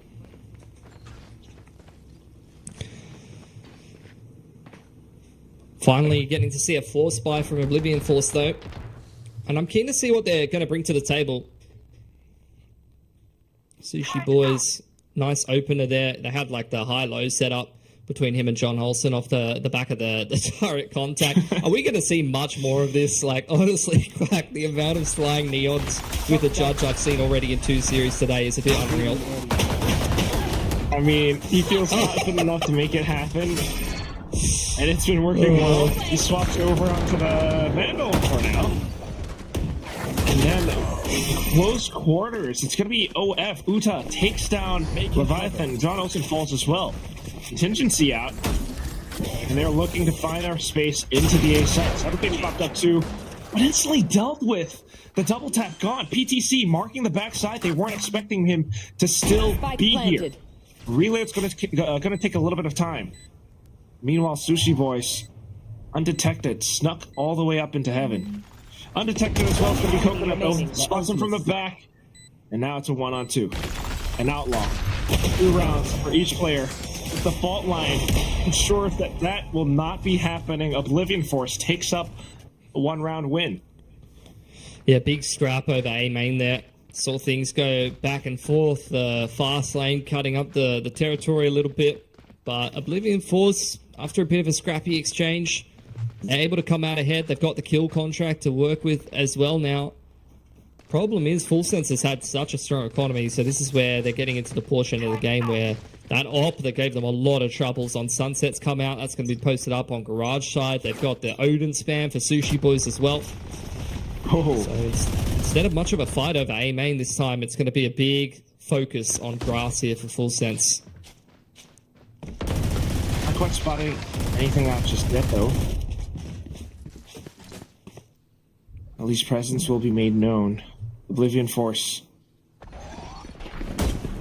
Trying to see what options are available. This is nice from them, you know. They've taken that space over on A main, thrown down the smoke to deny info over on A long, now working their way back through the middle of the map, and you can see the effect that's happening on Full Sense's rotations. They were playing retake A previously, heavily stacked towards grass and middle, then kind of rotating back towards the A side of the map, fearing that execute timing, but Oblivion Force has just kept them honest here. Got a lot of space. They've dodged the dart perfectly, so info not found there by Fox, and you got Oblivion Force just going to walk into an open free A site unless they get caught by the Hunter's Fury here.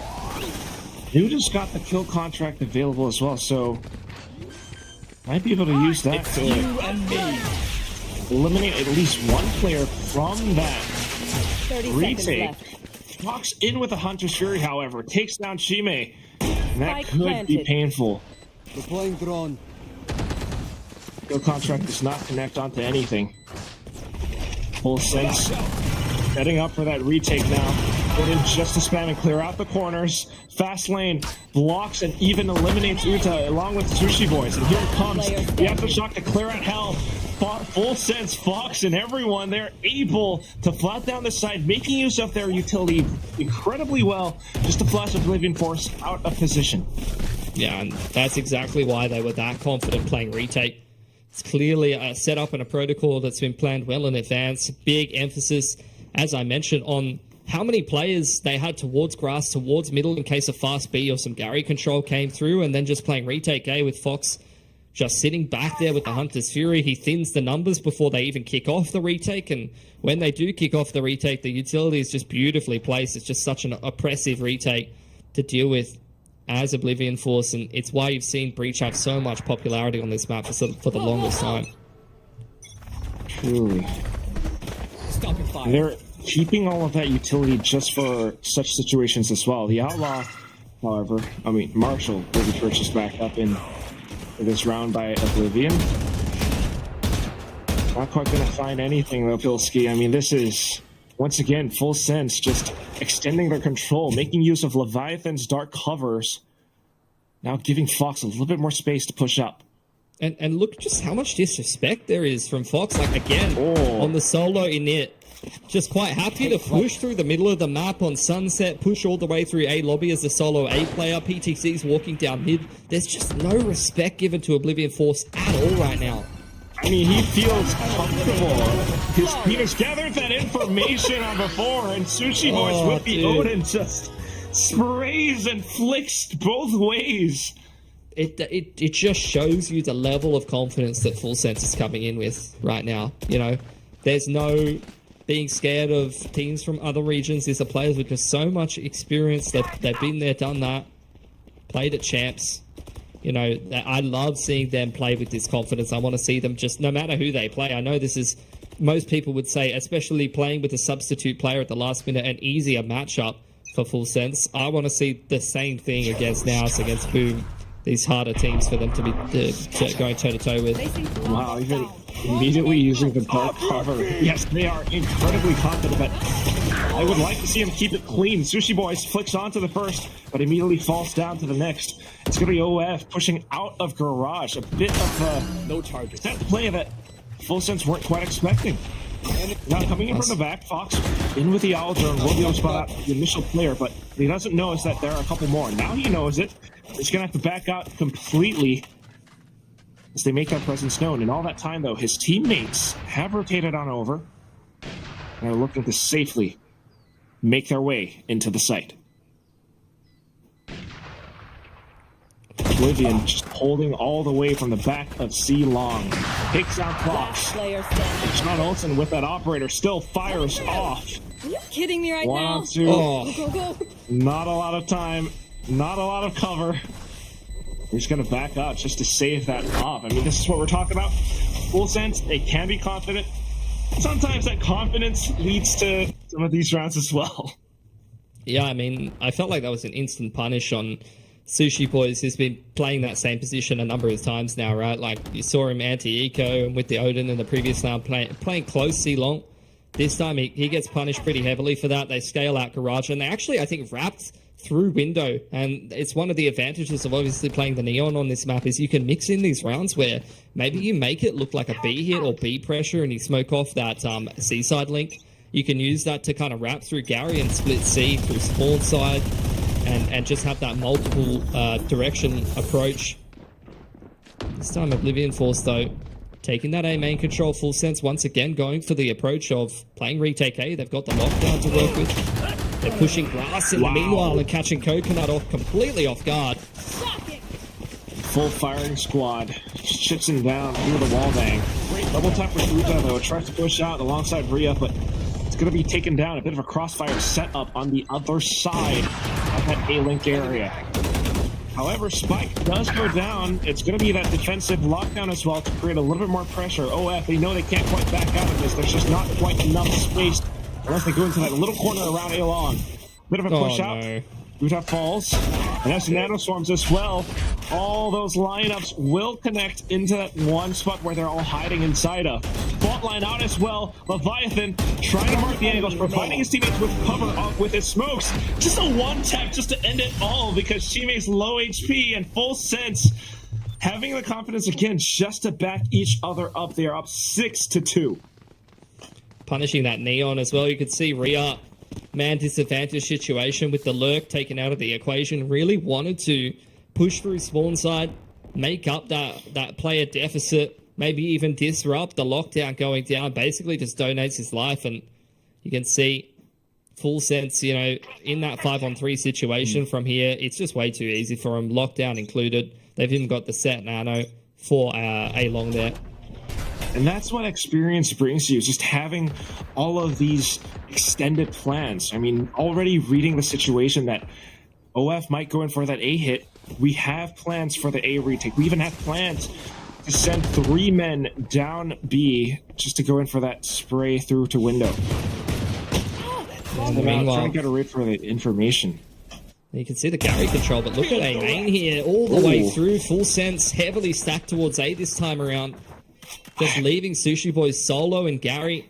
And, you know, Oblivion Force, if they had pulled the trigger on that C site here, it could have ended up in a pretty decent situation. But now things are starting to become a little bit more cursed. It really does start to feel that way, Filski. That's the thing about Haven, especially when Full Sense is playing. I mean, they have that experience. Oblivion Force doesn't quite have the map control sometimes, and Full Sense just funnels them into their death. Vesta will be able to fire at least down one player. Uta and Shimei firing off of their own as well. Now, Full Sense starting to wonder how they might be able to retake this. A player in from A main and a player in from A link spawn side.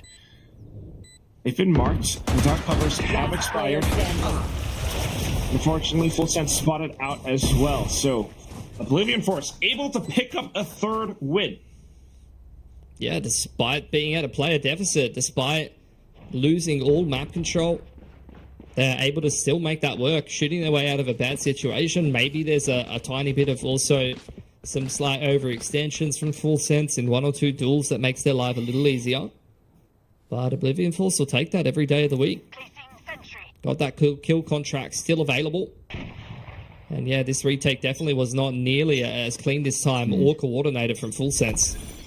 Without question. I mean, I think they're starting to get a sense for how Full Sense might set themselves up on the A site, and the way that Rhea really bolted out of that dark cover was something that was pretty cool and surprised Full Sense. But now sliding straight into Garage, looking for that turret.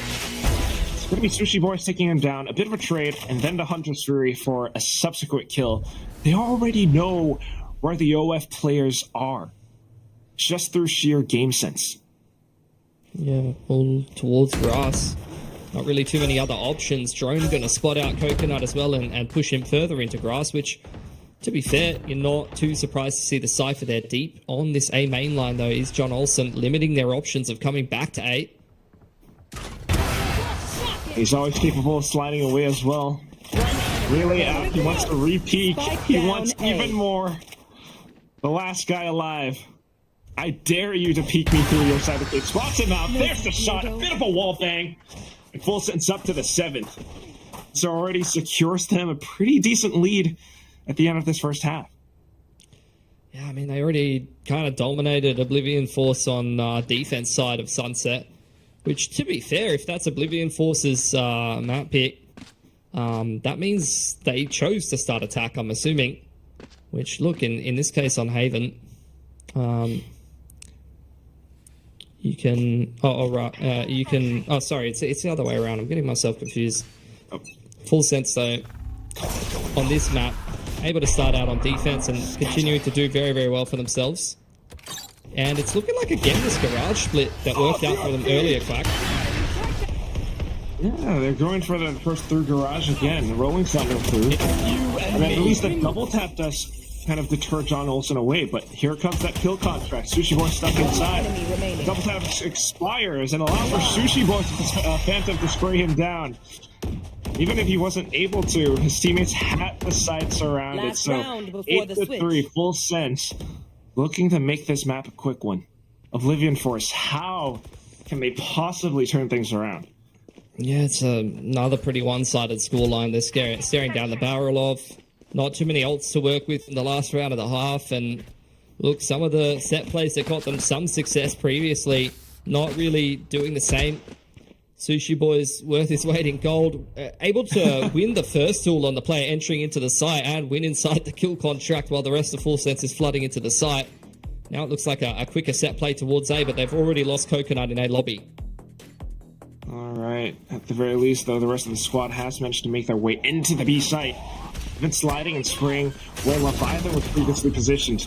But here comes that overdrive from John Olsen. Tracks onto Rhea. The Rolling Thunder just to send him that extra support.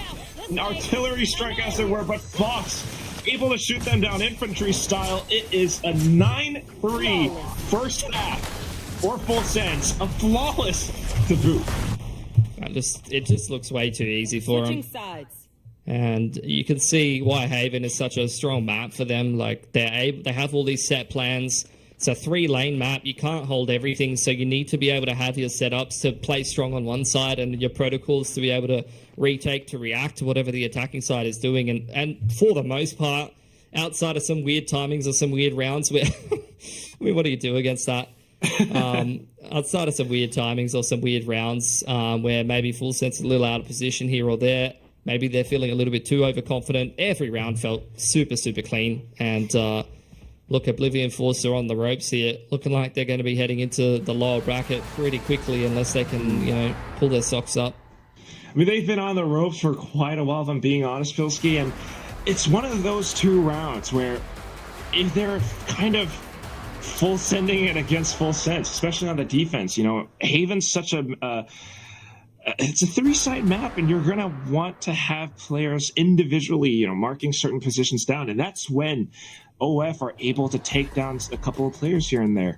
That's when we start to see those glimpses of hope for them, but it doesn't happen too often, and that's the main thing. As we head on into the second half, they're going to be the ones having to spread themselves thin across the map. So it's not looking too pretty, if I'm being honest, for OF. Yeah, 100%. I think as well, you know, they're playing this double duelist comp. They've got to be aggressive, especially on a map like Haven, and probably, despite kind of getting battered in the matchup so far, be taking initiative, be taking duels with that kind of composition, because you're not playing, you know, double in it where you can go and find the information. They don't have a Sova, they don't have a Sky, anything like that. They're playing the Flash in it. They've got to be active with this double duelist and re-clear lines, find some good push timings while Coconut's playing on the other side of the map.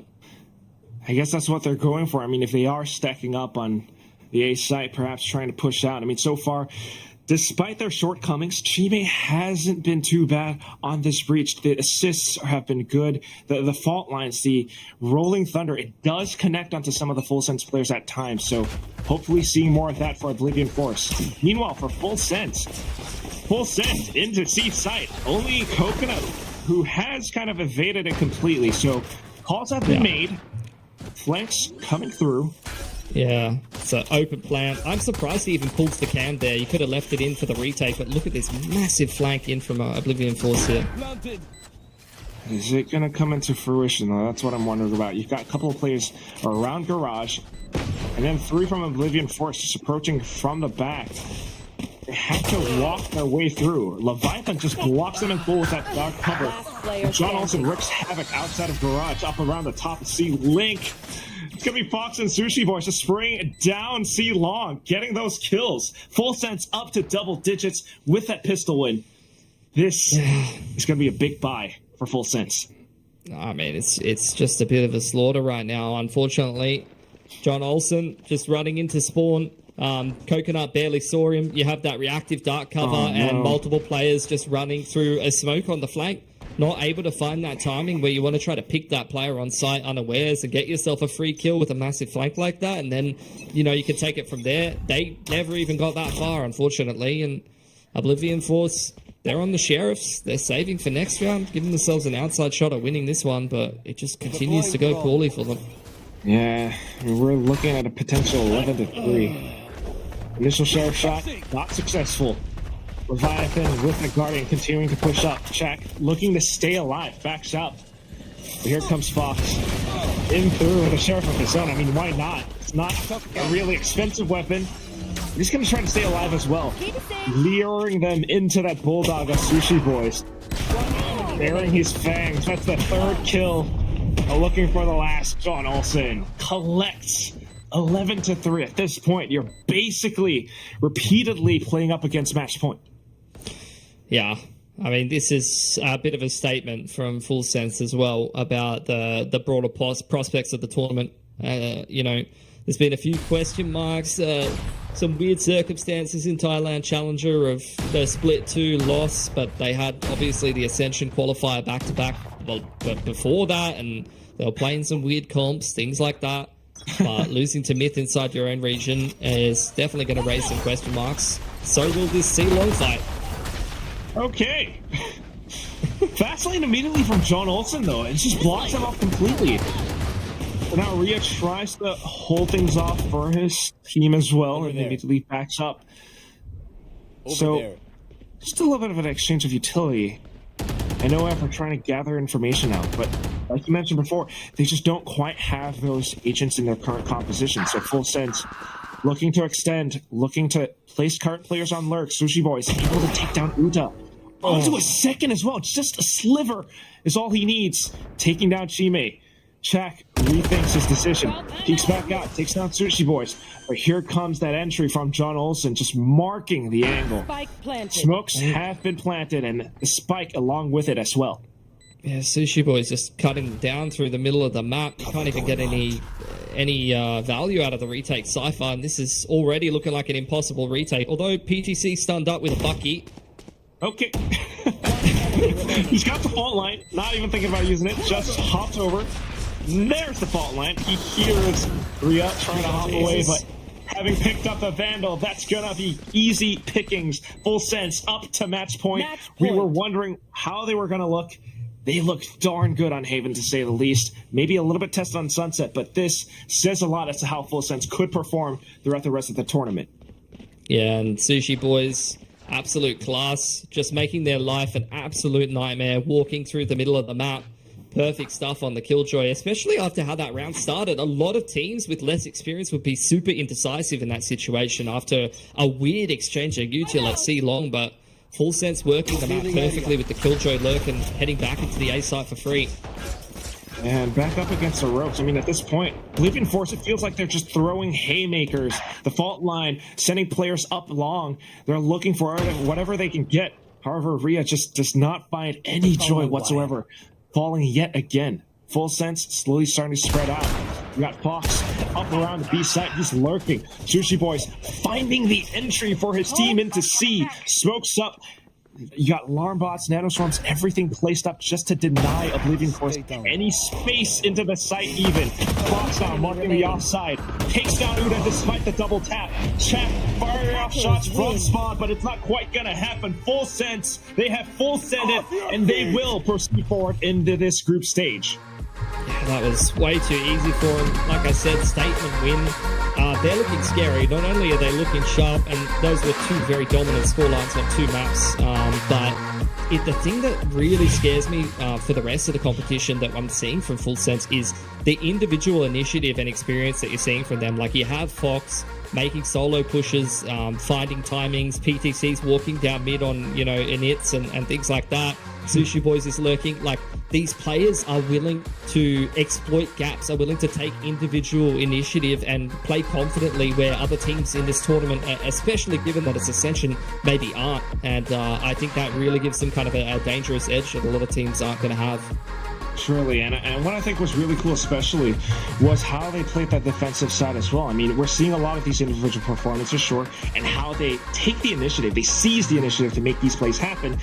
When they're working as a team, they're also capable of so much more. I mean, obviously, just showing off this map, there's a bit of game tape for some of the other teams to study already, but yeah, the way that they're playing and working around this, right? You've got these early bits of pressure from Leviathan and his dark cover. It just forces you to kind of wait out time and think about how you want to approach the map, and it really, really forces you to kind of feel that pressure a bit, and I think OF definitely felt that throughout this entire map. Yeah, and that's where having these experienced players that have been there, done that, played since Valorant's inception, some very, very great coaching staff. They've got players who have formerly IGL teams before Valorant even came out, who have been coaches of very, very strong Thai teams in tactical FPS. Like, that's another thing where Thailand, similar to Korea, has players who have backgrounds playing tactical FPS, playing at international tournaments, and that's just not something that a lot of other regions will have access to, and it just adds more depth, more experience to some of these teams, which makes them even scarier. It really does. There's like just so much value, and it's lovely to see Fox and Sushi Boys, kind of back in their prime, back in that peak performance. But at the same time, I mean, there's so much more. This tournament's not over yet. It's not over for Oblivion Force as well. So our panelists, Mika and Ewok, will tell us what's next. That's right. You guys just stay there. It's not over just yet. But for Full Sense and Oblivion Force, that was quite a fast series, I would say. I think Mudeng is very, very happy indeed, by the way, because Full Sense, again, not even breaking into a sweat. You saw, for the team when we saw them after the match, they're smiling, they're chilling, they're not even worried at this point just yet. Ewok. Yeah, I think it is a little bit like you said, maybe a walk in the park for them. Of course, it's very difficult scenario that Oblivion Force has been put in. I don't want to be too harsh on them. I think there's a couple of things that they can learn from this, maybe some good experience, at least this first series for them to play here. But their tournament is not over, right? They played against a team in Full Sense that is looking really strong. They can really rely on each other. And yeah, it's a tough opponent to go up against, but I hope these guys can learn something from this first series and then just bring it as a learning experience into their next series. Because I think there's so many things on the Full Sense side that they did so well. The understanding of especially how to play Haven was really good. And I think on the Oblivion Force side, the way how they played their comp, I have some question marks around the A lobby area. When you're not playing a Sova, it's just so difficult to kind of deal with that A lobby area when you're pressuring Garage first and you can't really go back to A because you have no drone. So what is your solution? You need to make a little bit more question marks. I would love to have seen a little bit more fakes from them as well. I think there's a lot of things they can improve on. Right. They seem to be a little bit passive at the moment, right? And that just, for Full Sense, it just showed them that, hey, if they push in, Oblivion Force is actually going to back off and give them that space. So, and for Full Sense, it just sets the tone for all of the other teams that are going to be going up against them, especially with an MVP like Sushi Boys. On that Killjoy, classic pick, by the way. It is so good to see him pop off once again. But for Full Sense, this is the pace that they play at. And it's probably not even their final form yet. This is probably just how they run at the starting point, right? There's still so much left for them. Again, you have a team that basically has champions players ready, and they're just, waiting to claim that spot at Pacific. Any final thoughts here, Ewok? I hope to see a Full Sense that's busy warming up and they just get better from here. Because this is a good first performance. Now, no complacency. We need to keep on. Remember, the goal is we need to win this tournament. That's what I want to see from them. Yeah, there's still that big question mark, right? Full confidence, of course, for Full Sense, but can they win it all? Still a big question mark indeed. But we are not done just yet. We still have one more match coming up, and it is going to be a big one. I mean, part of what makes Ascension so fun is you get to see all of these teams come back this year. We're going to be seeing just that in our third match of the day. I would say going into this match, just really quickly, I'd say it's, of course, a good choice for Full Sense. I'd still say for Oblivion Force, there's still a lot of work that needs to be done. As you mentioned, Ewok, it's not over for them just yet. There's still a lot of improvement to be done, especially since they're dealing with all of these adjustments too, right? So who knows? Maybe they can still pull it together. Maybe they just, as we saw with a lot of teams, just need to shake some nerves off. And who knows? When we see them again, they'll probably surprise us once more. So yeah, but again, going into our next match, it's going to be exciting and a lot of fun to talk about. So that's going to be coming up real soon. But Ewok, I think here for Full Sense, there's a lot to work on as well, right? This wasn't entirely clean for Full Sense, and that's what makes them very dangerous. Yeah, I think it's not completely clean, but as our casters mentioned, that there's a couple of rounds where they may be a little bit sloppy, a little bit overconfident, right? So I think some of the rounds, it could have been closed out by them a little bit easier if they really wanted to. Right. Well, we'll see how that evolves as we see them on their tournament journey. But for now, we're going to be going into a quick break, and when we return, it's going to be NAOS Esports versus Boom Esports.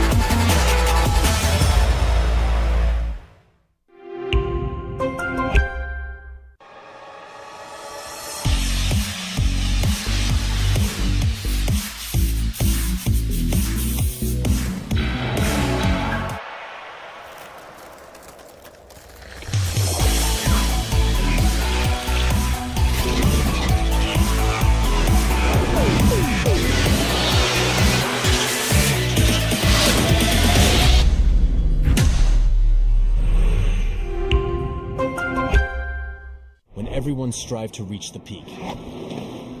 Zoe is here, participating in every frame, perfecting the view for every battle. From soul to the world, Zoe strives for perfection, knowing that every frame is crucial to victory. As the tournament rages on, Zoe stands with you. Battle. Battle every frame. Every frame. Every frame. Every frame. Every frame.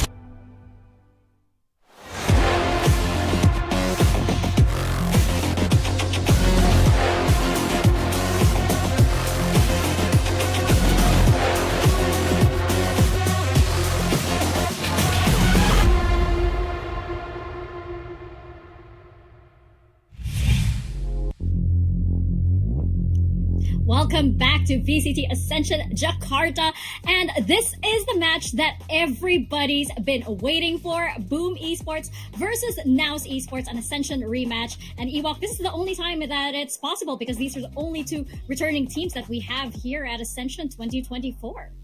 Yeah, this map is, this whole series is going to be huge, I think. Both of these teams have some history, as you mentioned, and both of them would probably feel like they have a good shot at winning the tournament, right? So they're meeting really early, and one of the two is going to go to the lower bracket, which is going to be really scary for some of the other teams going to be there, of course. But it's going to be really important for them if you want to win this tournament. Going down so early to the lower bracket, of course, cannot be easy, right? That's a long route all the way if you want to do it from the lower bracket. So it's best to put your best foot forward right now and go and try and take this series if you really want to win Ascension.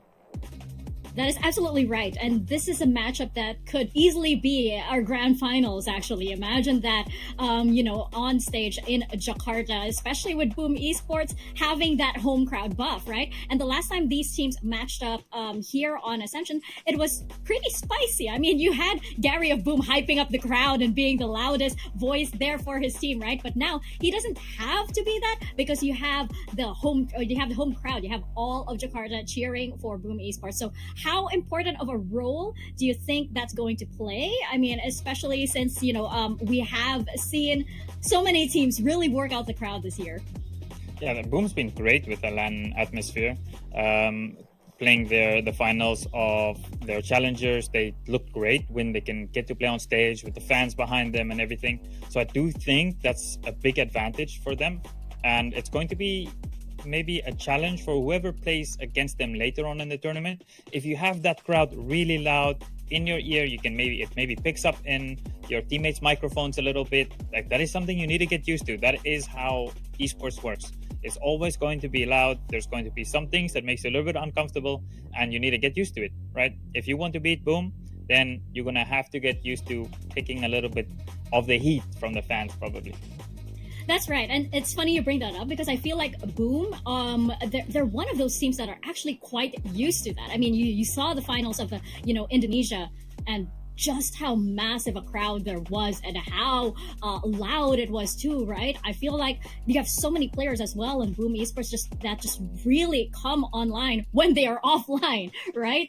Ironic to say that, but it's funny we talk about Boom a lot because going over to NAOS, Ewok, this is a return of someone that you're all too familiar with, Eman, who was previously on RRQ and now he's IGLing. Is this a surprise to you, or was Eman always the type to fall into leadership roles? So when Eman was in the team with us, it wasn't really the discussion that we had. Of course, Eman was swapping in and out with 2GE as well. So it wasn't necessarily discussion we were having in terms of potentially going to the IGL. But he is a player that has a strong idea how he likes to play. And how I see NAOS now is he's doing this job that the team needs. And maybe sometimes his individual performance suffers a little bit from it because I know he's such a sharp player and I know he can put up such big stats. So I don't want people to be like worried or be concerned. Oh, look at his stats maybe not as good right now. Some of his other teams, maybe or some of his other teammates, maybe have a little bit better stats. But he's doing an extremely important role and job for this team. And I think him doing it is just great. Take a closer look at NAOS Esports and this current roster.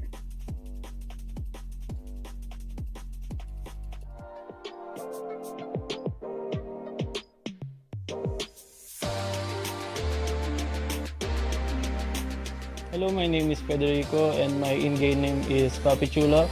I'm from Team NAOS from the Philippines. But next he now moves in. Papi Chulo good with the pistol, yeah, man. What I think about my team in one word is resilience. simply because we don't give up on whatever hardships we're taking, and yeah, we're just fighting. Another look at the international stage for Papi For Chulo. me, I think what makes our team special is our team bonding. We have the core of Mojo and Ja, and we just put in Nexi and Eman, so it's easier for us to mingle with Eman and Nexi. The difference of our gameplay in the Philippines compared to other regions is we're a mix of both aggressive and passive, so we kind of able to balance that and adjust on what the game needs to be done. I think one of our key players right now is Mojo. If he can't be stopped, there's no stopping us. If we just give him the right support, I think we can take it all. This year's Ascension is a lot more competitive than last year, but I know that we can take it to the top. The message that I want to say to the other teams is, now's the time.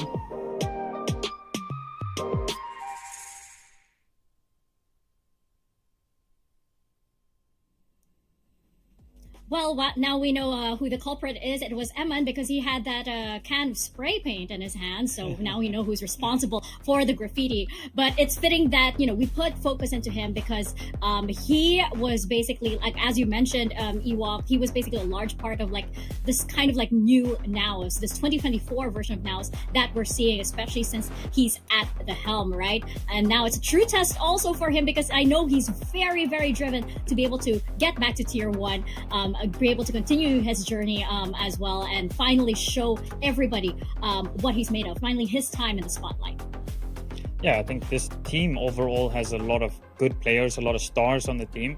I think it's good that we put some focus on him because these leaders, the IGL role is so important for any team to function well. Yeah, you can have a lot of star players, and they do have some really good players, but it is so important that these players need to kind of get molded. You need to get guided by someone who is the IGL, and at the moment that IGL is Eman. And also, you know, as well as, you know, a different kind of pace, right? Somebody who can kind of direct and be able to, you know, kind of lead the team, especially when it comes to going up against such a heavy, storied opponent that you have in Boom Esports, right? There is that heat that comes in, and not to mention Boom Esports, they pack quite a punch as well. So it's going to be a true test for Emma and this new NAOS that we're seeing, and it's part of what makes it so exciting. We're going to discuss a little bit later as well that there is a little bit of I guess compared to 2023, a bit of a roster shuffle in the sense that, like, you know, roles have been switched around and we do have some new players too. But of course, going all over to Boom Esports, right? You have that going on too. So it's funny how both of these teams kind of like are on the same journey, and they're kind of like dealing with different versions of themselves. Same, but different in a way, Ewok. Yeah, I think this team is another team that they need to be highlighted. This is a well-oiled machine once again, and let's go take a look at them a little bit.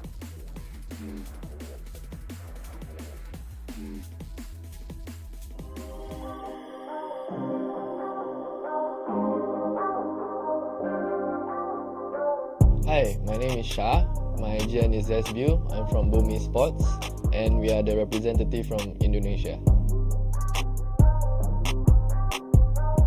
If I can describe my team in one word, I'll say hungry beasts, because we are all hungry to win and we are all like born to be champions. We have a huge amount of experience. Me and Fikri is one of the older players, and then we have 3 other younger generations.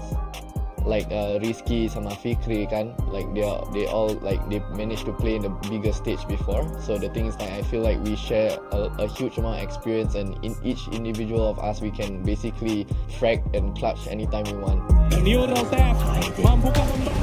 I think what differentiates us is basically Indonesia region has 2 different playstyle. We usually can mix the playstyle. Example, we can go aggressive, we can go rank style, and we can even play structured. And yeah, because of that, like, I feel Indonesian is a very consistent region where like everybody can play different kind of playstyle.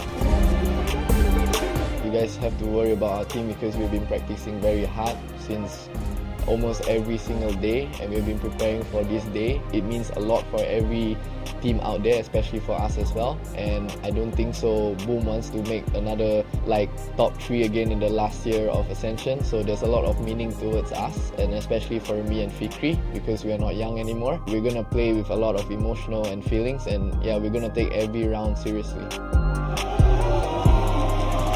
You guys, good luck and have fun, and make sure be ready for us, because we are not here to lose, and we are obviously here to win.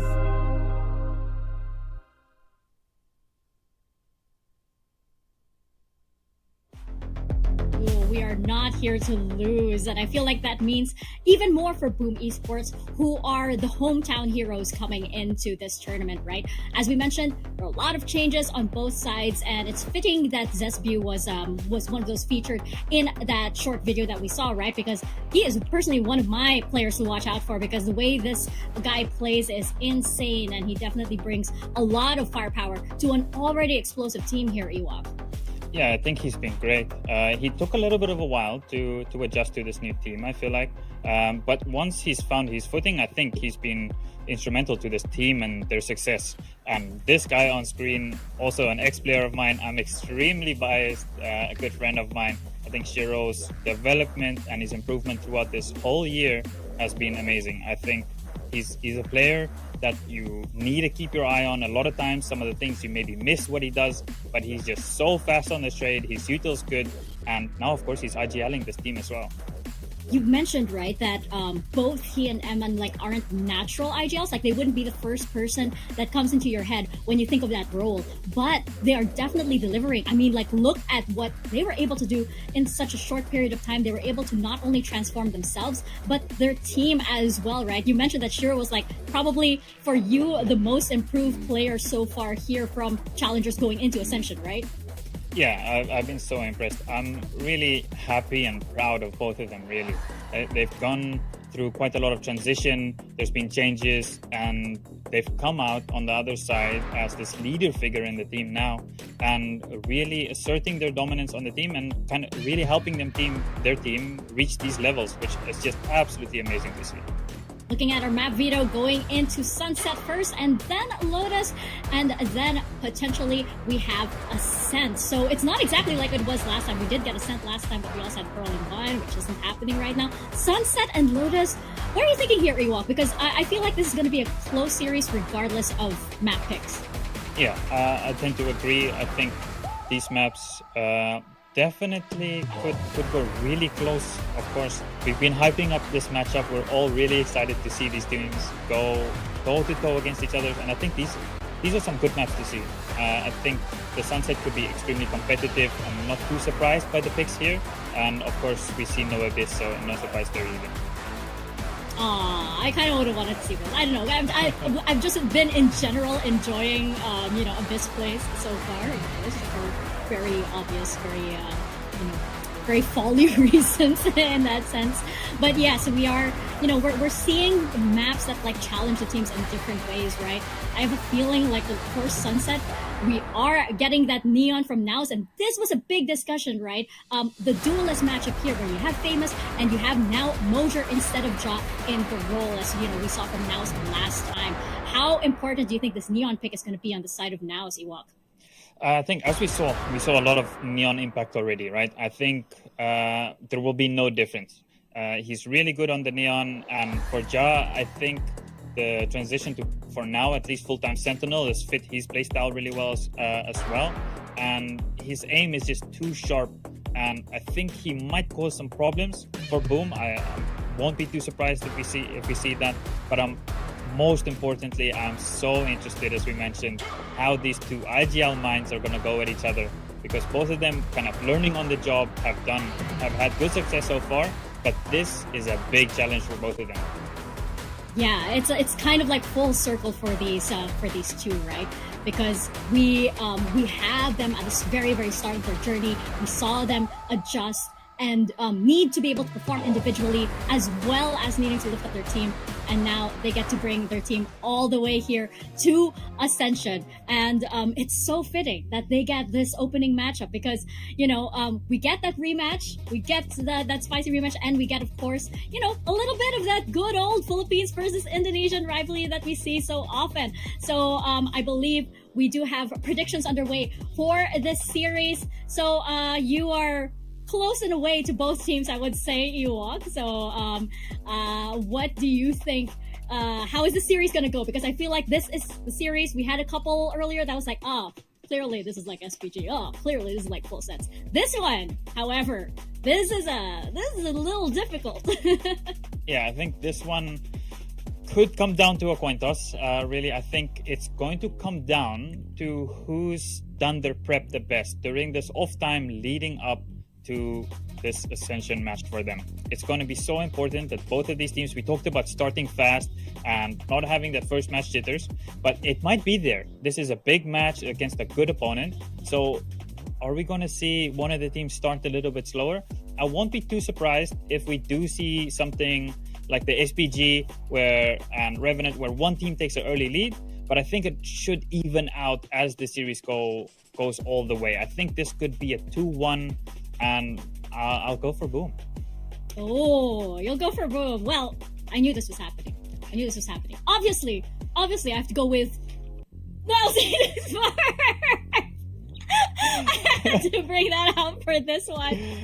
I mean, it's pretty obvious, right? And I stand alone in this case. But again, it's like we have our predictions there, but I think it doesn't, kind of like it betrays just how closely it is, right? It's kind of like 49-51 kind of percent, because this could swing any which way. Whereas you had very clear favorites and underdogs for the previous matchups. This one, as we mentioned, we're expecting this to actually go all the way to Ascent, Ewok. Yeah, I think we won't be too surprised. I would love to see it go all three maps, because this is what the viewers, everyone sitting at home, where if you're doing a watch party, whatever you're doing, you want to see a lot of Valorant between these two teams, right? We don't want to see a blowout. We want to see both teams playing at their best and going at each other. And I think there's going to be some small things where some of the teams will have to adjust.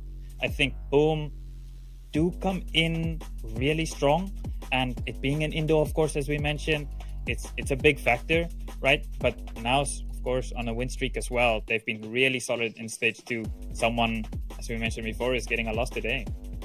That's right, and there is that history as well, right? That matchup between them at last Ascension was very, very memorable for a lot of people, and I think that it's going to be the same coming into this. This rivalry that I'm really, really enjoying has evolved, and we're seeing it on its next leg. I do want to mention we talked about Zesbu just a little earlier.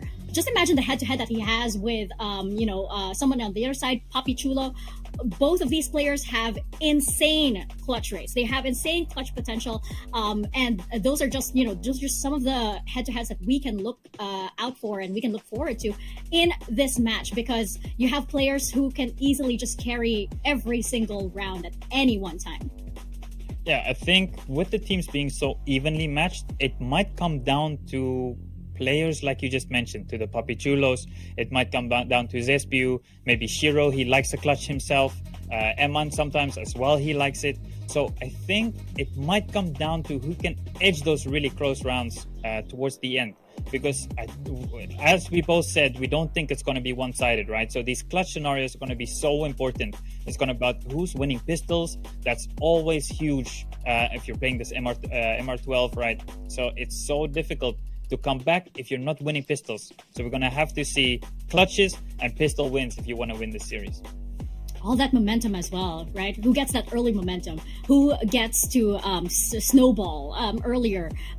It's so important in cases like this, and it's so important in a series like this as well. We will be heading into a quick break before we get into this match, but yeah, don't go anywhere, because that's about to start very, very soon. NAOS and Boom Esports, long time coming here, so just a little bit longer, and we'll get to dive into this rivalry. But yeah, no matter where, we'll be right back, and we'll be heading first into Sunset. So we will see you in just a few.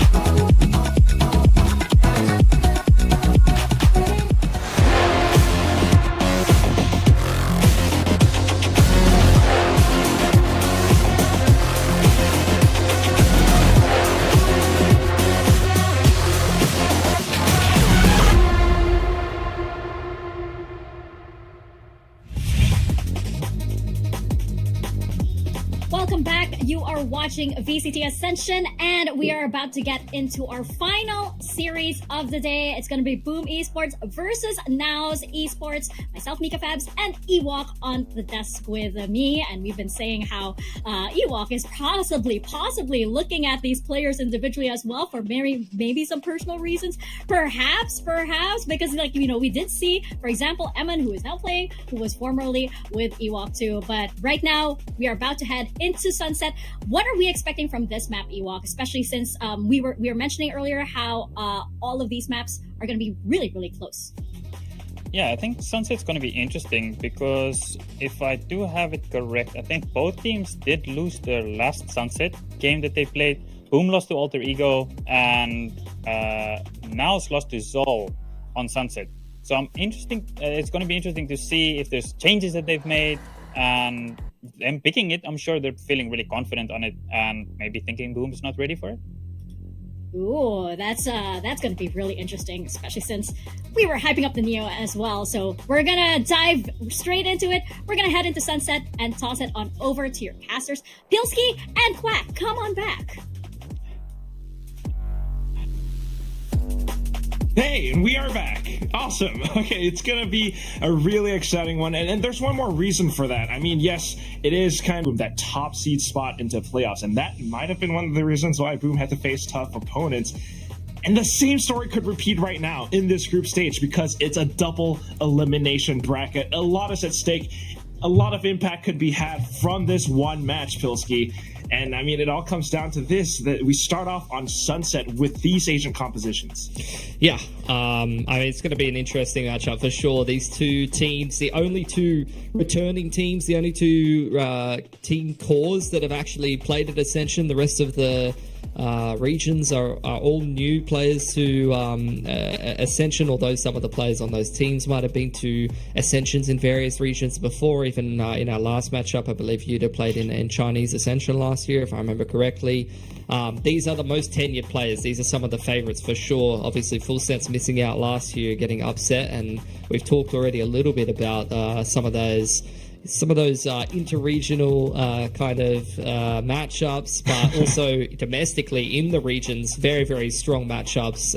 And I think Boom, as well as NAOS, have both had to overcome some very, very strong domestic opponents. For NAOS, I mean, you're looking at cutting their teeth on teams like Oasis, teams like Zol, and then Boom, obviously Alter Ego kind of breathing down their neck. I would never feel very comfortable playing against Ray 4C personally. So, they made it look easy in the final, but it usually shouldn't be. Party.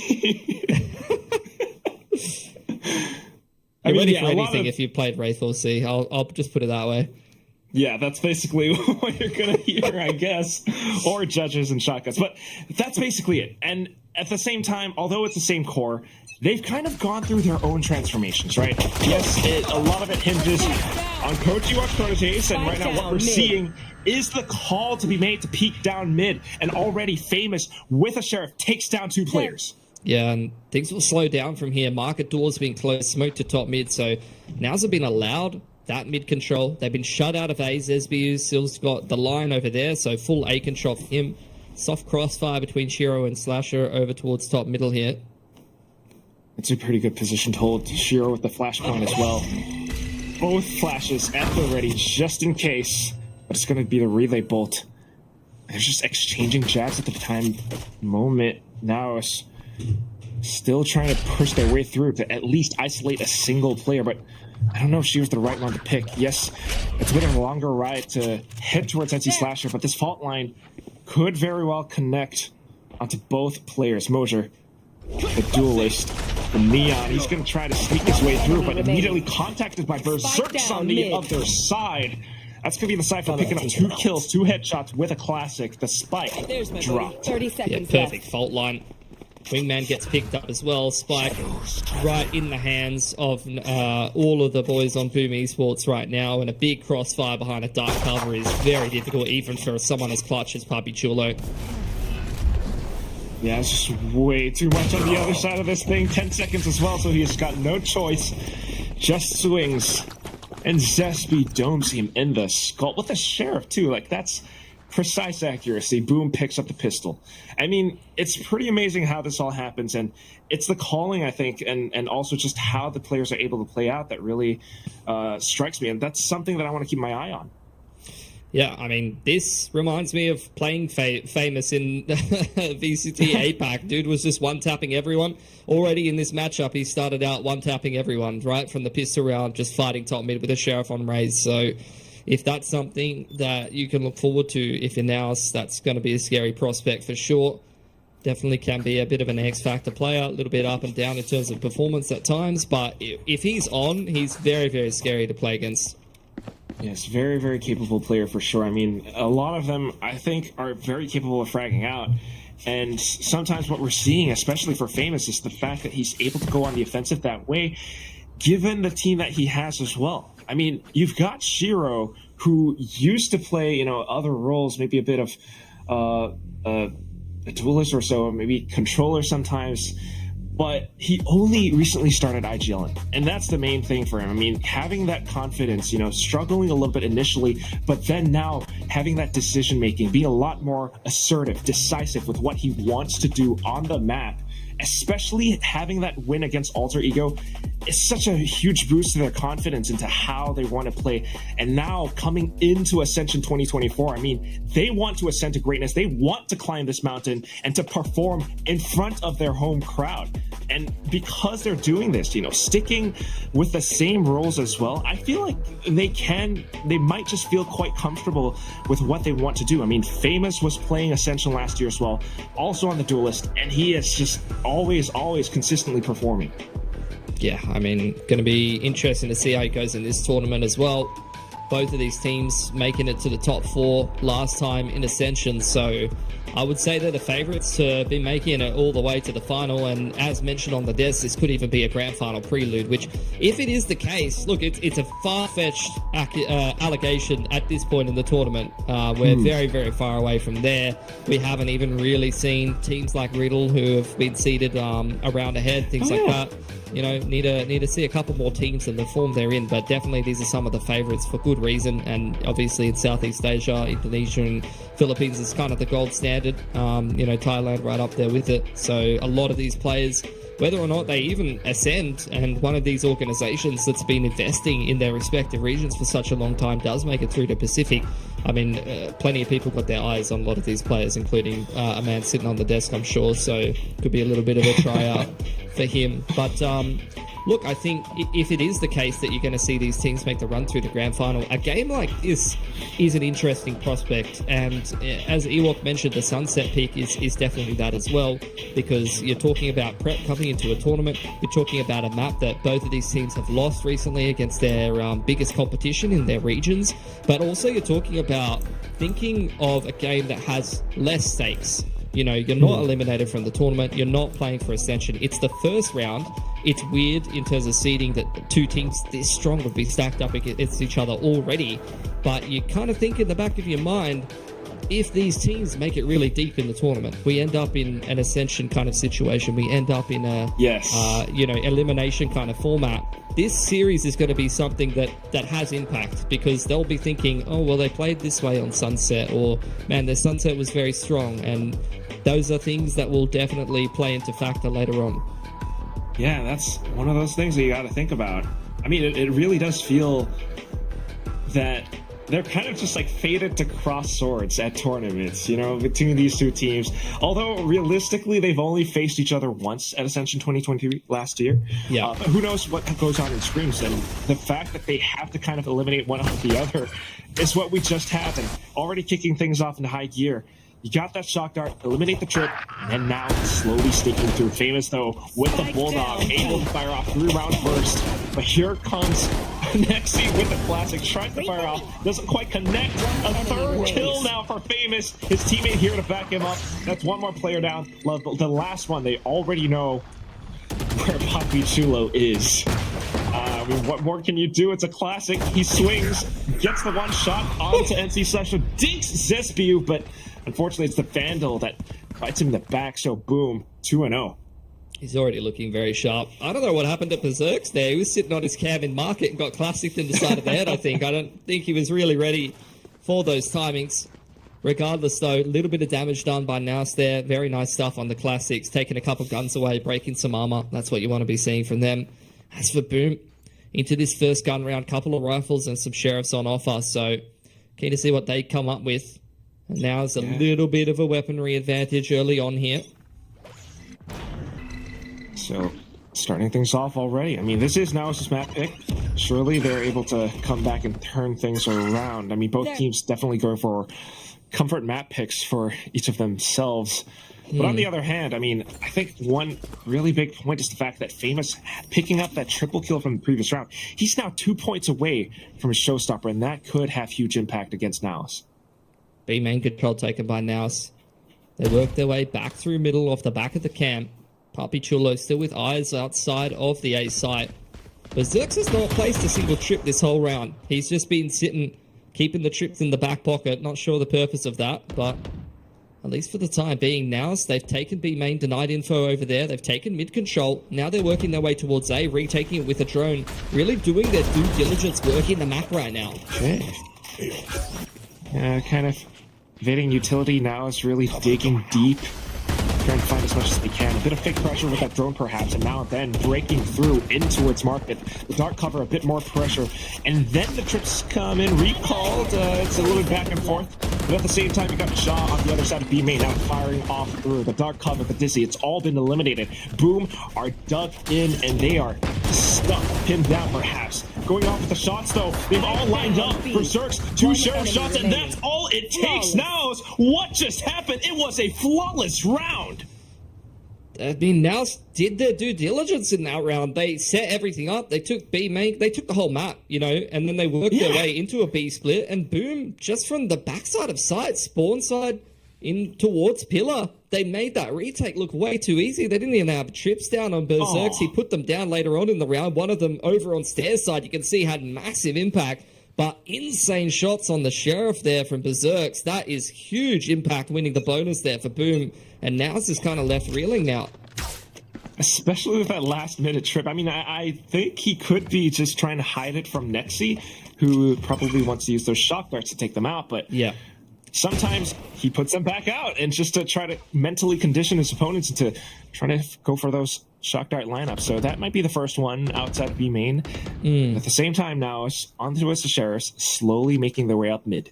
And I mean, it's something worth mentioning. You've got a compositional difference in the duelist and initiator roles between these teams. So shock's something you have to keep in mind. My ultimate. Yeah, definitely going to keep your eyes out for the Sovas as well as the Neons too, though. NC Slasher up top mid will be able to spot out a couple of players. I mean, this is a lot of the initiator utility that's really right there being the catalyst for Boom Esports right now. Now stuck inside of mid once again. It's just the Sheriff, so they have no choice but to walk up front, but the firing squad swings upon them. 4-0. Boom are not slowing down. Not yet. It's still flawless. Yeah, and, you know, they're looking very, very confident. They're looking very comfortable on their opponent's map pick. Although, worth mentioning, you know, these are teams that are well-defined at this point. They've played multiple seasons with a similar lineup. In fact, you know, the core of these teams going back years, so it's going to be hard, as opposed to some other teams where they might be in a weaker region that they haven't been tested. Maybe there's been a map pool change in their region, a lot of different factors. I don't think that there's a, you know, instant veto win between Boom and NAOS. Shouldn't be such a thing, but I am getting a little bit concerned. NAOS, though, switching things up. We've got that fault line. Now you've got the call to push down elbow. 3 players from Boom, though, looking to investigate. They've got those utilities. The flashpoint out allows for NC Slasher to sneak on towards the other side. He does have a lot, a full kit of Gecko utility. Sends it out. Zespi takes the shot. Now Shrouded steps out as well. They can confirm NAOS' presence around this A site. Yeah, they got a pick on Nexi as well, so no dart. Progression smoke from Papi Chulo over on elbow side. They really just want to clear elbow. Boom, in the meanwhile, heavily set up around this A site. Now it's waiting for Jar to get involved in the round from middle, though. Okay. Well, unfortunately, not quite able to do all too much. He has been on that Sentinel, slowly trying to lurk out, but spotted out by Famous. Showstopper spent, so at the very least, they've managed to lure that out, but 3 on 5, and even spotted and whittled down by NC Slasher. It's just too oppressing. All down to Mojer, and he's stuck all the way behind. He does have 1 slide left, but spikes down. 4 targets in front of him. 20 seconds left to go. This is gonna be a save. Yeah, I mean, maybe even building up some ult points for the Neon ult, but now it's got nothing done in that round, unfortunately, Quack. They went for that A control. They got into elbow. They did not make it any further. Just the util dump from Boom, the huge rotation over on the A side, and to add insult to injury, ripping the showstopper and going looking for Jar in middle when he's trying to activate on the lurk. I don't know if they spotted him earlier or whether they're just that familiar. Like, we're going to go clear out the Cypher lurk now. It just felt like nothing that NAOS wanted to go for there was going to work in that round. Yeah, it's... I don't know. I mean, Emon's going to have to... He's got his work cut out for him. We'll say that. And I don't know if there might be a timeout being called soon. They might need it. I see the timer being paused, so perhaps there's something. But on the other hand, I mean, truly, just Boom Esports being so cognizant of what's happening on the map, right? Whether or not it's that fault line, they immediately knew it could have been players around elbow, and they positioned 3 players just to util dump, like you mentioned. And at the same time, being able to anticipate a potential rotate or a lurk, they investigated mid. They were well aware enough to check that out. And that's why Boom have these 5-round wins right now. Yeah. And I think, like, you know, we talk about Ascension being this tournament where sometimes you'll run into a team you're not familiar with or you don't know their style. I don't really think that's going to be the case for these two teams at all. They're well and truly familiar with one another. They're going to have some of these rounds where they just do have a hard read based on a set of utility, whether that be from scrimming each other or just a history with each other or getting deep in the tape and you know, preparing well for the match, as Ewok said. Whatever it might be. I mean, yeah, it could be prep. It could be, you know, past experiences, but it's something that you can't really let affect you too much. I mean, you really have to adapt as you play along. This is your map pick, NAOS, and they really, really need to make every round count. I mean, 5-0 now. Yes, we had like a 7-0 comeback from SPG from the first series of the day. But is that really going to happen again? Second time? Is Lightning going to strike in the same place twice? I don't really think so. And it's just so tough. I mean, when you are the ones who picked this map pick, I mean, they did pretty darn well in their own region, having played this like 7 times, only lost twice. 6 times, only lost twice in split 2. They must be feeling pretty confident. But when Boom challenges them like this, when Famous comes in with a showstopper round 4, I mean, you're feeling challenged. So it's a lot of pressure right now. At the same time, though, you mentioned NAOS' record on this map. They lost it to both of their domestic rivals in the, you know, Challengers Philippines.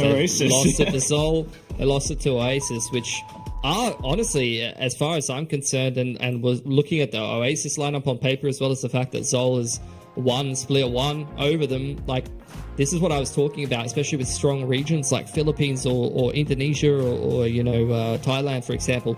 There are teams in those regions where chuck them in this tournament, like chuck Zol in an Ascension. They would probably do better than some of the minor regions as far as I'm concerned, and the regional strength is definitely there. So, you know, the argument I'm trying to make is you're picking a map that, you know, you have definitely taken some L's against some decent teams on domestically in your region against maybe the strongest team in the tournament. And then you see this kind of scoreline come out. It's a bit of a question mark. At the same time, though, like I said, with teams this well established that have had, you know, this much chemistry, had a core for a long time, it's going to start to get hard to, like, pick a map and be like, oh, this is a really weak map for them. I reckon we're going to win this map if we pick it. You know, it doesn't really get like that. Much more, as Ewok said, starts to come down to having the right approach at the right time, doing your prep, maybe compositional changes, as something that I've heard talked about in interviews with some of the teams that have even qualified for this tournament, like Revenant, for example, who said they changed a comp heading into the finals against True Rippers and it worked out really well. So those are more sort of the kind of angles that you're looking for rather than hard wins in terms of map picks against teams this good. Yeah, it really would feel incredibly even, and it really comes down to a lot of their calls and how they adapt mid-round as well. And that's why, I mean, it's that much more impressive that Boom are performing this well. They're not shying away from a map like Sunset by any means. No, they might have lost it to Alter Ego in their grand finals, but it was 11-13. So by all means, I mean, it really feels like the stars are starting to align for Boom Esports. I'm saying this way too early, Pillspeed. Oh, for sure. There is like so many more legs. So much going on. Yes, so many more legs to this series. But I mean, this is not something I'm that surprised about, so to speak. I think the thing is, especially for Boom, you're chilling in Jakarta. You know, you probably just walked over from mum and dad's. Like you just, you know, you packed up your gear at the boot camp, slung it over your shoulder, and you were at the LAN, most likely. So like that makes things a little easier sometimes. Although, to be fair, I have seen Australian teams walk over very close to their house to an Australian event and get 16-0, but that was in a different game. So let's not touch on that. Lots of different things can happen for lots of different reasons, but as long as you've done enough prep, I mean, that's the whole thing. Like what Ewok is talking about, it just matters so much to be able to have that much information at your disposal and making the right decisions, the right calls to make it happen. Of course, they're just sorting through some tech issues, it seems, for the time being, so bear with us as this goes through. But at the same time, I mean, just talking about the transformation that these teams have gone under. I mean, Boom, just last year, right? Having taken that loss, it wasn't pretty. They even had Blaze King, getting picked up by Global Esports and whatnot. So the main core remained, but then comes these new players, right? Zesbu being picked up from Singapore, for example. This guy used to be a duelist, but now he's on the controller. And we see him in that, team preview where he's talking so confidently about how they are the hungry beasts. They're not here to lose. They're not coming back home empty-handed. I mean, they are playing in their home ground. Yeah, I think, for Zesbu, it's someone that I'm familiar with even before Valorant came out. Some of these players from the Indonesian region have got tenure that extends even before this game came out, playing in tactical FPS, and they say things like, well, we're grown up now. And it's something that I love to see, because this game has given players from these regions an opportunity to compete on a world stage on a very high level and really develop themselves as players, and these are opportunities they wouldn't have had otherwise. So I think, like, for Zesbu and a lot of other players as well, these are the kind of situations that I'm keen to see how they've developed after many years playing these TAC FPS games and many years in Valorant now. Are they finally ready to step up to the world stage in terms of playing in the best league in Asia and playing at international events? And some of them have already proven that they can do that. And in fact, not only China winning, worlds, but Pacific having so many dominant wins, Genji winning international tournaments over the last little bit. Very, very clear that Asia is a powerhouse, and that means that these teams at Asia Ascension, if you're winning the Asia Ascension, you're definitely putting yourself up there as one of the better teams in the world. Yeah, surely we want, the whole region to grow together as a whole. But at the same time, I mean, I think all these players can make it happen. It's just, who's going to be the one to do it? And it all starts now with this round after NAOS' timeout. You don't quite have the weaponry. You have a couple of ultimates.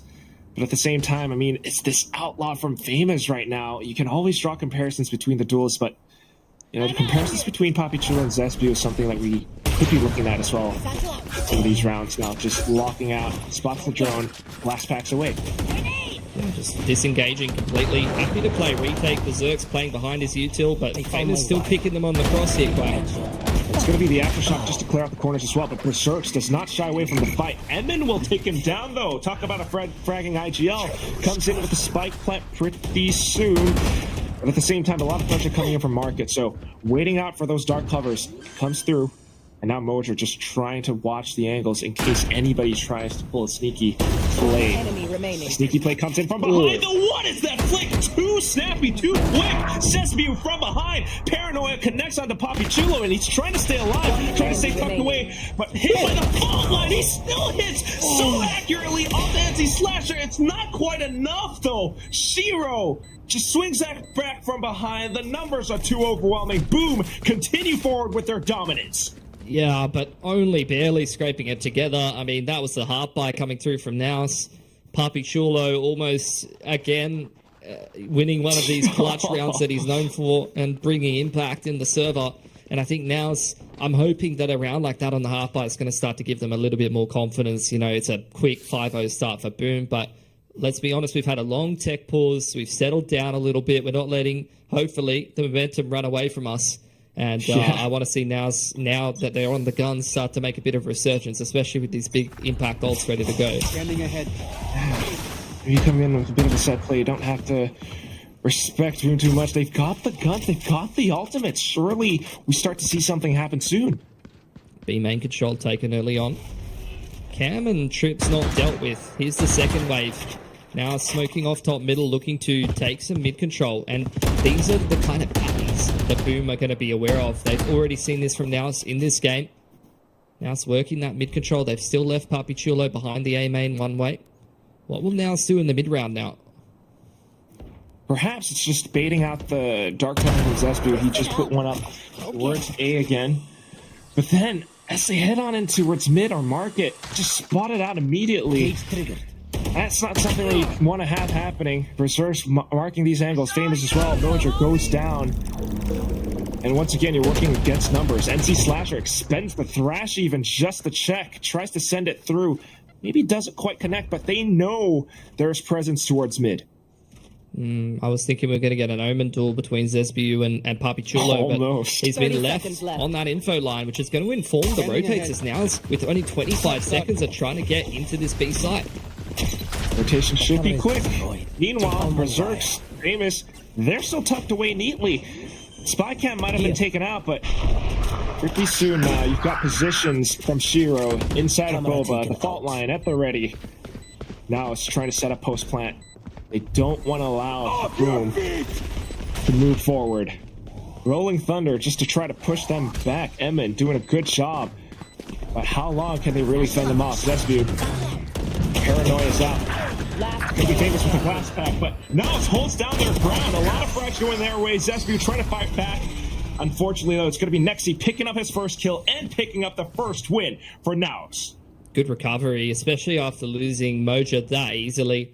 That's one of those situations where I hear all of the players that I've coached in the past go, oh, bro, you can hold angles on land so easy, you can't do it online. Like, that's the kind of thing where, like, Famous is just sitting on that line and just, like, one-tapping someone walking into, like, not even one-tapping, just spraying someone easily walking into a pretty basic angle and winning that duel. It's just that instantness of the kill, I suppose. But for NAOS to put together that 4-on-5 from that point on after losing the Neon is very impressive. And I'm hoping that means good things for the rest of this map going forward. No B main control off the bat this time. You got a cage thrown over to market. Cam's keeping an eye on B main. NAOS, again, similar pacing, not in a rush to do anything quickly. Yeah, really carefully pushing across, respecting that dark cover once again. I mean, of course, they have no idea where these Boom players are positioned at the time being. And Boom, they're just constantly rotating around, checking out mid right now. Yeah, these are the kind of weird rounds that makes you realize just how deep it goes between two teams like this. A lot of respect being shown, both teams feeling each other out. You had the mid re-clear from Boom. There's the drone up onto the line from NAOS after progression smoking A main. Boom throwing up a one-way of their own, but really have been sitting in pretty similar positions this whole round. But this is where the ace split comes in. Okay, but just invites to peek out from Zesbu. Takes down Mojo. Ja as well, trying to fight back. Nexi, though, they make a secondary approach on the way from A main, and with that, they manage to take down the site. Famous answers back with an op shot of his own, takes down Emin, and that could be painful. 3-on-3, footsteps heard, and it's going to be Ja trying to stay hidden. Good little sidestep, a double kill, make that a triple as he had one earlier from before, and with that, it's just no way Boom's going to try to attempt this retake any further. The operator is going to have to save it. If he can. Ja was on hot pursuit for a second, but instead going to head back towards main. And that's again another perfect example from Boom of looking for Ja. Previously with the showstopper, just sending it at him. That time they just double peek to clear out middle with the Cypher still alive despite the fact that the A site's been taken. So they are very well aware of the lurking tendencies of Ja. They're very much looking for him in the early stages of the game. So the fact that he comes up with a 2K there, that's the end of things for Boom. And 2 in a row for NAOS is very promising now. They're reading each other, but yes, Ja's performance, I mean, those were some impactful frags. Had he not gotten them, this round could have gone towards Boom. But that's the thing. I mean, NAOS has gone through a transformation of their own. Ja used to play the duelist. He used to be a jet with an operator. I remember from last year's Ascension. And sometimes, you know, playing those passive angles, he wasn't quite successful. But now on the Sentinel role, he's able to focus his aim so much more. And playing those lurk positions, he sidestepped and got those 2 kills. Incredible stuff. Now it's looking to switch up the pace now, especially with the overdrive, but completely stopped for a while with this cyber cage. Next, he's going to have to clear a lot of it with the Alotron, trying to break some of these trips, trying to buy some of these rotations over. Meanwhile, on the mini-map, Ja's approaching down mid.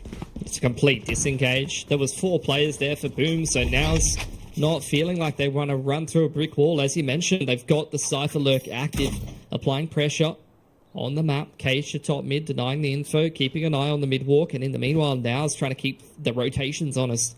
Working their way back towards the A side of the map. There's no one-way here. Wow. There's no deep info line, and NAOS are getting a lot of space for free right now. You can keep an eye on as well. Nexi still over here towards B. Going to create maybe a little bit of pressure or go for the lurk in the mid to late round. The question is Boom going to bite that bait, though? Nexi still stays hidden, so nothing for the time being. And there were pings across the minimap from before. I believe Shiro's marking elbow and calling out to Zespio that they could be pushed up A main. So definitely trying to watch out for now, so they have an idea of where they just might be. With that, now just trying to push out. Shiro, though, off timing. Even catch out the entry fragger. Mojo goes down. Rolling Thunder perfectly into the two players inside of A main. How are they going to do this? 13 seconds left at the end of the round, and they go in for a bit of a gunfight. Zespio starts things off. Trades coming through. NC Slasher with a utility, and Famous with an op shot just to close things out. Boom Esports coming back into the game. Oh, NAOS, they had the right read. Like, they even broke the trip on B late into the round, courtesy of Nexi, and kept 3 players from Boom trending towards B, but their spacing was not good at all. The Neon sent out onto the site solo, punished by Breach Util instantly, and from there it felt like NAOS couldn't even get through elbow, and when they did, they run straight into a Rolling Thunder with only 20 seconds left. Like, that is just not going to work. Boom picked that apart very easily. And they're going to go up 7-2 as a result. Yeah, a little bit hurt. I mean, perhaps a moments of hesitation or something, but it's Boom once again reading the situation so darn well. And at the same time, they often fall back to those default positions whenever they're trying to rotate off around. They're always anticipating some of NAOS' movements. So now it's just going to have to throw in something that they might not expect, and this just might be it. A bit of a heads-up duel from Ja, taking down that off player. Famous, completely gone. Berserk spots them through market, but the numbers just aren't here. He's going to try to hold some of these off angles from Boba, as they might try to push out from market, but he's not able to do it. Now, the rest of Boom slowly encroaching on towards Emin's position. I mean, Papi Chulo. But look at how he plays around the boxes. Just one shot into the back of Shiro's head. A bit of a refract from Berserks. Not too bad. A little bit more space for Boom. But are they going to be able to suss out the remaining positions? Zespio, Paranoia out, in towards B main. But still, just trying to fire on through before they really get the defuse. Gecko, the wingman, it's sticking all the way through. Ja, he was looking at mid before, but no way is he going to be able to come back into this round now. It's 8-2 for Boom Esports.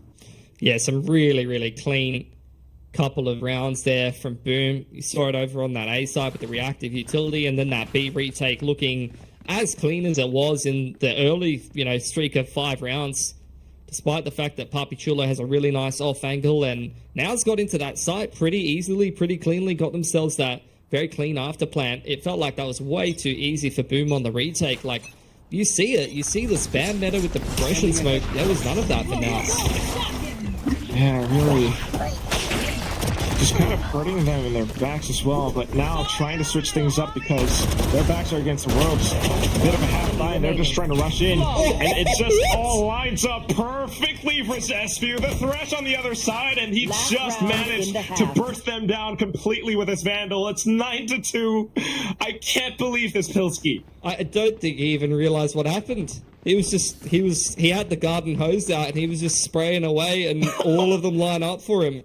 Unreal. I was just watering the plants. My dog just ran up and started trying to bite the water. That's what it felt like. Boom. Just really, really easy last couple of rounds for him. And this has just been the domination that we did not expect in this matchup at all. We were building it up for, very, very tight, coin flippy kind of matchup. That's not what it's felt like in this half. Yeah, certainly not. Boom has been doing such a phenomenal job at controlling the map, keeping their rotations honest, like you mentioned, Pilski, and also just getting good reads, anticipating NAOS' movements. It almost feels as though NAOS are, second guessing themselves sometimes now. It's been, 2 or 3 times that we're seeing them approach, a little bit into B main and then backing out. Yeah, you're right. They've been very tentative. Look at this, though. Zesbu feeling confident after that last round, playing inside the attacker's progression smoke. Not wanting to give them that extra space to play with. And he's going to refresh the one-way here. But the attackers are in front of it. They could just walk up, but they're being very aware of the possibilities. NC Slasher alongside Zespio, there are marking a lot of these positions. And then the ball line comes out. Oh my goodness, Shiro, what a call from Zespi just to push out. And here comes Mojo, just trying to play around it. Remaining. Shiro managed to take him down despite getting hit by that relay ball. A bit of a refract, but then NC Flasher just right around the other side too. They already know where Emin is, so it ends this first half 10-2. Utter dominance from Boom Esports. Oh, just perfect fault line, as you said, from Shiro there. But Zespu, just that entire half felt like controlled that A space so well. Knew when to play aggressive, knew when to fall back, multi-fragging on the Omen from lots of different positions, whether he's getting aggressive inside that progression smoke or over on elbow side. And what a dominant half from Boom. I mean, definitely did not expect this kind of a scoreline coming into this matchup. And I'll agree with, and pick up on something you said, NAOS. It felt like that whole half very tentative from them. A couple of faster set plays, I'll give them credit for that, especially taking B main and even getting into some kind of post plant scenarios. But a lot of that half felt tentative, felt like they were second guessing themselves or wanting to work the map and better inform their decision making. But then again, on the other hand, Quack, when they're being assertive and getting into those post plants, Boom just rolled them on the retake. That is possibly why they're feeling that pressure as well. I mean, that's the thing, when they're on that slow approach, they don't see any utility, but they're thinking, someone could be on the other side. I don't really want to peek this. And then they back up. But when they do go in, Boom's already prepared for it, setting up for those retake plays. I mean, how do you play against a team like that? And it's just so darn tough, especially on their map pick. And you might think some of this happens because Boom had that early round win streak, 5-0. I mean, if this is any indication as to how the rest of this series, or maybe even the rest of this tournament might go, I mean, I'm getting ahead of myself, but Boom, they're starting things off right. They're taking a map win against their opponent's map pick, and you want to see more of that. You're getting ahead of yourself a little bit. Got to give NAOS the benefit of the doubt. Yep. And look, whether they can win this map or not, even winning some rounds and putting some defense together is definitely going to help them momentum-wise if they're going to be competitive across the whole series. And I don't think anyone will be surprised to see this go to 3 maps, even at the current scoreline. But we'll see what NAOS have for us on defense. Early on, it's big control of B main, shutting the market door. Now starting to rotate across with the Cypher, just spotting mid and leaving the A site completely open. And Boom is quite happy to take that space, trading it for all of the B main control of NAOS and all of the info. Cypher trap outside of B main, though, that could be a bit of contention for NAOS.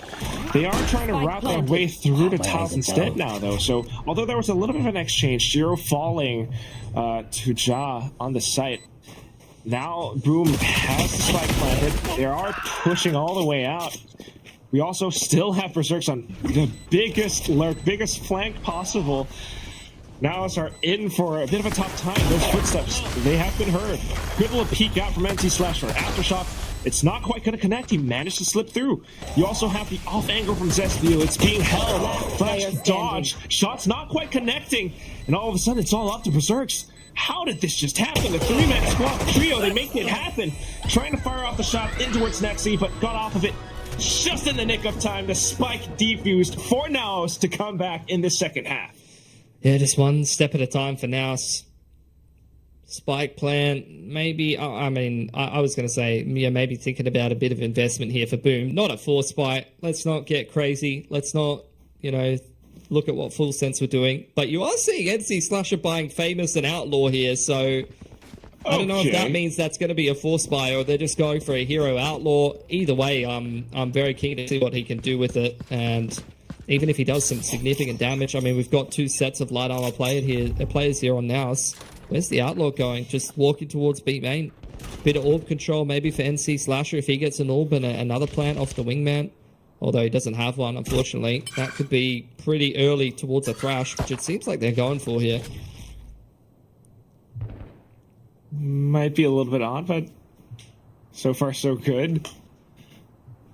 NAOS' game plan so far has been to leave, sites relatively open, especially ones being anchored by Ja. Nexi is here for a bit of additional support, and he does spot out a lot of these players. Outlaw rounds fired, though, in towards Ja. 10 HP, and he has to back away. And there's that spike plant that you were talking about. One point away from the thrash now. Yeah, retake's coming in for NAOS here, Quack. They're flooding through Boba. Nancy Slasher needs just one kill for that potential ultimate. There it is, gets it, and now he wants to back out. Spots out Ja as well. Potential opportunity to pull out that thrash, but there's too much heat, so he just stays tucked away. Teammates able to cover along with those classics. Papi Chulo, he has done it before, but there's too much at stake. Too many footsteps, not enough time, not enough rounds in the Spectre magazine. Jesus. And it's just going to be a little peek around the corner of that Dark Harbor that takes him out. Boom Esports 11-3.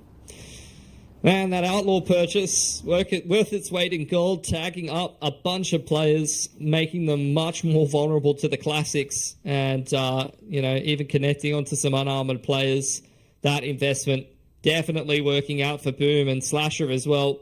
Huge plays on the site there. Famous has saturated himself up on top of the box over the smoke as well. That felt cursed for NAOS, as has the rest of this game. So it's an eco win with a hero outlaw for Boom. And for NAOS now having to concede map point here and take an eco. This is... it's getting towards the point of go next, honestly. Feels like it, but we'll see what happens. Next, he is 2 points away from that Hunter's Fury, so potentially with these Sheriffs, they might just be able to do something. But Boom, they are in the attack. They get to play around the map. That Boom bot is just a bit of a tell, and now they're starting to get a little bit antsy. Yeah, pushing up on this A side of the map, but the whole firing squad's here, Quack. Oh, God. Classics. A first shot, a second shot. Although a good couple of tags, Zesbu might as well just have been body blocking for his teammate. And there's the thrash now just to clear out Elbow. He can't pick that up for a second try. And then trying to play around it. He still has that fault line to try to support his teammates, but the shots, the aftershock, NC Slasher, Shiro, they brought Boom Esports to match point now so quickly. It's 12-3. To 3. Yeah. This is crazy. Boom speed running this series. I can't blame them though, because if they win super fast, they're probably home for dinner. Chilling at the table with their families. So that's fair enough at this point. I don't even know what to say for NAOS here. This is, they're just getting dominated on their map pick. Maybe a bit of a misread on the map pull. Potentially. It's just a map they were seemingly comfortable with. Next, he immediately firing off of his Hunter's Fury. Papi Chulo able to get at least one, though, but then the shots come through. Famous good on towards Emin.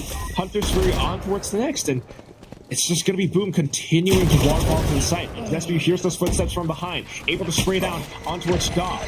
Now looking for the next one, the Dizzy out. He just needs to block it out of the dark cover. Chulo tries to play around the smokes, but unfortunately we will not be having any smoke crimes today. 13-3 will be the score. Boom Esports takes away NAOS' map pick. Yeah, but there was a lot of crimes committed there, and I have to say NAOS got absolutely smoked. Like, there's no other way to put it. Ooh. Insane game for Zesbu. Insane game for Famous. They're all a Boom. The structure was on point. They really just could not have played that better, and I think for NAOS, I'd like to think that that's a bit of an outlier. This is a team that definitely should be making top 4 for Ascension again, but worth mentioning, they have had some struggles in their own region in terms of losing to Zol. They've had a lot of competition from Oasis as well, who, to be fair, did bomb out of one of the stages, so it's hard to say how much you put into that, but at least here against Boom, who should be one of their biggest rivals, just did not show up. Just fair enough. It just is what happens. Boom, they have been cooking, I guess, smoking this brisket for the longest time. They prepared for this map, and it's just a map that I guess NAOS wasn't quite prepared for against Boom. But at the same time, we saw bits of brilliance from some of the players on NAOS' side. I mean, Ja onto the Sentinel. Remember, he had that little sidestep double kill. That was amazing. So having some slight improvements. Papichulo still close to the clutch. Close. Not quite really clutching out just yet, but it's not over for them. We still have one more map to go. Yeah, we're asking a lot from him, so honestly, we'll see. Either way, I think we're going to throw it back to the panel, so let's see what they thought about that match.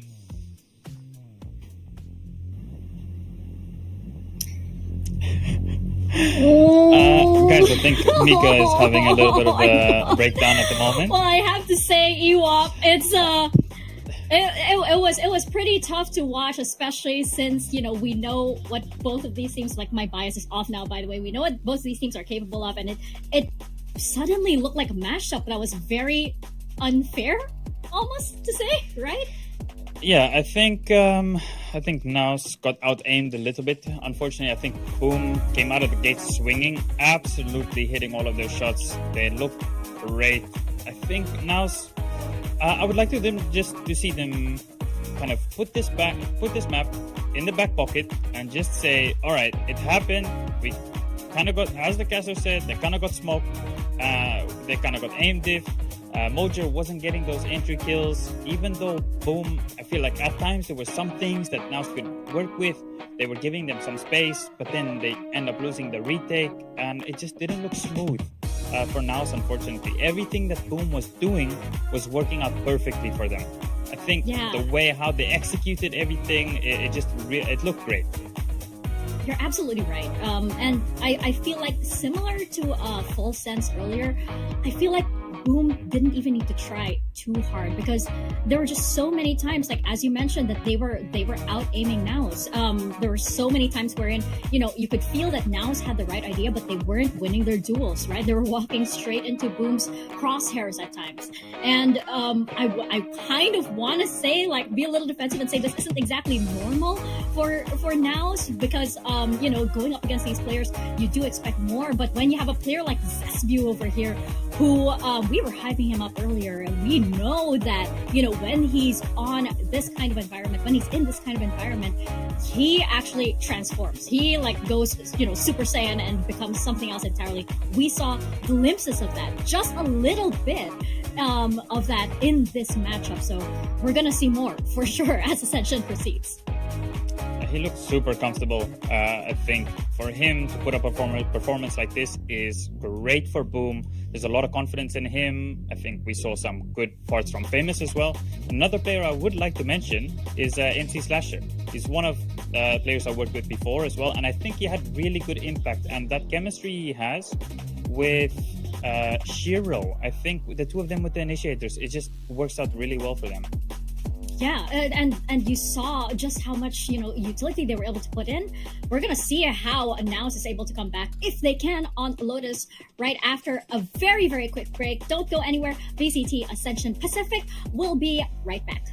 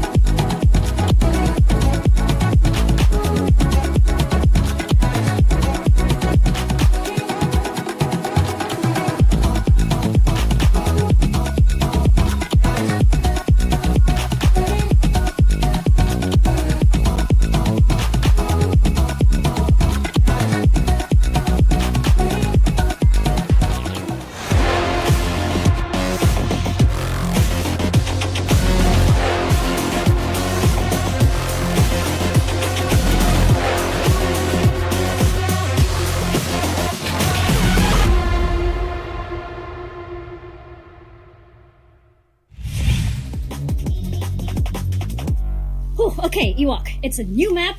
That first map maybe never happened. We're into map 1. No, I'm joking. This is the second map of NAOS Esports and Boom Esports. As we saw earlier, Sunset really not going the way of NAOS, even though it was their map pick. Now we're heading over to Lotus, which is Boom's map pick. And, you know, looking at the record, you can see exactly why. They seem to be very, very comfortable on this map. I mean, NAOS does have some experience on it as well. I mean, it's kind of okay-ish for them, I guess. But, I mean, looking at, again, Boom's track record, you can see exactly why they picked this map.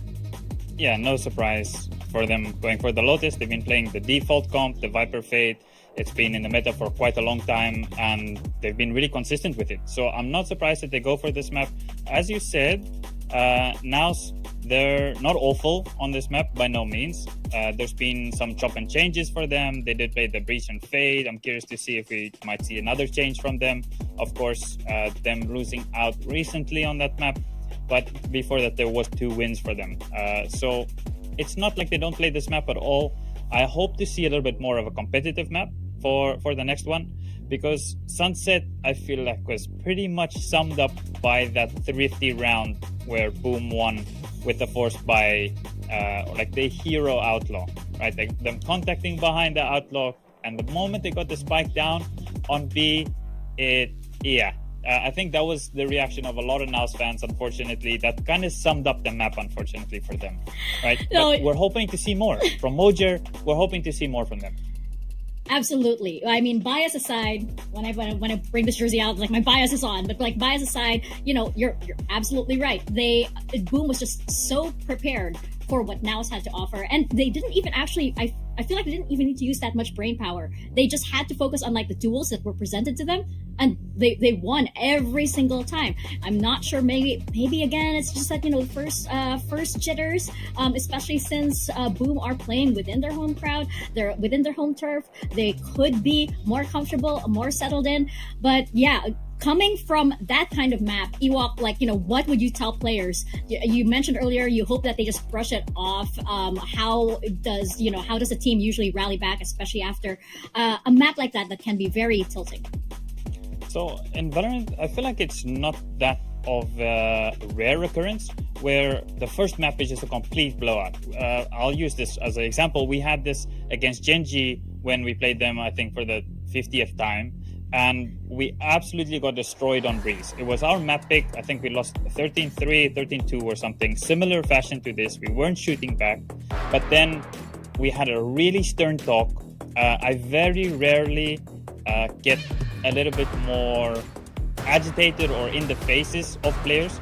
But there's a time where the coach needs to step in and tell them, this is not good enough. Like this, there's a reason why you guys are here, and we need to show what everyone's expecting from us, what we expect from ourselves. And I'm hoping that's happening in this NAOS camp right now, because that was not good enough, and they know they're so much better than this. And go out on this next map and really fight for it. Don't go to this lower bracket without giving it a hell of a fight, and that's really what I'm hoping to see from NAOS. Yeah, I feel like, you know, we should have like, you know, blasted you to the players or something. If that's what you hear during a coach Ewok, or like, you know, timeout or like regrouping in between maps, then hey, I love it. But thank you for that, because like that gives us a little bit of insight as to how the teams can regroup, right? We're seeing a mirror match as well as we head into Lotus. So going to be really exciting to see if NAOS can make a comeback, or if this is once again a 2-0 in favor of Boom Esports. So Pilsky and Quack, take it away. Oh my gosh, I feel so invigorated just because of what Ewok says. He's really like a coach, like a live coach. And of course, because, well, we don't forget her, although she's a little bit sad. Hopefully, yeah, NAOS will be able to come back, and maybe they just might be able to do it. On this Lotus map, it is a bit of a mirror matchup, so it could happen. Yeah, for sure. I totally agree with Ewok's sentiment. I also think that there's got to be a little bit more of a it's only up from here kind of mentality to what just happened to them. So Lotus will be an interesting one. I'm keeping an eye as well on the fact that Jar's off the Cypher and onto the Killjoy. I think that's the only really compositional change you're seeing for either one of these teams. Last time, you know, very, very close game for the boys on NAOS against Seoul in their home region. But Lotus is a map that both of these teams have played, and Boom's on a pretty sick win streak on this map as well. It's like 12-14 for NAOS, right? Like, that's how close it got. Yeah, for sure. But over on Boom's side of things, I mean, they have been dominating in their region.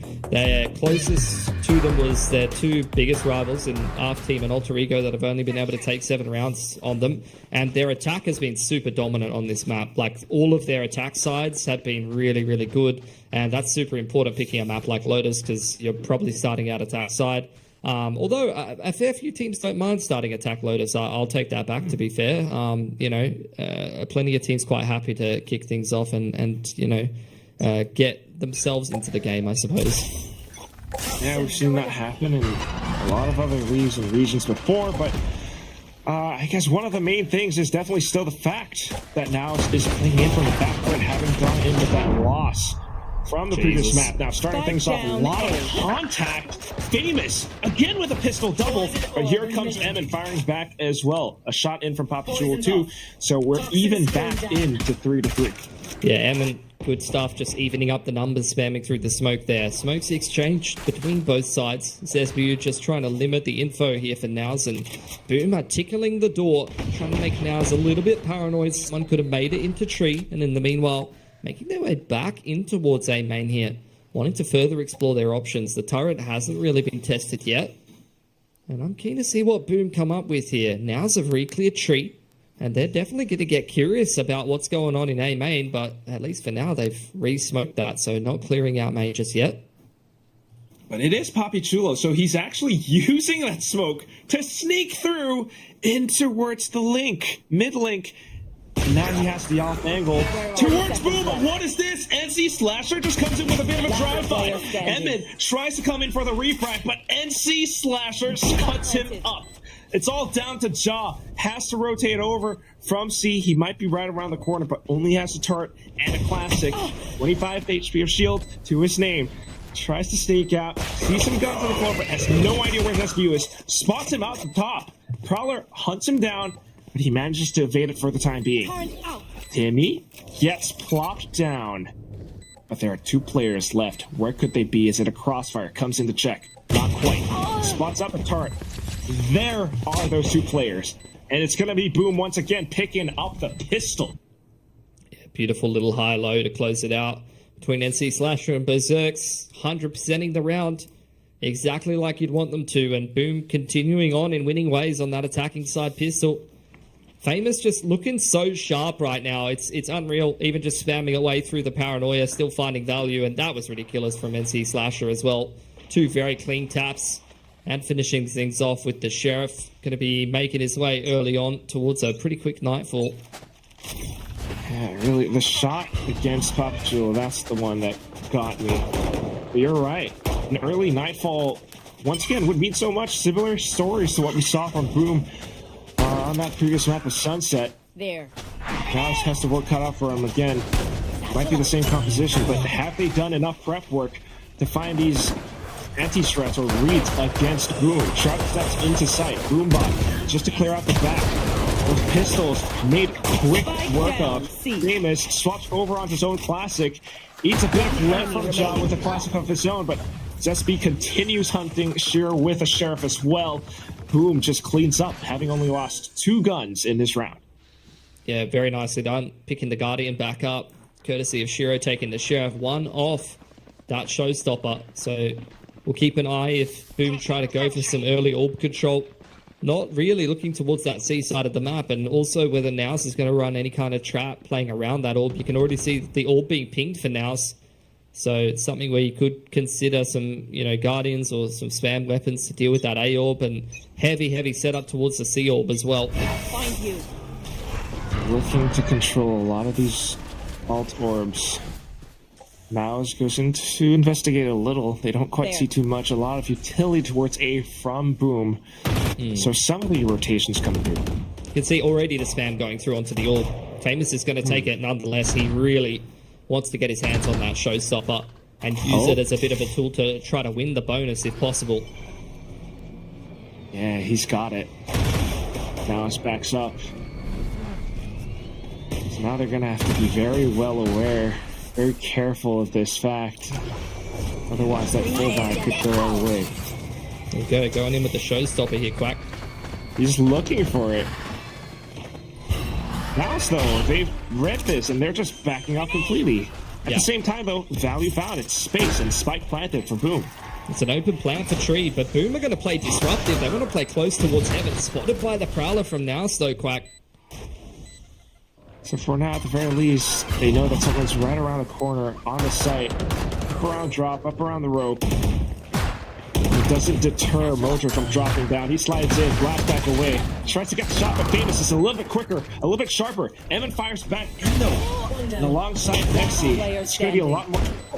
Evan just continues to swing, though, and soft down to Shiro now. A couple more shots, he takes down Evan. One-on-one against Papichulo. He's got the advantage. Goes in for the jump peek. Poppy just tries to bait out that peek, but it's not quite happening because Shiro comes in with a quad kill to give Boom the bonus round. Yeah, and look, usually you're thinking about getting the showstopper online in a bonus, getting yourself a free kill, getting yourself a free sight. I mean, they got a free sight, but they shouldn't have been worried about the rocket. They should have been worried about the afterplant against Shiro. Massive clutch from him, especially in the bonus. One of the only players with a Vandal in his hands, and he puts it to excellent use here. That is nightmare fuel for NAOS. Not only getting pumped on the first map, but already losing the bonus in the first half of Lotus is not good news. Yeah, not something that NAOS is going to enjoy, to say the least. But then, I mean, improvements from Shiro for sure. Now he's just 3 points away from his Viper's Pit. Now starting to feel the heat.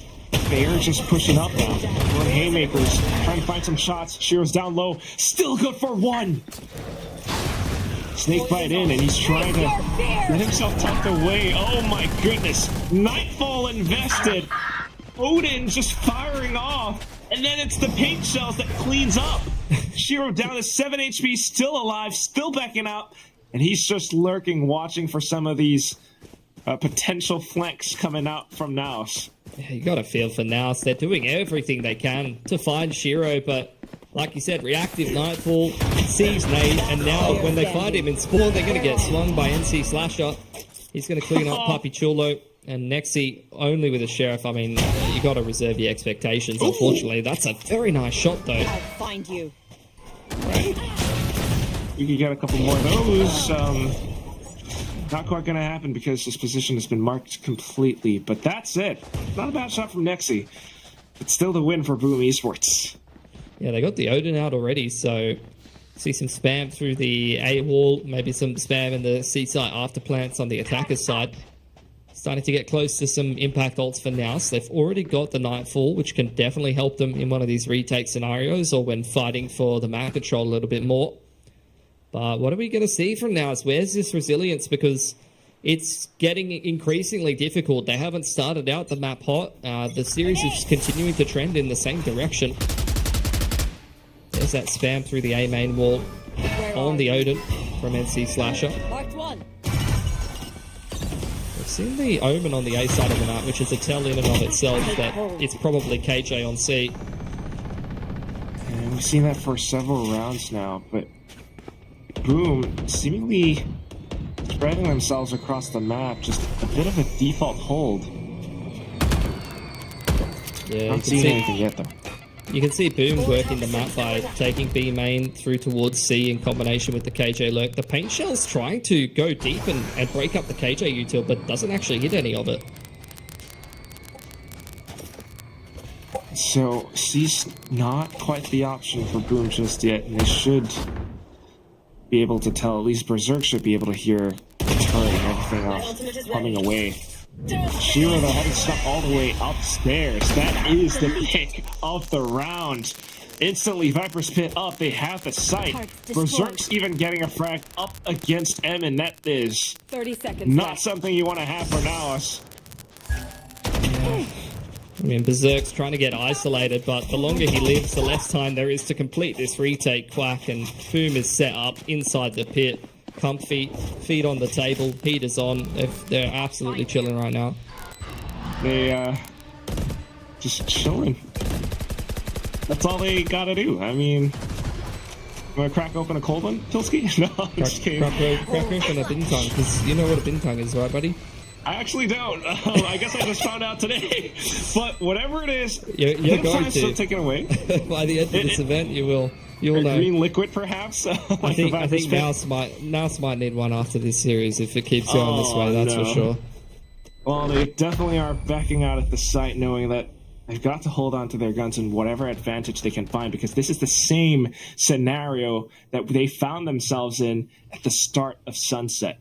Yeah, and look, this time it's on the defensive side, but it's a similar story where, they lost it in a certain fashion, fighting for map control, things like that.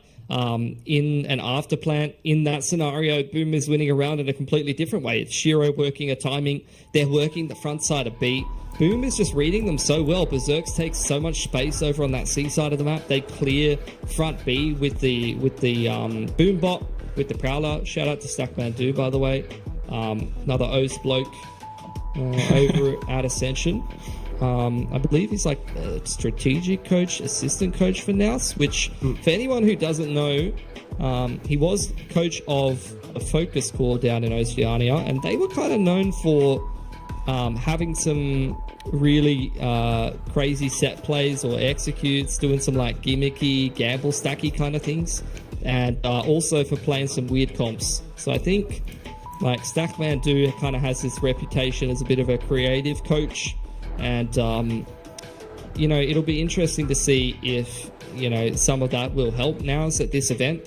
To be honest, though, what they need right now is definitely not creativity. What they need right now is to iron out the fundamentals and, pick their level up a little bit, because they're just kind of getting outplayed in terms of the duels and in terms of the macro as well by Boom in this series so far.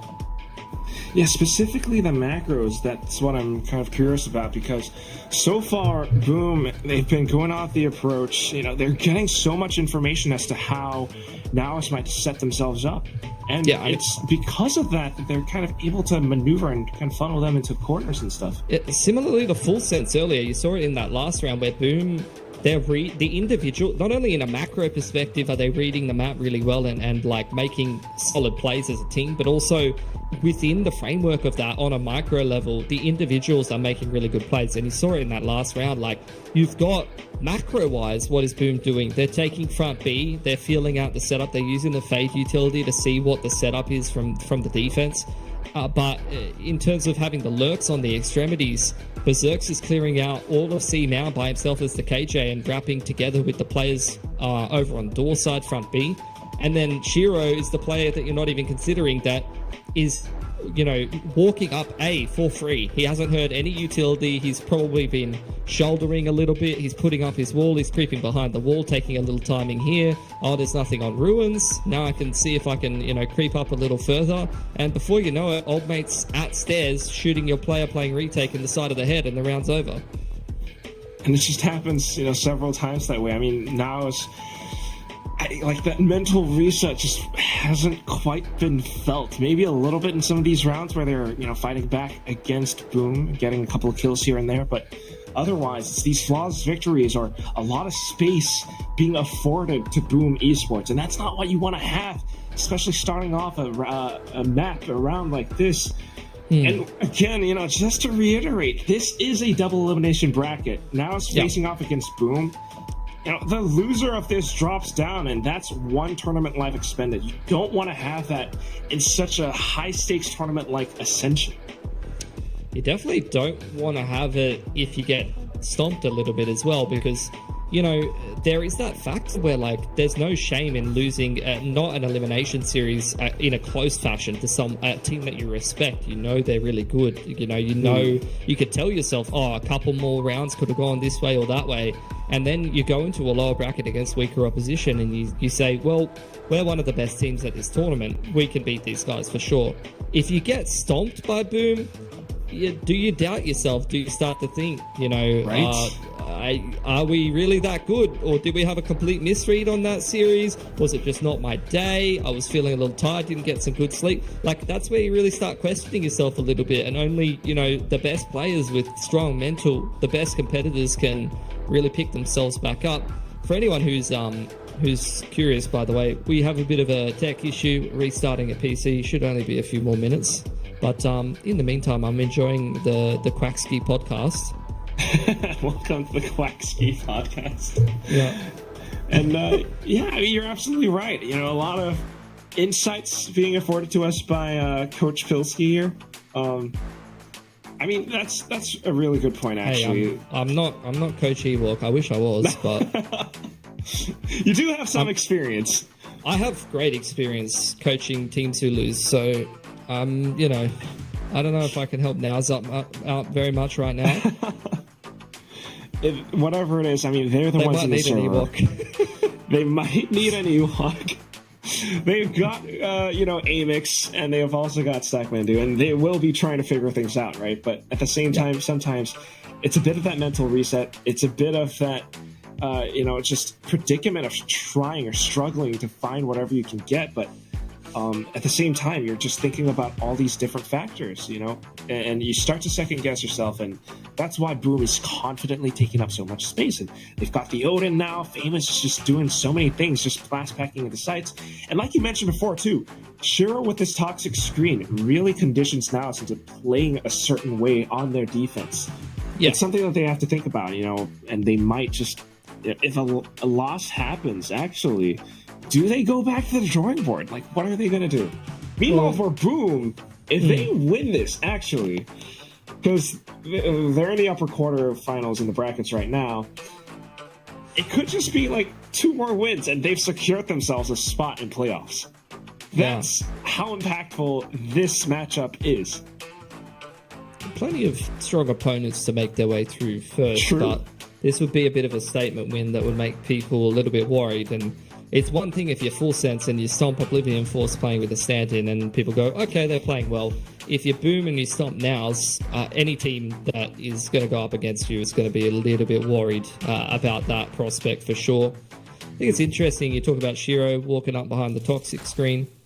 You know, as an IGL playing for the wing, you could definitely make some good reads on the lurk and have some reads about what the setup is. And the best players in those wing roles, lurking on a Viper like this, can read the setup well and abuse it on, you know, calling around the map, but also making some micro plays like we've seen. And I'm keen to see, you know, this round is going to go up against a bit more opposition. And he does. Okay. Rest in peace. Tech Let's spam through the wall. Tech timeouts too. I mean, they managed to get a read on that. Eliminating Shiro does give them a little bit more confidence. They also have their ultimates to work with. Mojer off with the showstopper, but here comes a lot of weaponry, a lot of firepower. Zesbu, a double kill. I mean, in for Berserks. The Odin firing off as well. It's all down to Papi Chulo. We've seen him close to the clutch before. He loves to play around his smokes. One just got refreshed. But every player's positioned so far across each other. Hunt, alarm bot revealed, instantly snaps onto the first. An Odin and a Vandal to work against. Sneaks out around the corner, but just a simple spray from NC Slasher. No mercy to now. 6-0 for Boom. Yeah, keeping things simple. Cheeky little C execute. Nothing special about it. You've seen that from a million teams, but everything's working right now for Boom Esports. It's playing on an extremely high level right now. Excellent stuff to deny that push through door. Like they're ready on a swivel inside of C main there, just ready to react to the door pressure and the Nightfall that's coming through with the pinch from Waterfall and Spawn side. And they just deal with that so easily. You know, they're ready for everything. Despite having a sensibility to go at this time, trying to do what they can with the Sheriffs outside of Mounds, it's not quite happening. The utility coming through now. Famous NC Slasher just walking up. I mean, the confidence on this team, it's brimming. Odin on the other side as well. And look at where Shiro is. Famous marking the back. He's just walking around the map. Famous on a cheeky off angle. He's going to get himself a showstopper, whether he gets a kill or not, and that's something to be happy about. The information. One enemy remaining. That's one last match. Just here to help him out. Never The mind. sprays go through, and that's no showstopper just yet. But Zesbu is close to his From the Shadows ultimate. But regardless, it's just Boom Esports truly, I mean, dominating, stomping. It's 7-0. Yeah. Is this where the comeback starts? I mean, it's got to be. They finally have some ults to play with. You got a pit, showstopper, and a lockdown. So if you can't put this gun round together, I'm sorry, Quack, but it's just not happening today, mate, you know? Keen to see what they come up with. Pit could definitely change the dynamic of a round like this.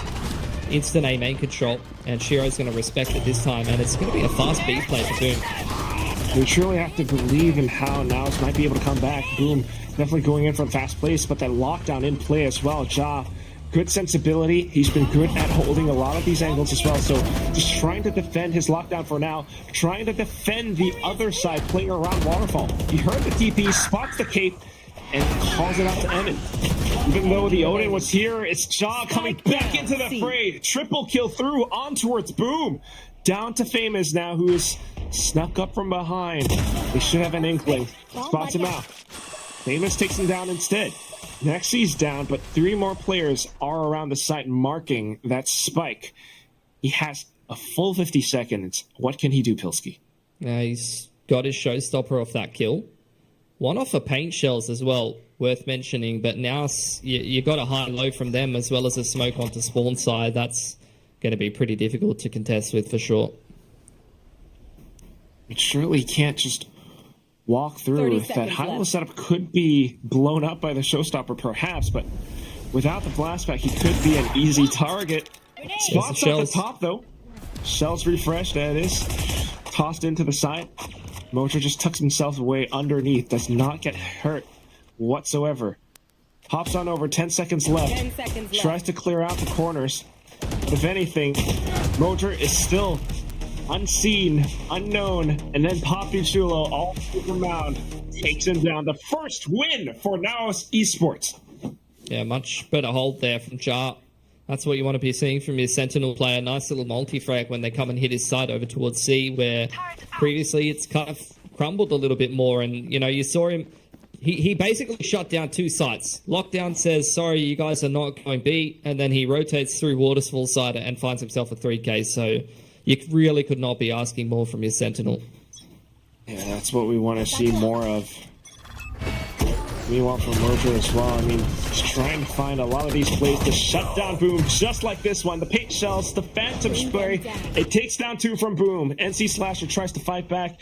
It's all the way on the other side of the map, along with that Odin. Still, though, NAOS has that full control. Zesbu's in a very weird position here. I think he must have gone from the shadows, but traded well by Emin. Now it's just too closely spaced together. That's a big pick for NC Slasher, though. Joined up now with Berserks, who does have the lockdown online. In the meanwhile, Jar's walked his way through C and is trying to get a flank on through spawn side, but the alarm bot's firmly placed there. Just gets taken away, actually, I think, by Berserks there. So I think Jar has not been checked on this flank, and he might have a great timing. Yeah, I don't think that turret spotted him either.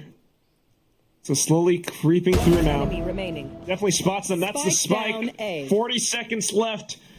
And Berserks knows he's going to have to be paranoid about his back. Tries to waltz his way into the site. Emin's just right around the top.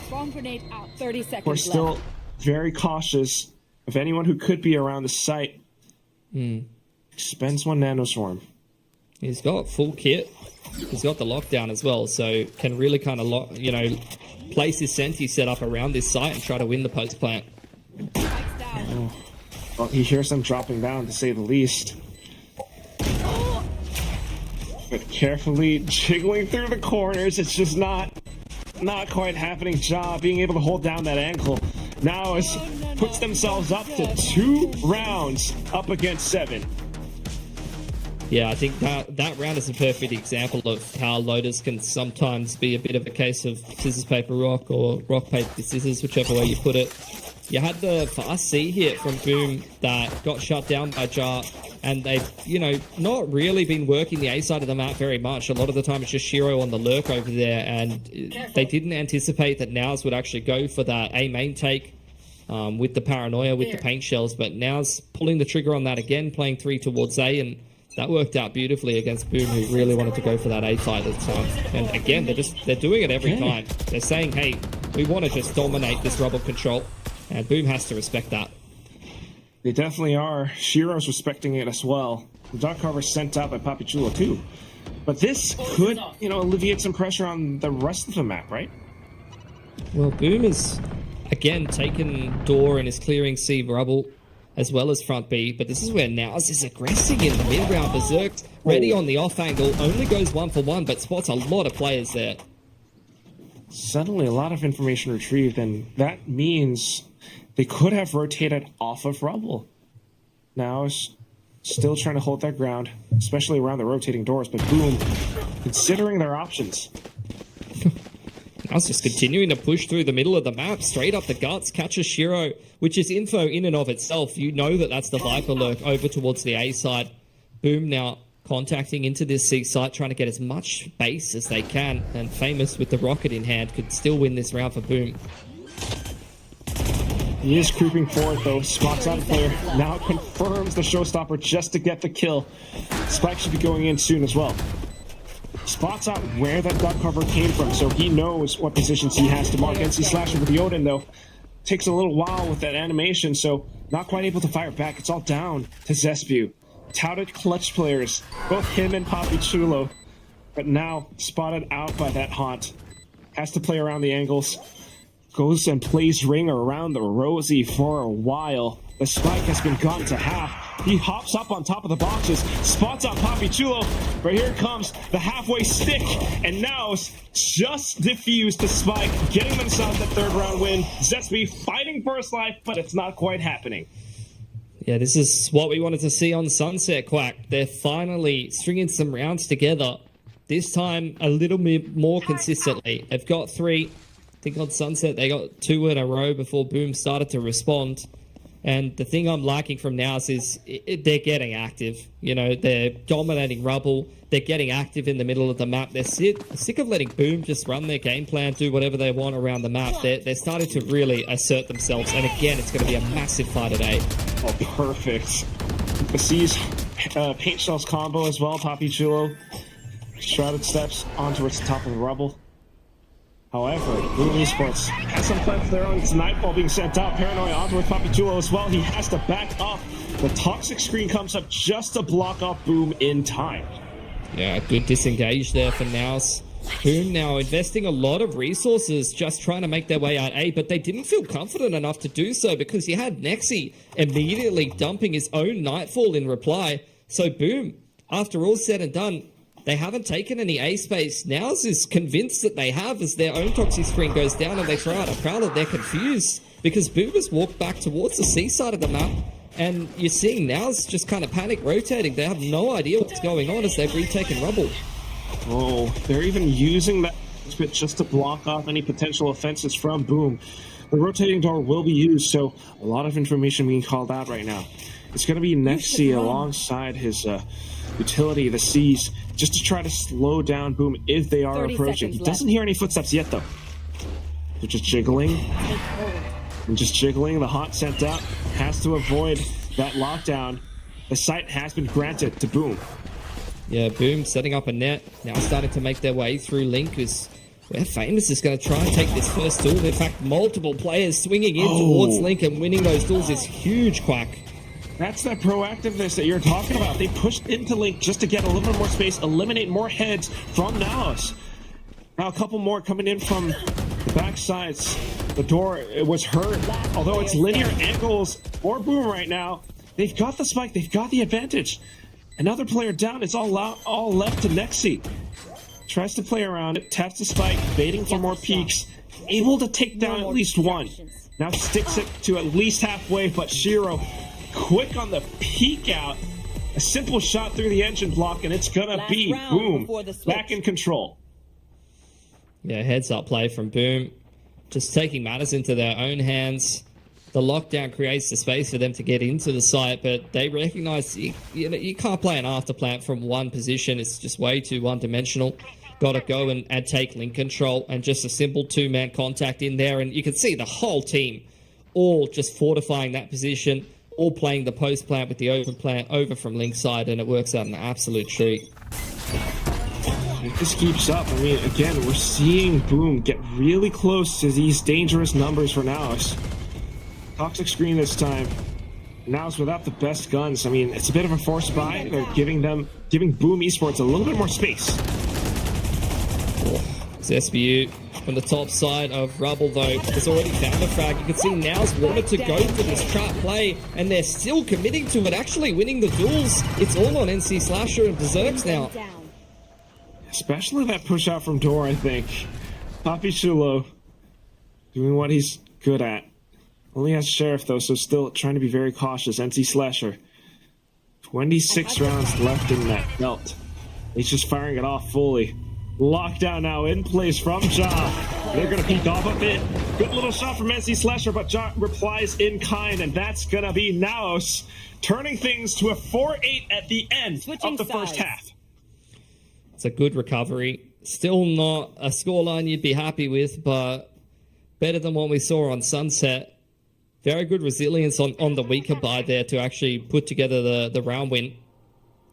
It's been a pretty rough series for Moja, has to be said. You know, I was looking at his numbers in the final of Challengers Philippines. He had an insane series, and he's someone I was really excited to be laying eyes on here in this Ascension tournament, but this has just not been his day against Boom today, and that's worrying if that's going to be a trend that continues, because NAOS definitely needs him, and he's someone that, you know, has a bit more of a flexible agent pool as well, can go over onto the Neon if necessary, and those kind of players I think are going to define a tournament. We've already like this. We've already seen it in EMEA, for example, someone like Comeback on the Duelist or Kayak, and then over in Americas you're seeing Dante running around killing everyone on the Neon, dude.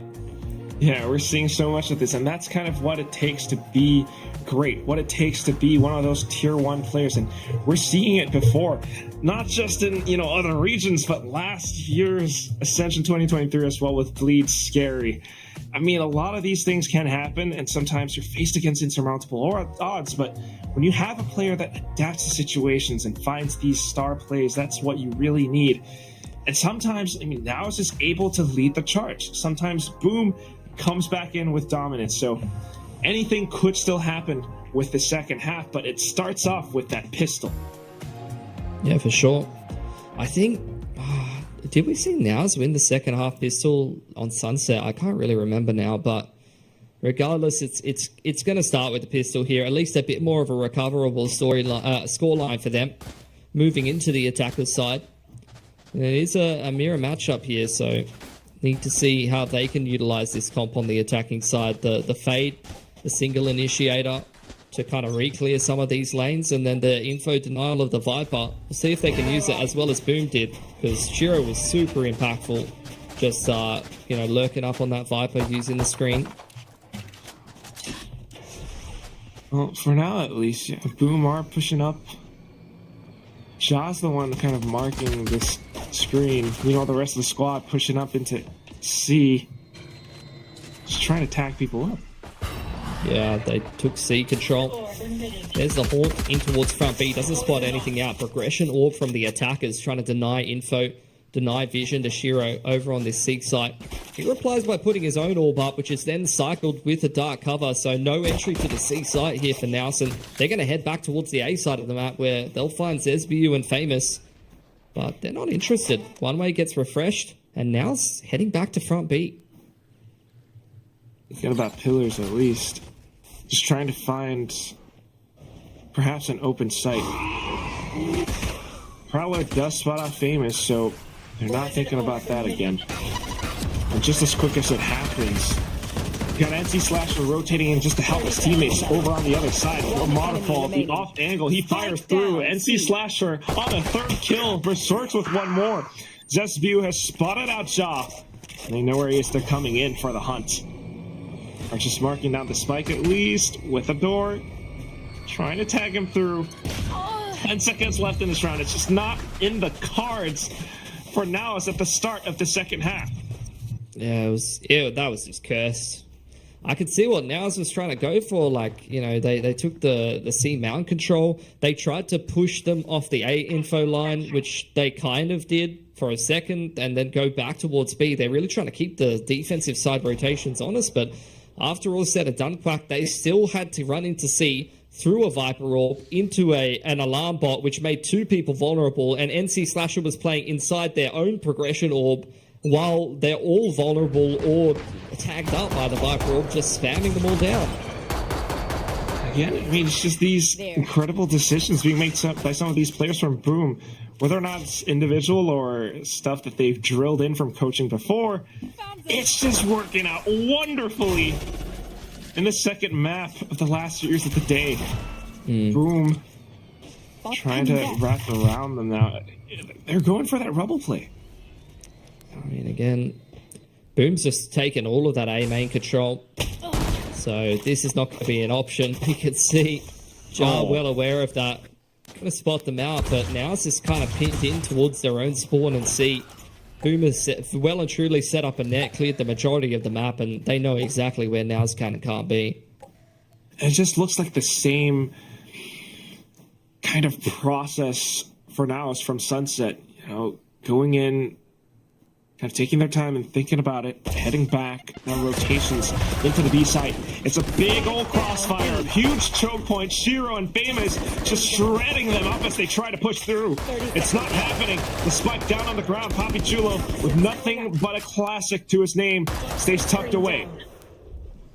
Ja on the other side of it. They're not able to make anything happen. Guns on the ground, spike on the ground. As soon as they pick it up, that's going to be a shot through. Shiro finding a third kill. 15 HP, swings out, bites the bullet. Boom Esports reaches double digits. In such a clean fashion as well. All of the guns up.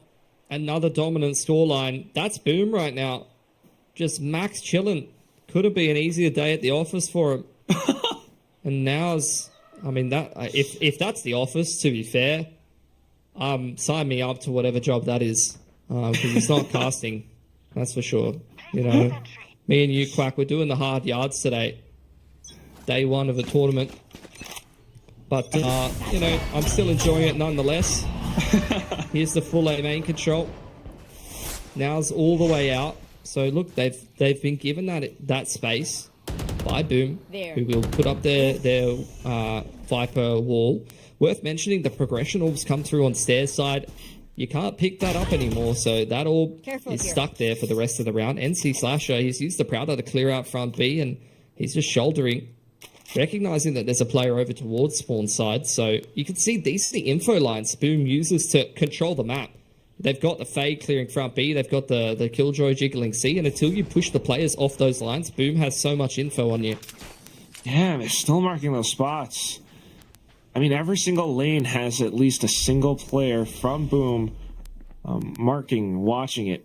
Even as Famous rotates over onto B, they're kind of splitting themselves up across, relying on Shiro as well as Zesbu. They've got that top screen, kind of been negated. Shiro trying to play around the door, perhaps thinking of sneaking through, but now they've made the decision to rotate over onto B site instead. Smoking off the stairs now. Pink shells coming in. You've got NC Slasher up around Waterfall side. He's thinking about pushing through, but the spike's gone down.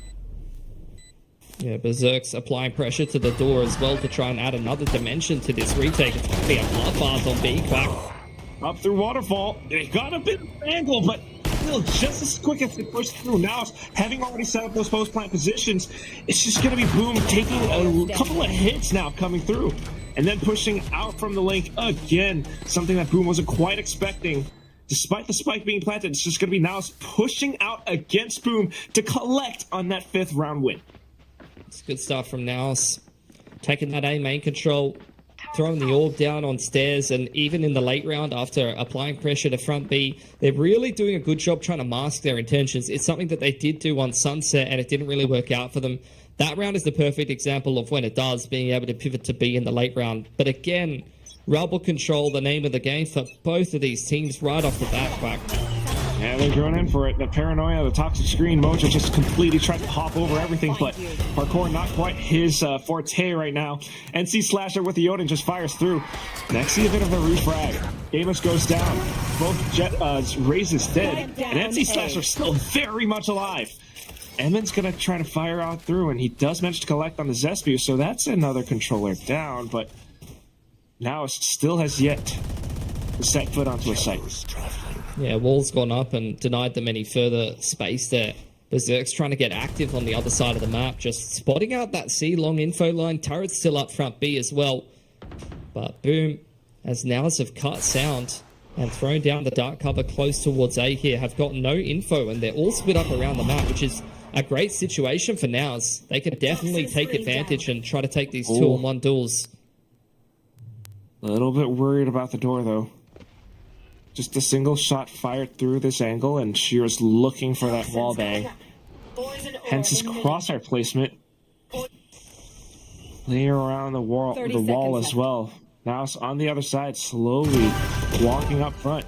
NC Slasher just holds the angle with the Odin. Sprays it down again. A third kill in the round for the guy, but now punished by Papi Chulo.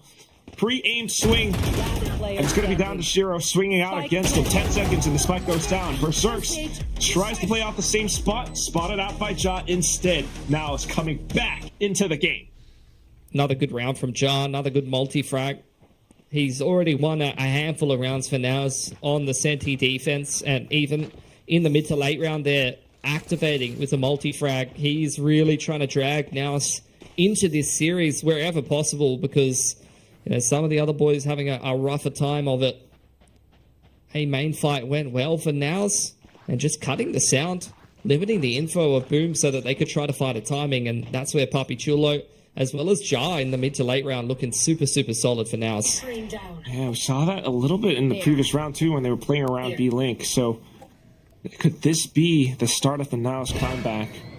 Boom certainly hopes not, trying to play it safer this time around. It's marking a lot of these angles, but NAOS are not pushing out. They haven't really done that yet. Boomer broke. Onto the Sheriffs.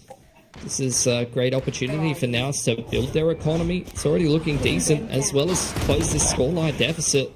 Proud of the front side of B to minimize the risk, and Mojo takes full advantage of that. You want to see him get a bit of an anti-eco bash on, get the confidence back, honestly, in this round, and get himself close to that showstopper. Really close to it. But hearing the turret, he just wants things to move past it. No sound from pillars. But Boom have taken out that turret. Yeah, cleared out all the front B. But NAOS decision making is solid. The door's going to get open, so they have to worry about front B, but the rifle diff in these kind of angles is just way too much to deal with. It's not really a fight that Boom would want to take. Again, what other approach do they have? Famous just trying to wallbang through. Eats a bullet instead through. 2 players left, and they are thinking of splitting up or watching exits. Well, this is looking very, very good for NAOS. And if they close out this anti-eco here, I mean, Zespew is looking for a little bit more damage. If he gets his Omen ult, it's not the biggest deal. Sure, I wouldn't mind another ult orb if possible. Zespew is spotted out, dealt with pretty easily. One more for Mojo. I actually would love to see him hunt. Would love to see him just try and get that showstopper, but they're all exiting over on C side, and Shiro's not going to give it to him. He's actually just going to go down to the spike. But this is where I'm looking at this. Like, let's be honest, Quack, so far today, this has been a stomp for Boom. But you look at something like a 7-10 scoreline for NAOS, the ults that they have online, the economy they've got behind them, this is very doable. Very much so. In fact, you have to start to believe in them. I mean, that sunset might have been rough, but this is not the same map any longer. And sometimes maybe they just take a little while to warm up. I mean, some of these players, again, they've undergone that transformation. Mojo, 1 point away from the ultimate, and that could kickstart something new. Finding that confidence, being able to frag out. Famous looking to shut that down with his own operator. Rubble control taken once again here for Boom. Now's not interested in contesting. One way's been thrown up. Operator's out here. Shiro throwing an orb to front side of C. As Boom getting increasingly more worried that that's where the point of attack's going to come in, but it's actually the Nightfall through B here for NAOS. That's going to be an opening shot out from Rubble, but at the same time, NAOS pushing all the way into the B site. Famous in with a showstopper of his own, takes down Nexi. Just a bit of an exchange, but Boom with a bit of numbers advantage. Both Omens having that TP ultimate. Spike will go down though. So if anything, it's up to Zespew.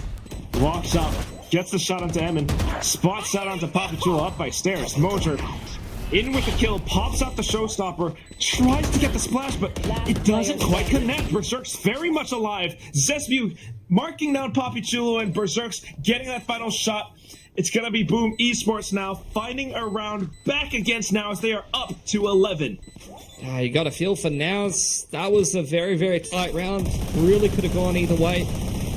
Odin and Op retained here for Boom, and Orb given over to the Killjoy. Boom really threatening the end of the game here, but honestly, they're money a little on the shaky side. Let's be real, they only retain 2 weapons, and NAOS have got plenty of cash to reinvest, try to reset that economy, and keep this game within winnable distance. And that's how you play the long game. I mean, NAOS has to keep this up, keep up those rounds. But Boom not letting up. It's that Op again, another Odin. Yeah, Boom once again going to be taking this A main control. NAOS slowly working C Rubble as well as front B, looking to potentially open that door. Boom really heavily fortifying this C side of the map as well. Both the Viper as well as the Killjoy set up over there, I'd assume with the Orb as well. Lurk smoke coming through from NAOS. May look to try to break some KJ util and tickle the door a little. And indeed they have. They've cleared the alarm bot as well as the Nano, but Famous is deep on that A line, punishing NAOS as soon as they try to come back. And all of a sudden, they have to think twice about heading into A. All the rotations from NAOS over onto the C site. You've got Shiro, you've got Berserks, and they are just waiting for this. Oh, they've been waiting for this. They're about to make a name for themselves here. NAOS says no, they don't want any of this. They're backing out, sending the spike to yet another site. I mean, they've got space out A at least. Even after seeing the Op over there, that's something they've got to be concerned about. But Emin's made his way out of A main. Progression smoke to the front side, but that's an issue. Zespew can now just play right next to that. That's going to potentially help him hold the A side here. He's trying to hold around it. Doesn't see anything. Papichulo, I mean, we've seen him make calls like this before as they sneak on through in towards Link. Jaw on a bit of a lurk. At 10 seconds remaining, they managed to get that spike stuck down. A bit of a trade in from Shiro, though. And it's going to be NC Slasher just hiding around. He heard that shrouded step onto the other side. Papichulo just waited for a bit of assistance. Managing to spray it down, a double kill, making a name for himself with this Odin. Emin trying to fight back, but spotted out once again. Boom Esports having the numbers, having the strats, having the calls, and they come in to reach match point. Beautiful positional play from Boom, constantly changing up what side of the map's strong, taking different approaches. You saw that round, they took the rubber control and just dropped off the operator on the deep line and completely caught NAOS, blindsided. A free pick for Famous. You see it right here.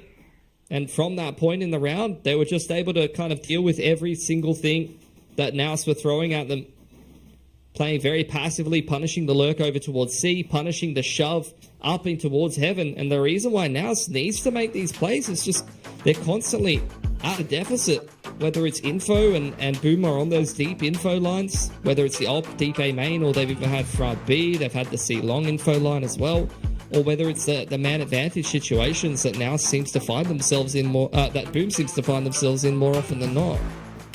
Yeah, it's really, really unfortunate, especially for a matchup like this up in the quarterfinals again. NAOS, they're trying to keep it competitive. A second timeout called now. But so far, I mean, it's only been minor successes, a couple of rounds here and there, especially on the third round of the second half. But they need so much more. They need to push this into overtime just to ensure that they won't get knocked down into the lower brackets. Boom, though, on the other hand, seeking vengeance, having been taken down by NAOS from last year's Ascension 2023. It's looking like they're going to get it. Weaker buy from NAOS, down to a lot of light armors, which you got the Phantoms brought into this round for Boom. The Odin could definitely make mincemeat of some of these weaker players, especially if we end up in a Viper's Pit after plan or something like that. Ooh, that could be problematic for sure. So now to come up with though, one off the lockdown, if they could get that Sea-Long Orb, that could definitely help them get into an accelerated after plant. And look, Berserk's respecting that. Forced off the line. And surely this is going to be the orb for Jar. Sure. I mean, definitely needs it, at the very least, to keep this up. But question is, where is he going to deploy that lockdown? Boom. Applying pressure to them, coming in from the back of A site. NC Slasher, he does it again! It's the Odin sprays! Famous in with an upshot as well! At least Jocelyn has this lockdown. They just sprayed them all down from sports side. Like, NAOS just basically peeked into them, not expecting 3 players over the lobby. Thought those duels might go better for them, and now this situation's untenable, Quack. Oh, man. You're gonna have to make a little bit of a gamble. And NC Slasher's just playing the darndest angle with the Odin. He's waiting for it. You should run. And now it's just rethinking their decisions. There's that lockdown. 30 seconds left. The green light for Famous to start that flank. One enemy and then the Viper's Pit. Can you believe this, Bilski? Berserk sprays on through. And MM just throws in a last-ditch effort, but it's all over, all for naught. Boom Esports. They close this out 2-0. That's it. That's just such a statement win. Like beating one of the other teams in the tournament that hard, that convincingly on home soil. Boom is definitely going to be the team to beat at this tournament. And honestly, they made that look so clean. They made that look cleaner than my house after I hear I have guests coming over last minute. I mean, look, it's just the first day of Ascension. Yes, it's incredibly clean.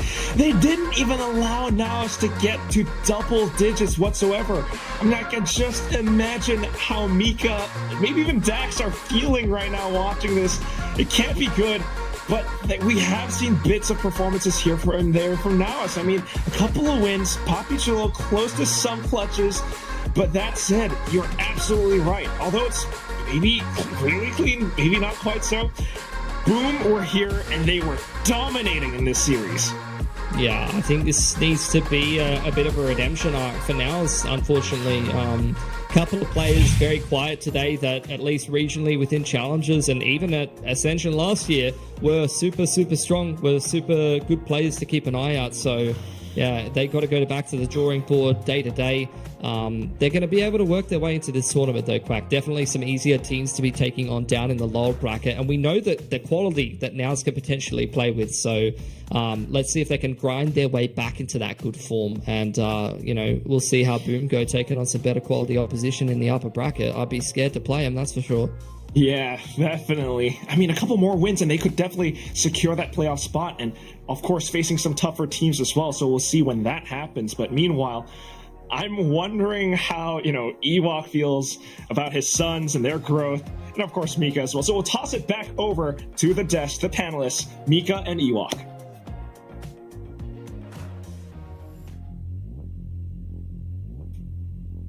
It's okay, Mika. These days happen. As professionals, right? Of course, it's a sad day to be a NAOS fan, right? But I think I'll touch on a little bit later. I think there are things where that NAOS can take from this, and they can really improve, right? They need to go and sit down and see what is it that went wrong today. We can break down a little bit what we think, what we saw. Yeah, there were a lot of things I think that they definitely have to go back to the drawing board quite a bit. I feel like they had so much difficulty on entry and attack, right? And we do have, unfortunately, my eyes go to Mojo, right?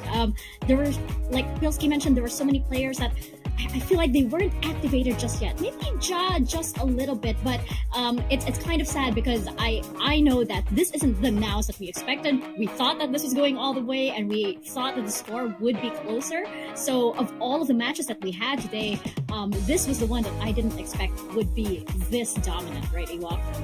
100% agree. I think I don't want to take anything away from Boom. I think they look great today. There's something where I feel like, especially on a map like Lotus, where what I associate with Boom is sometimes not overcomplicating it too much, but really relying on that chemistry they've built over the years with certain players playing together for a long time, them being familiar with each other and actually just enjoying playing with each other. That's where that individual chemistry with your teammates really shines. They don't need to overcomplicate too much, and it just seems like that was a little bit too much for NAOS to handle. Yeah, no, that I like that you brought that out, because you do have some teams that really run with that style, and they have it to like such great success. Like, for example, Paper Rex being one of those teams, right? You just enjoy, you just run it if you have to, just shoot heads. Sometimes it works, and for players like this on the side of Boom, it definitely works. I mean, I keep talking about Zespu just because it's like his performance was exactly that. We talked to the Indonesian talent about this. They said that like he's already good, and he becomes something else entirely when you put him on this stage. We're seeing that come online already, but also Shiro, like the map control, for example, on Lotus was stellar on the side of Boom, and it's also why NAOS has such a hard time, because you just had you just had so many of those smokes that made it so tricky for NAOS to get any kind of information at all. Ewok.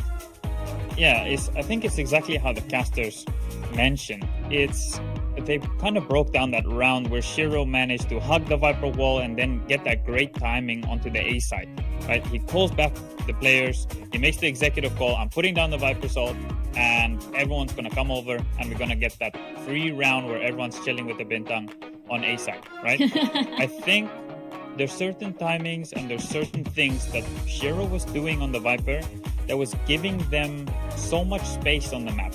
It's something that I do want to highlight is once NAOS changed their game plan a little bit, they aggroed on the A side, on the defense side, they aggroed the A to take rubble control a little bit more. But I do think there's a big difference between both teams. If these teams are going to go and watch back this VOD, I would love to implore them to go and look at what's happening at rubble. So many times I would see Boom getting that rubble control almost for free. NAOS had to invest so much util, they have to invest that almond flash, the paranoia needs to go in for them to secure it. Whereas Boom is taking it almost for free in so many of the rounds on their defense side, and that just means more util for them to retake. They just have an easier time on the defense half because of that. I think that's something NAOS need to go and take a look at. Yeah, and it happened so many times, right? And it felt a little helpless, I guess, several rounds, because those mistakes kept happening again and again, and you would see some improvement. I would say like Lotus was definitely a more competitive map than Sunset was, but there was just something like very wrong fundamentally, I guess, for this performance. But as you mentioned, it's not over just yet. They do get knocked to the lower round, which will mean it's a bit more challenging for them, but we will see more from NAOS Esports, and congratulations to Boom too. So we're gonna see definitely a lot more from Boom, and very, very excited for that. So Ewok, I guess that brings us to the end of our first day, and it was 2-0 City all around. How are you feeling about your first broadcast? Good job, by the way. Thank you very much. It's been so easy to be alongside all of you guys. You guys are just setting me up, and I can just try and do my best, and I'm still trying to get comfortable with everything. But I'm really been enjoying it. So thank you so much to the whole team, kind of making me comfortable. And I think we've seen some games that finished a little bit faster than we expected, right? Especially this last series. As you said, 2-0 City across the board. We see Full Sense, we see SPG, and we see Boom, all coming out on top, advancing to the next stage in their bracket. And the other teams, they might have a little bit of a harder time. in this Ascension if they want to go all the way. Oh yeah, now there are cards on the table. Now we're starting to see some reveals happening, right? And we're seeing right now tomorrow's schedule. We're gonna have 4 more teams to get to debut on the Ascension stage, including you see that team over there on the lower row, Ewok fighting Full Sense. They're probably not that big of a deal.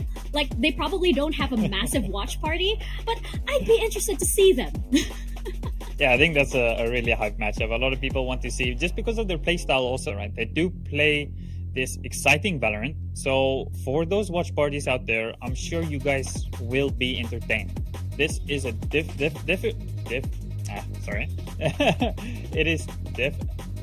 it is a hard matchup. This is Full Sense at potentially, what did you say? How much power percentage did you say? Are we going to see them at 60, 70, 80% tomorrow? Maybe. This is going to be a hard one for DSG. Oh yeah.